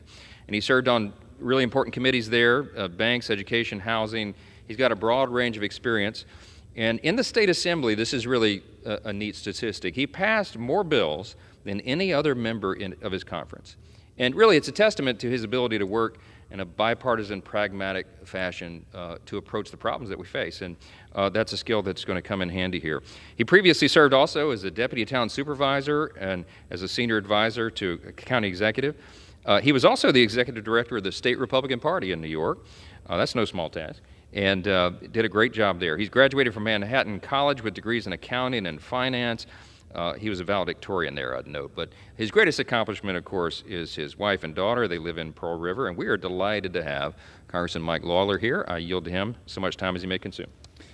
Thank you to my good friend from Louisiana for the kind words and gracious introduction. I rise today to talk with respect to School Choice Week here in the United States, and to address the dire need of education reform across our country. You know, as a child, I attended public schools, and in New York, we have some truly phenomenal public schools. When I was in 2nd grade, I was among the youngest people in my class with a September birthday, and my teacher, an immigrant from Russia, said to my parents that she felt it was important for me to be left back and that I needed time to mature and grow. And my parents were open to the idea so long as she was my teacher again. And at the time, that was not the program. They would give you another teacher within the grade. And so my parents pushed until the school acquiesced and allowed her to teach me a second time. And it was the best thing that ever happened to me because it gave me the opportunity to grow, to mature, to develop. And I went from being one of the youngest in my class to the oldest in my class. And that had a profound impact on me. And as my colleague pointed out, when I graduated college, I graduated as the valedictorian of my class. And I don't say that as a bragging point, I say it as the result, the direct impact that that moment had on my life from an education standpoint. And so, as I think about education and the impact that it has on our communities and our children, I believe in school choice. I believe not only in the right of parents to choose what education is best for their child, but in the right of a child to get the education that will put them on a path to success in their careers, an education that will accentuate their skills and their talents. And whether that is a public school education or a private school education, a charter school, or a vocational school, those options must be available to every child. No child should ever be victim to a poor education because of their parents' wealth or their zip code. And too often we see that children are left in substandard schools because of politics, and it's wrong. Now, as I mentioned, I'm a product of public schools. My sister-in-law is a special education teacher in the very district that I graduated from.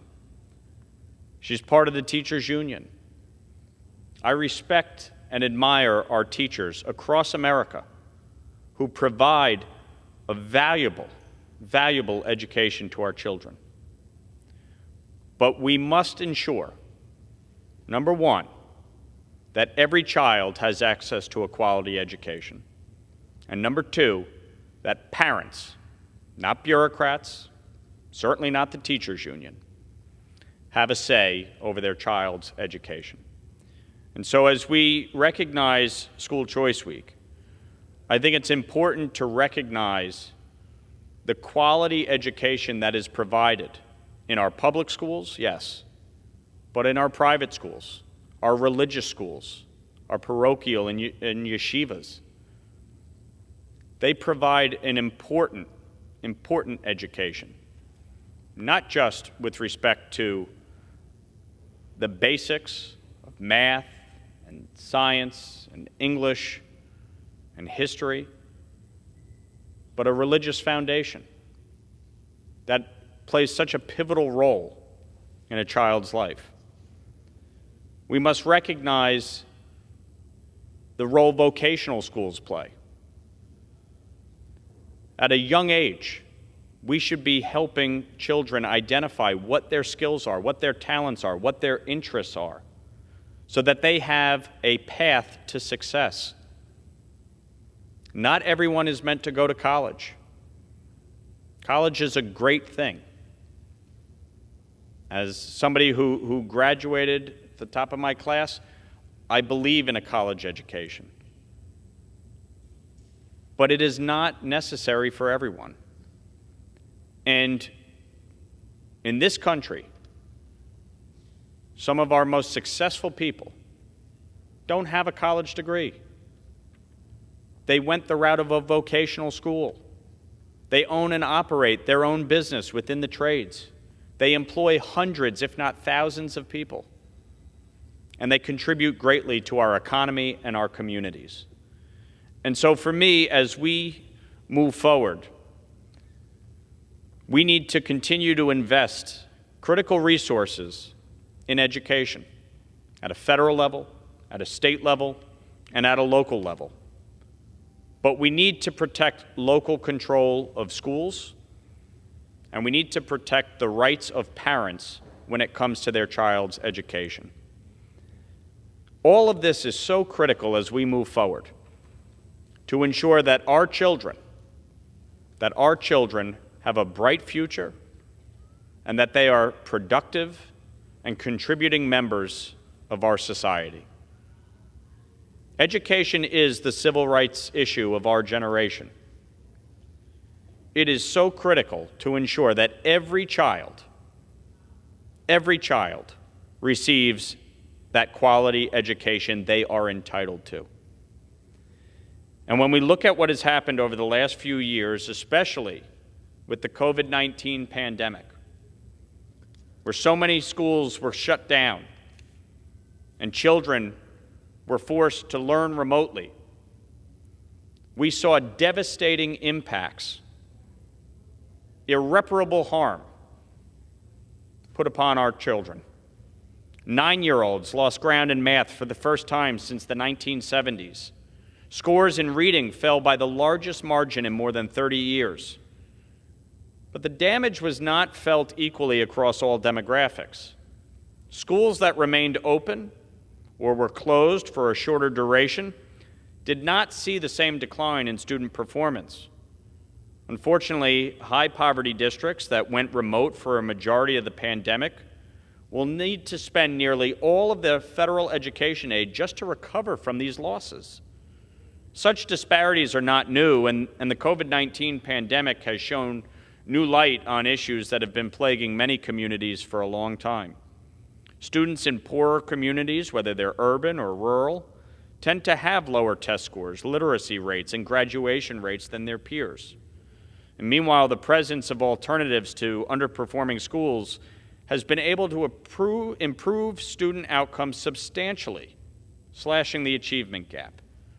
In the 2 decades since school choice programs were enacted in Florida, 4th grade reading performance rose 26% among African American students, 27% among Hispanic students, and 29% among students from low-income households.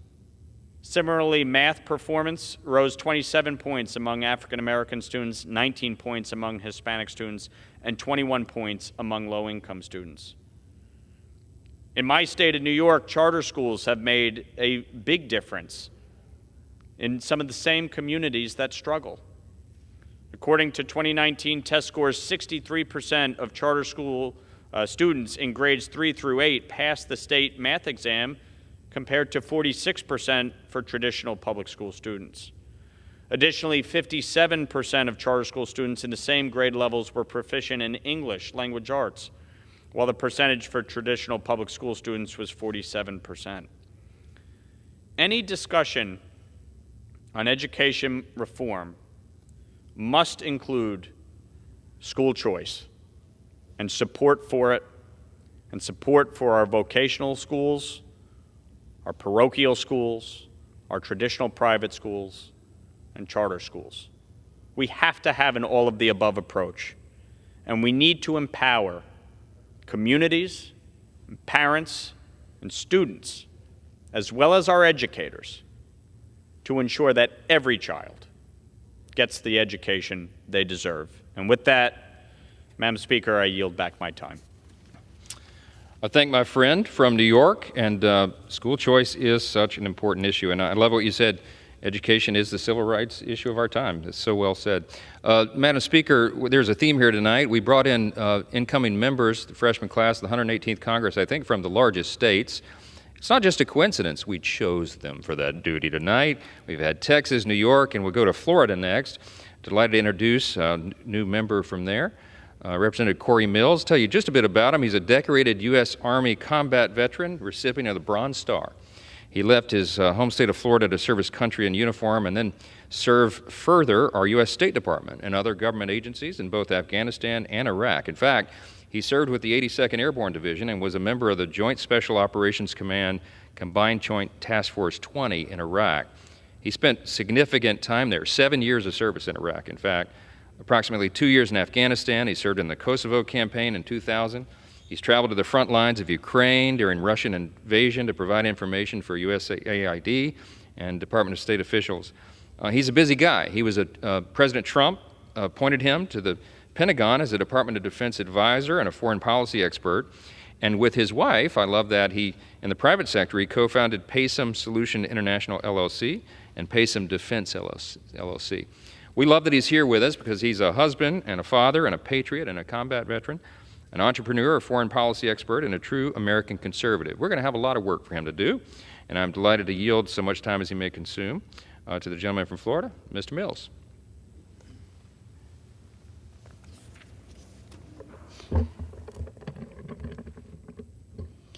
Thank you so much to my colleague, Madam Speaker.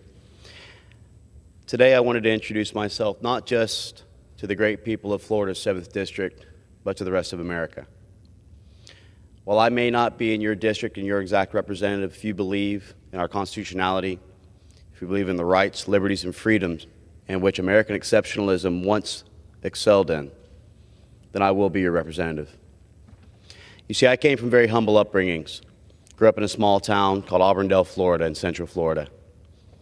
My mother and father both suffered from drug and substance abuse issues, were in and out of prison nearly all of my life. My father spent nearly 30 years. My mother spent nearly 7. I bounced house to house until I was finally adopted and taken in by my grandparents. That's a very humbling experience for me. Not just because so many Americans today are suffering from these things, but to also understand that I can hear your plight. And also that I understand the significant importance of being a nuclear family member. You see, my grandparents didn't have much. My grandfather was a welder. My grandmother used to do hair on the back patio for women in the community. We lived on very little after my grandfather's disability.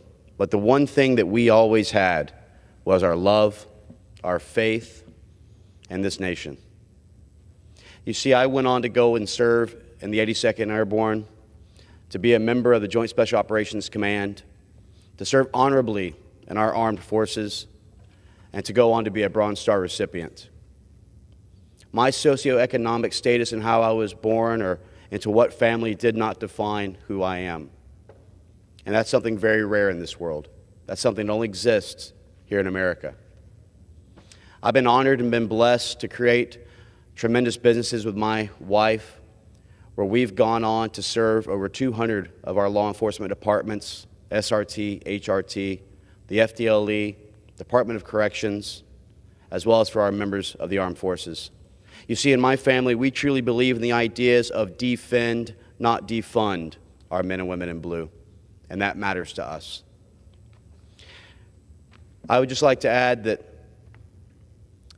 as I stand here, willing to serve yet again in a new uniform, I want you to know that accountability, transparency, and accessibility to your members should be a top priority.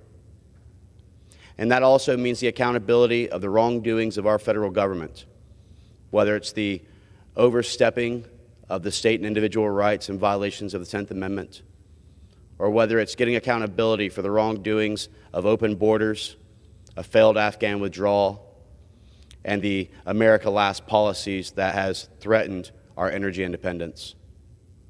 You see, I know something about these failed withdrawals. When Congressman Ronnie Jackson out of Texas reached out to me, he had a mother and 3 children, Miriam, who has a 15-year-old boy, an 11-year-old little girl, and a 2-year-old little girl.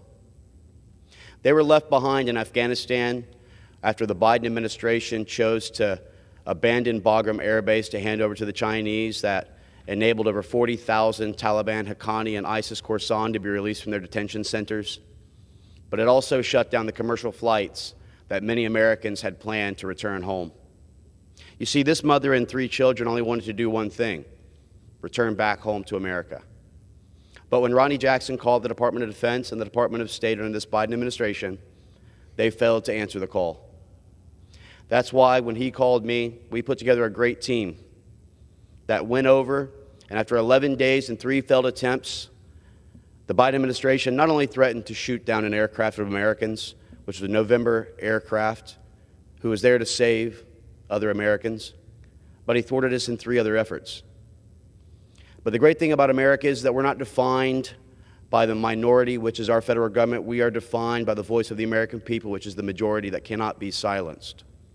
And that is why after 11 days, multiple attempts, crossing into unpermissible environments, we were able to rescue and conduct the very first successful overland rescue of Americans out of Afghanistan and return that mother and her 3 children back who finished out their school year. Madam Speaker, the one thing I believe in is action. And while I take up this time to speak before you today, I want you to know that that is not what the American people are about, is politicians speaking, but acting. When it came to the 2020 riots. We didn't sit back and ask to defend and dismantle our law enforcement. My wife and I, we stood strong as we donated hundreds of thousands of dollars and less lethal goods to defend our law enforcement, our communities, their businesses, and their homes. If I've learned nothing in my time in the military as a combat veteran, as a business owner, as a foreign policy expert, and as an American, it is that it is time for action. I thank you for this time, and with that, I yield back. Thank you so much, my friend, and thank you for your service to your country. We're glad you're here. Madam Speaker, we have many bright lights from Florida, and another one, as new member would like to introduce next, Congresswoman Anna Paulina Luna is here to serve her first term. She represents Florida's 13th Congressional District. She's a member of the House Freedom Caucus and the Second Amendment Caucus and is already very busy here on the ground. She's the first Mexican-American woman elected to the United States Congress to represent this big state of Florida. She was raised by a single mother in one of Southern California's low-income neighborhoods, and she tells the story often that she experienced firsthand the devastating consequences of radical big government policies in cities like the one she grew up in. It's a tough childhood, but she joined the military at a young age, and she went on to graduate from the University of West Florida with a bachelor's degree in biology. She served in the U.S. Air Force, and that's where she met her husband, Andy, and he's a Bronze Star recipient who earned a Purple Heart when enemy combatants shot at him in Afghanistan. She brings extraordinary work ethic, an inspiring life story, and her fresh perspective to our Republican conference, and we are so happy to have her join our group here in our conservative cause. And I'm delighted, Madam Speaker, to yield so much time as she may consume. The gentlelady from Florida, Ms. Luna. Thank you. Madam Speaker, I rise today to address the politicization of what's happening at our southern border against the American people. Several years ago, before politics was even a factor or thought for me, I got involved as a counter-trafficking activist. During that time, I had the honor and privilege of working next to some very brave people that were working to expose what was happening with the whole immigration debate. But one of the more alarming things that I found is the more that I addressed this issue, the more that I got involved to really shed light on it to the American people, the more that I was called a coconut, the more that the color of my skin became a topic of discussion, the more that the left sought to, if anything, underestimate and undermine my capability to address this topic because of the fact that I'm a conservative. Yes, I'm Hispanic. Yes, I'm a veteran. Yes, I grew up and I saw things that a lot of people probably in this very body haven't had to experience. But what I'm standing here today to say is that what I've realized over that journey, what I've realized over the last couple of years, is that I thought that in politics, some people would be here to do the right things, and I've found that it's actually the exact opposite. That I found that within this body, people will lie to the American people about what's happening at our southern border, not because they want to help people, not because they actually care about these issues, but because they simply seek power. And I think that we're seeing that today. You know, only several years ago, you could see some members of the Democrat Party, some people like Barack Obama, former President Barack Obama, say, don't come here, you'll get hurt in the process. And yet the media seems to forget about that. They say now that if you're a Republican, if you embrace border security, if you want to stand up for people that are being trafficked, that you're a racist, that you're xenophobic, and they seek to label us. But it's simply not true. I've been down to the border 3 times, and I can tell you that on my last experience down there, I went down there with a member of the Border Patrol Union. His name was Art Del Cueto, and we went down to a portion of the border that was completely open. It was on an Indian reservation, and what I saw and I heard down there was alarming. It was alarming for several reasons, one mainly being that the media wasn't discussing it, but also, too, one of the most horrifying stories I heard was actually from him saying that on just regular walkie-talkies that you could purchase at Walmart, you could actually pick up radio frequency of some of the coyotes working with cartel to actually scout out women that were crossing illegally, and they'd be brought up to the top of these mountains and raped. That was their rite of passage, is what they would say, and they would joke about it. That is something that we should all be talking about. You know, we pride ourselves in this country being that we are a free country, free of slavery, yet it's happening every single day. And we have the opportunity to fix it, and we don't. Why? Because it's not because we can't fix it, we can, but it's because of partisan politics. And that has to end. In 2021 alone, 147,000 unaccompanied minors were crossed along the U.S.-Mexico border. It's been no question in my mind that these young people are absolutely exploited for entry and abuse of the asylum process that's been now actively happening over the last couple of years, especially under this administration. The Coalition Against Trafficking of Women estimated that 60% of Latin American children caught by cartels are actually exploited for child pornography or drug trafficking purposes. If we as a country cannot come together and address the simple issue of trafficking, of modern-day slavery, of the exploitation of children, of minority children at that, then are we any better than a third world country or a place like China that engages in human rights abuses every single day? I am tired of this. I'm sitting here willing to work with members across the aisle, but I don't see that olive branch because of the fact that I am a conservative Republican, and that is wrong, and that is why I'm standing here today. I hope that we as a country can come together, that this administration can accept responsibility for the absolutely inappropriate abuse of the media, saying that they want to legalize everyone. That is encouraging people to come here, and people are hurt on both sides because of it.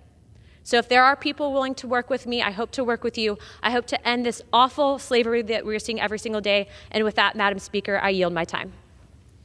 Thank you so much, my friend, and that is such an important issue, and we can't talk about it enough. Thank you for drawing the nation's attention to it tonight. Madam Speaker, our final new member that we wanted to introduce tonight comes from another big state, and that's California. And I wanted to tell you a little bit about Representative Kevin Kiley. He serves the people of California's 3rd District here in the House. He's from that district. He was born there. He attended the local high schools there, the public schools. His mom was a special education teacher. And I guess that inspired him because he began his career as a 10th grade English teacher at Manual Arts High School in inner city LA. He chaired the English department there. He led his students to significant academic gains, and he founded an award-winning speech and debate team. And after graduating law school, he helped prosecute the civil case against China's Huawei Technologies for intellectual property theft. And he defended the Constitution in California courts. We have that in common. We did a lot of that work in the courts before he came to Congress. He became a prosecutor. He represented the people of the state of California against violent felons as a deputy attorney general. He was first elected to the California State Assembly in 2016, and he did some significant work there in his tenure. He introduced significant school choice legislation. He authored groundbreaking new laws on protections for sexual assault victims and privacy and criminal justice reform and freedom of speech. In fact, in 2020, he was named the National Legislator of the Year for that work, for advancing economic freedom. I could go on about his bio, but I do just want to mention just this one little minor note. He has a bachelor's degree from Harvard, a law degree from Yale, and a master's in secondary education from Loyola Marymount. So clearly he's overqualified to serve in the U.S. Congress, but we're glad he's here. I think he brings a lot to this body. He's been an extraordinary member, and Madam Speaker, I'm delighted to yield so much time as he may consume. Representative Kevin Kiley. Thank you for that kind introduction. It is an honor to represent California's 3rd District. Mr. Speaker, today I'd like to raise an important issue regarding aid for my constituents harmed in the Calder Fire, which I had the chance to discuss with President Biden yesterday. The Calder Fire tore through El Dorado, Alpine, and Amador counties in August of 2021. Grizzly Flats, the community of Grizzly Flats was leveled, 800 homes were destroyed, and with 20,000 residents under mandatory evacuation orders, further devastation was only narrowly avoided. Americans may remember the surreal images of ski slopes set aflame, smoke billowing from the foothills, and ash raining down on cities across the Sacramento Valley. Entire communities in the Lake Tahoe area had their survival hanging on a razor's edge and could well have been consumed by the flames if not for the heroics of our first responders. By the time the blaze was extinguished, it ranked among the most destructive fires in California's recorded history. I had the chance to walk through the hollowed-out streets, roads of Grizzly Flats just days after the fire. And to his credit, President Biden visited as well the following month. President Biden traveled to California in September of 2021 to survey the damage.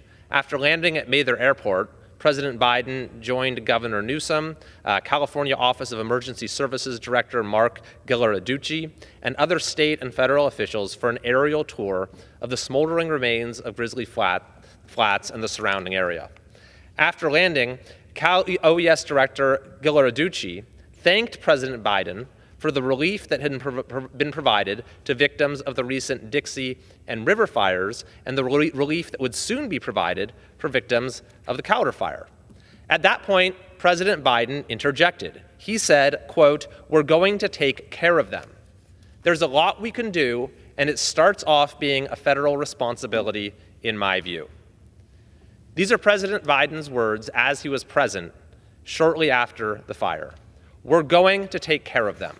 There's a lot we can do, and it starts off being a federal responsibility, in my view. Yet well over a year later, President Biden has yet to fulfill that promise and provide individual assistance through FEMA to hundreds of people, hundreds of my constituents who lost everything. In fact, FEMA has twice denied individual assistance, even though this same federal aid was provided in similarly destructive wildfires, such as the 2021 River Fire. Yesterday, I spoke with President Biden. I reminded him of his visit to Grizzly Flats and of the promise that he made. The president was receptive and seemed genuinely troubled that the residents of Grizzly Flats have not received relief. He said he would get to the bottom of it, and I thank him for that. The reality is that the president has the power, with a stroke of a pen, to grant this aid to the residents of Grizzly Flats. In fact, just a few years ago, President Trump did precisely that, providing individual assistance to victims of another California fire, the Creek Fire. So I am calling on President Biden to keep his word and to give victims of the Calder Fire the relief that they deserve. Now, while we must remember the debt that is owed to the community of Grizzly Flats, we also need to reflect on how we got here. The fact is that these catastrophic wildfires that ravage California year after year are not inevitable. They are a direct result of failed policies and of neglect. And Grizzly Flats is a perfect example. The United States Forest Service actually had a fire mitigation plan that was announced in 2013 that would create a 15,000-acre fuel reduction buffer east and south of Grizzly Flats. Now, although that project began in 2014 and was scheduled to be completed by 2020 before the fire, it became mired in delays, and by the time of the fire in 2021, only 14% of the work had been done. By the way, the Forest Service exaggerated this, overstated the amount of work that had been done, claimed that it was twice that, and it took an investigation by Capitol Public Radio to reveal the truth.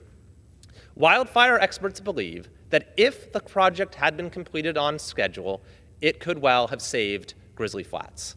A key architect of the mitigation project, former El Dorado National Forest District Director Dwayne Nelson, said that if the project had been completed, there would have been a high probability that Grizzly Flats would not have burned in the Calder Fire. He continued, it could have meant survival.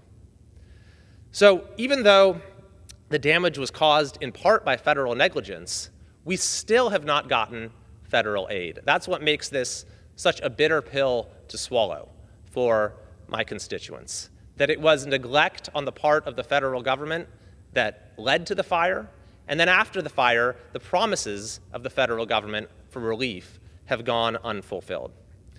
More broadly, as we do everything we can to get assistance to the community of Grizzly Flats, we need to do everything we can to assure that other communities don't suffer the same fate. And this means taking the simple, scientifically backed steps that we know reduce the risk of wildfires, actively and responsibly managing federal forests, clearing underbrush and dead trees that serve as ladder fuels, conducting controlled burns, selectively harvesting mature trees for logging to ensure healthy forest density. So those are just the beginning of the steps that we can take to make sure that this doesn't keep happening again and again. And I'm calling on all of us to work together across the aisle to take the steps to do the work that needs to be done.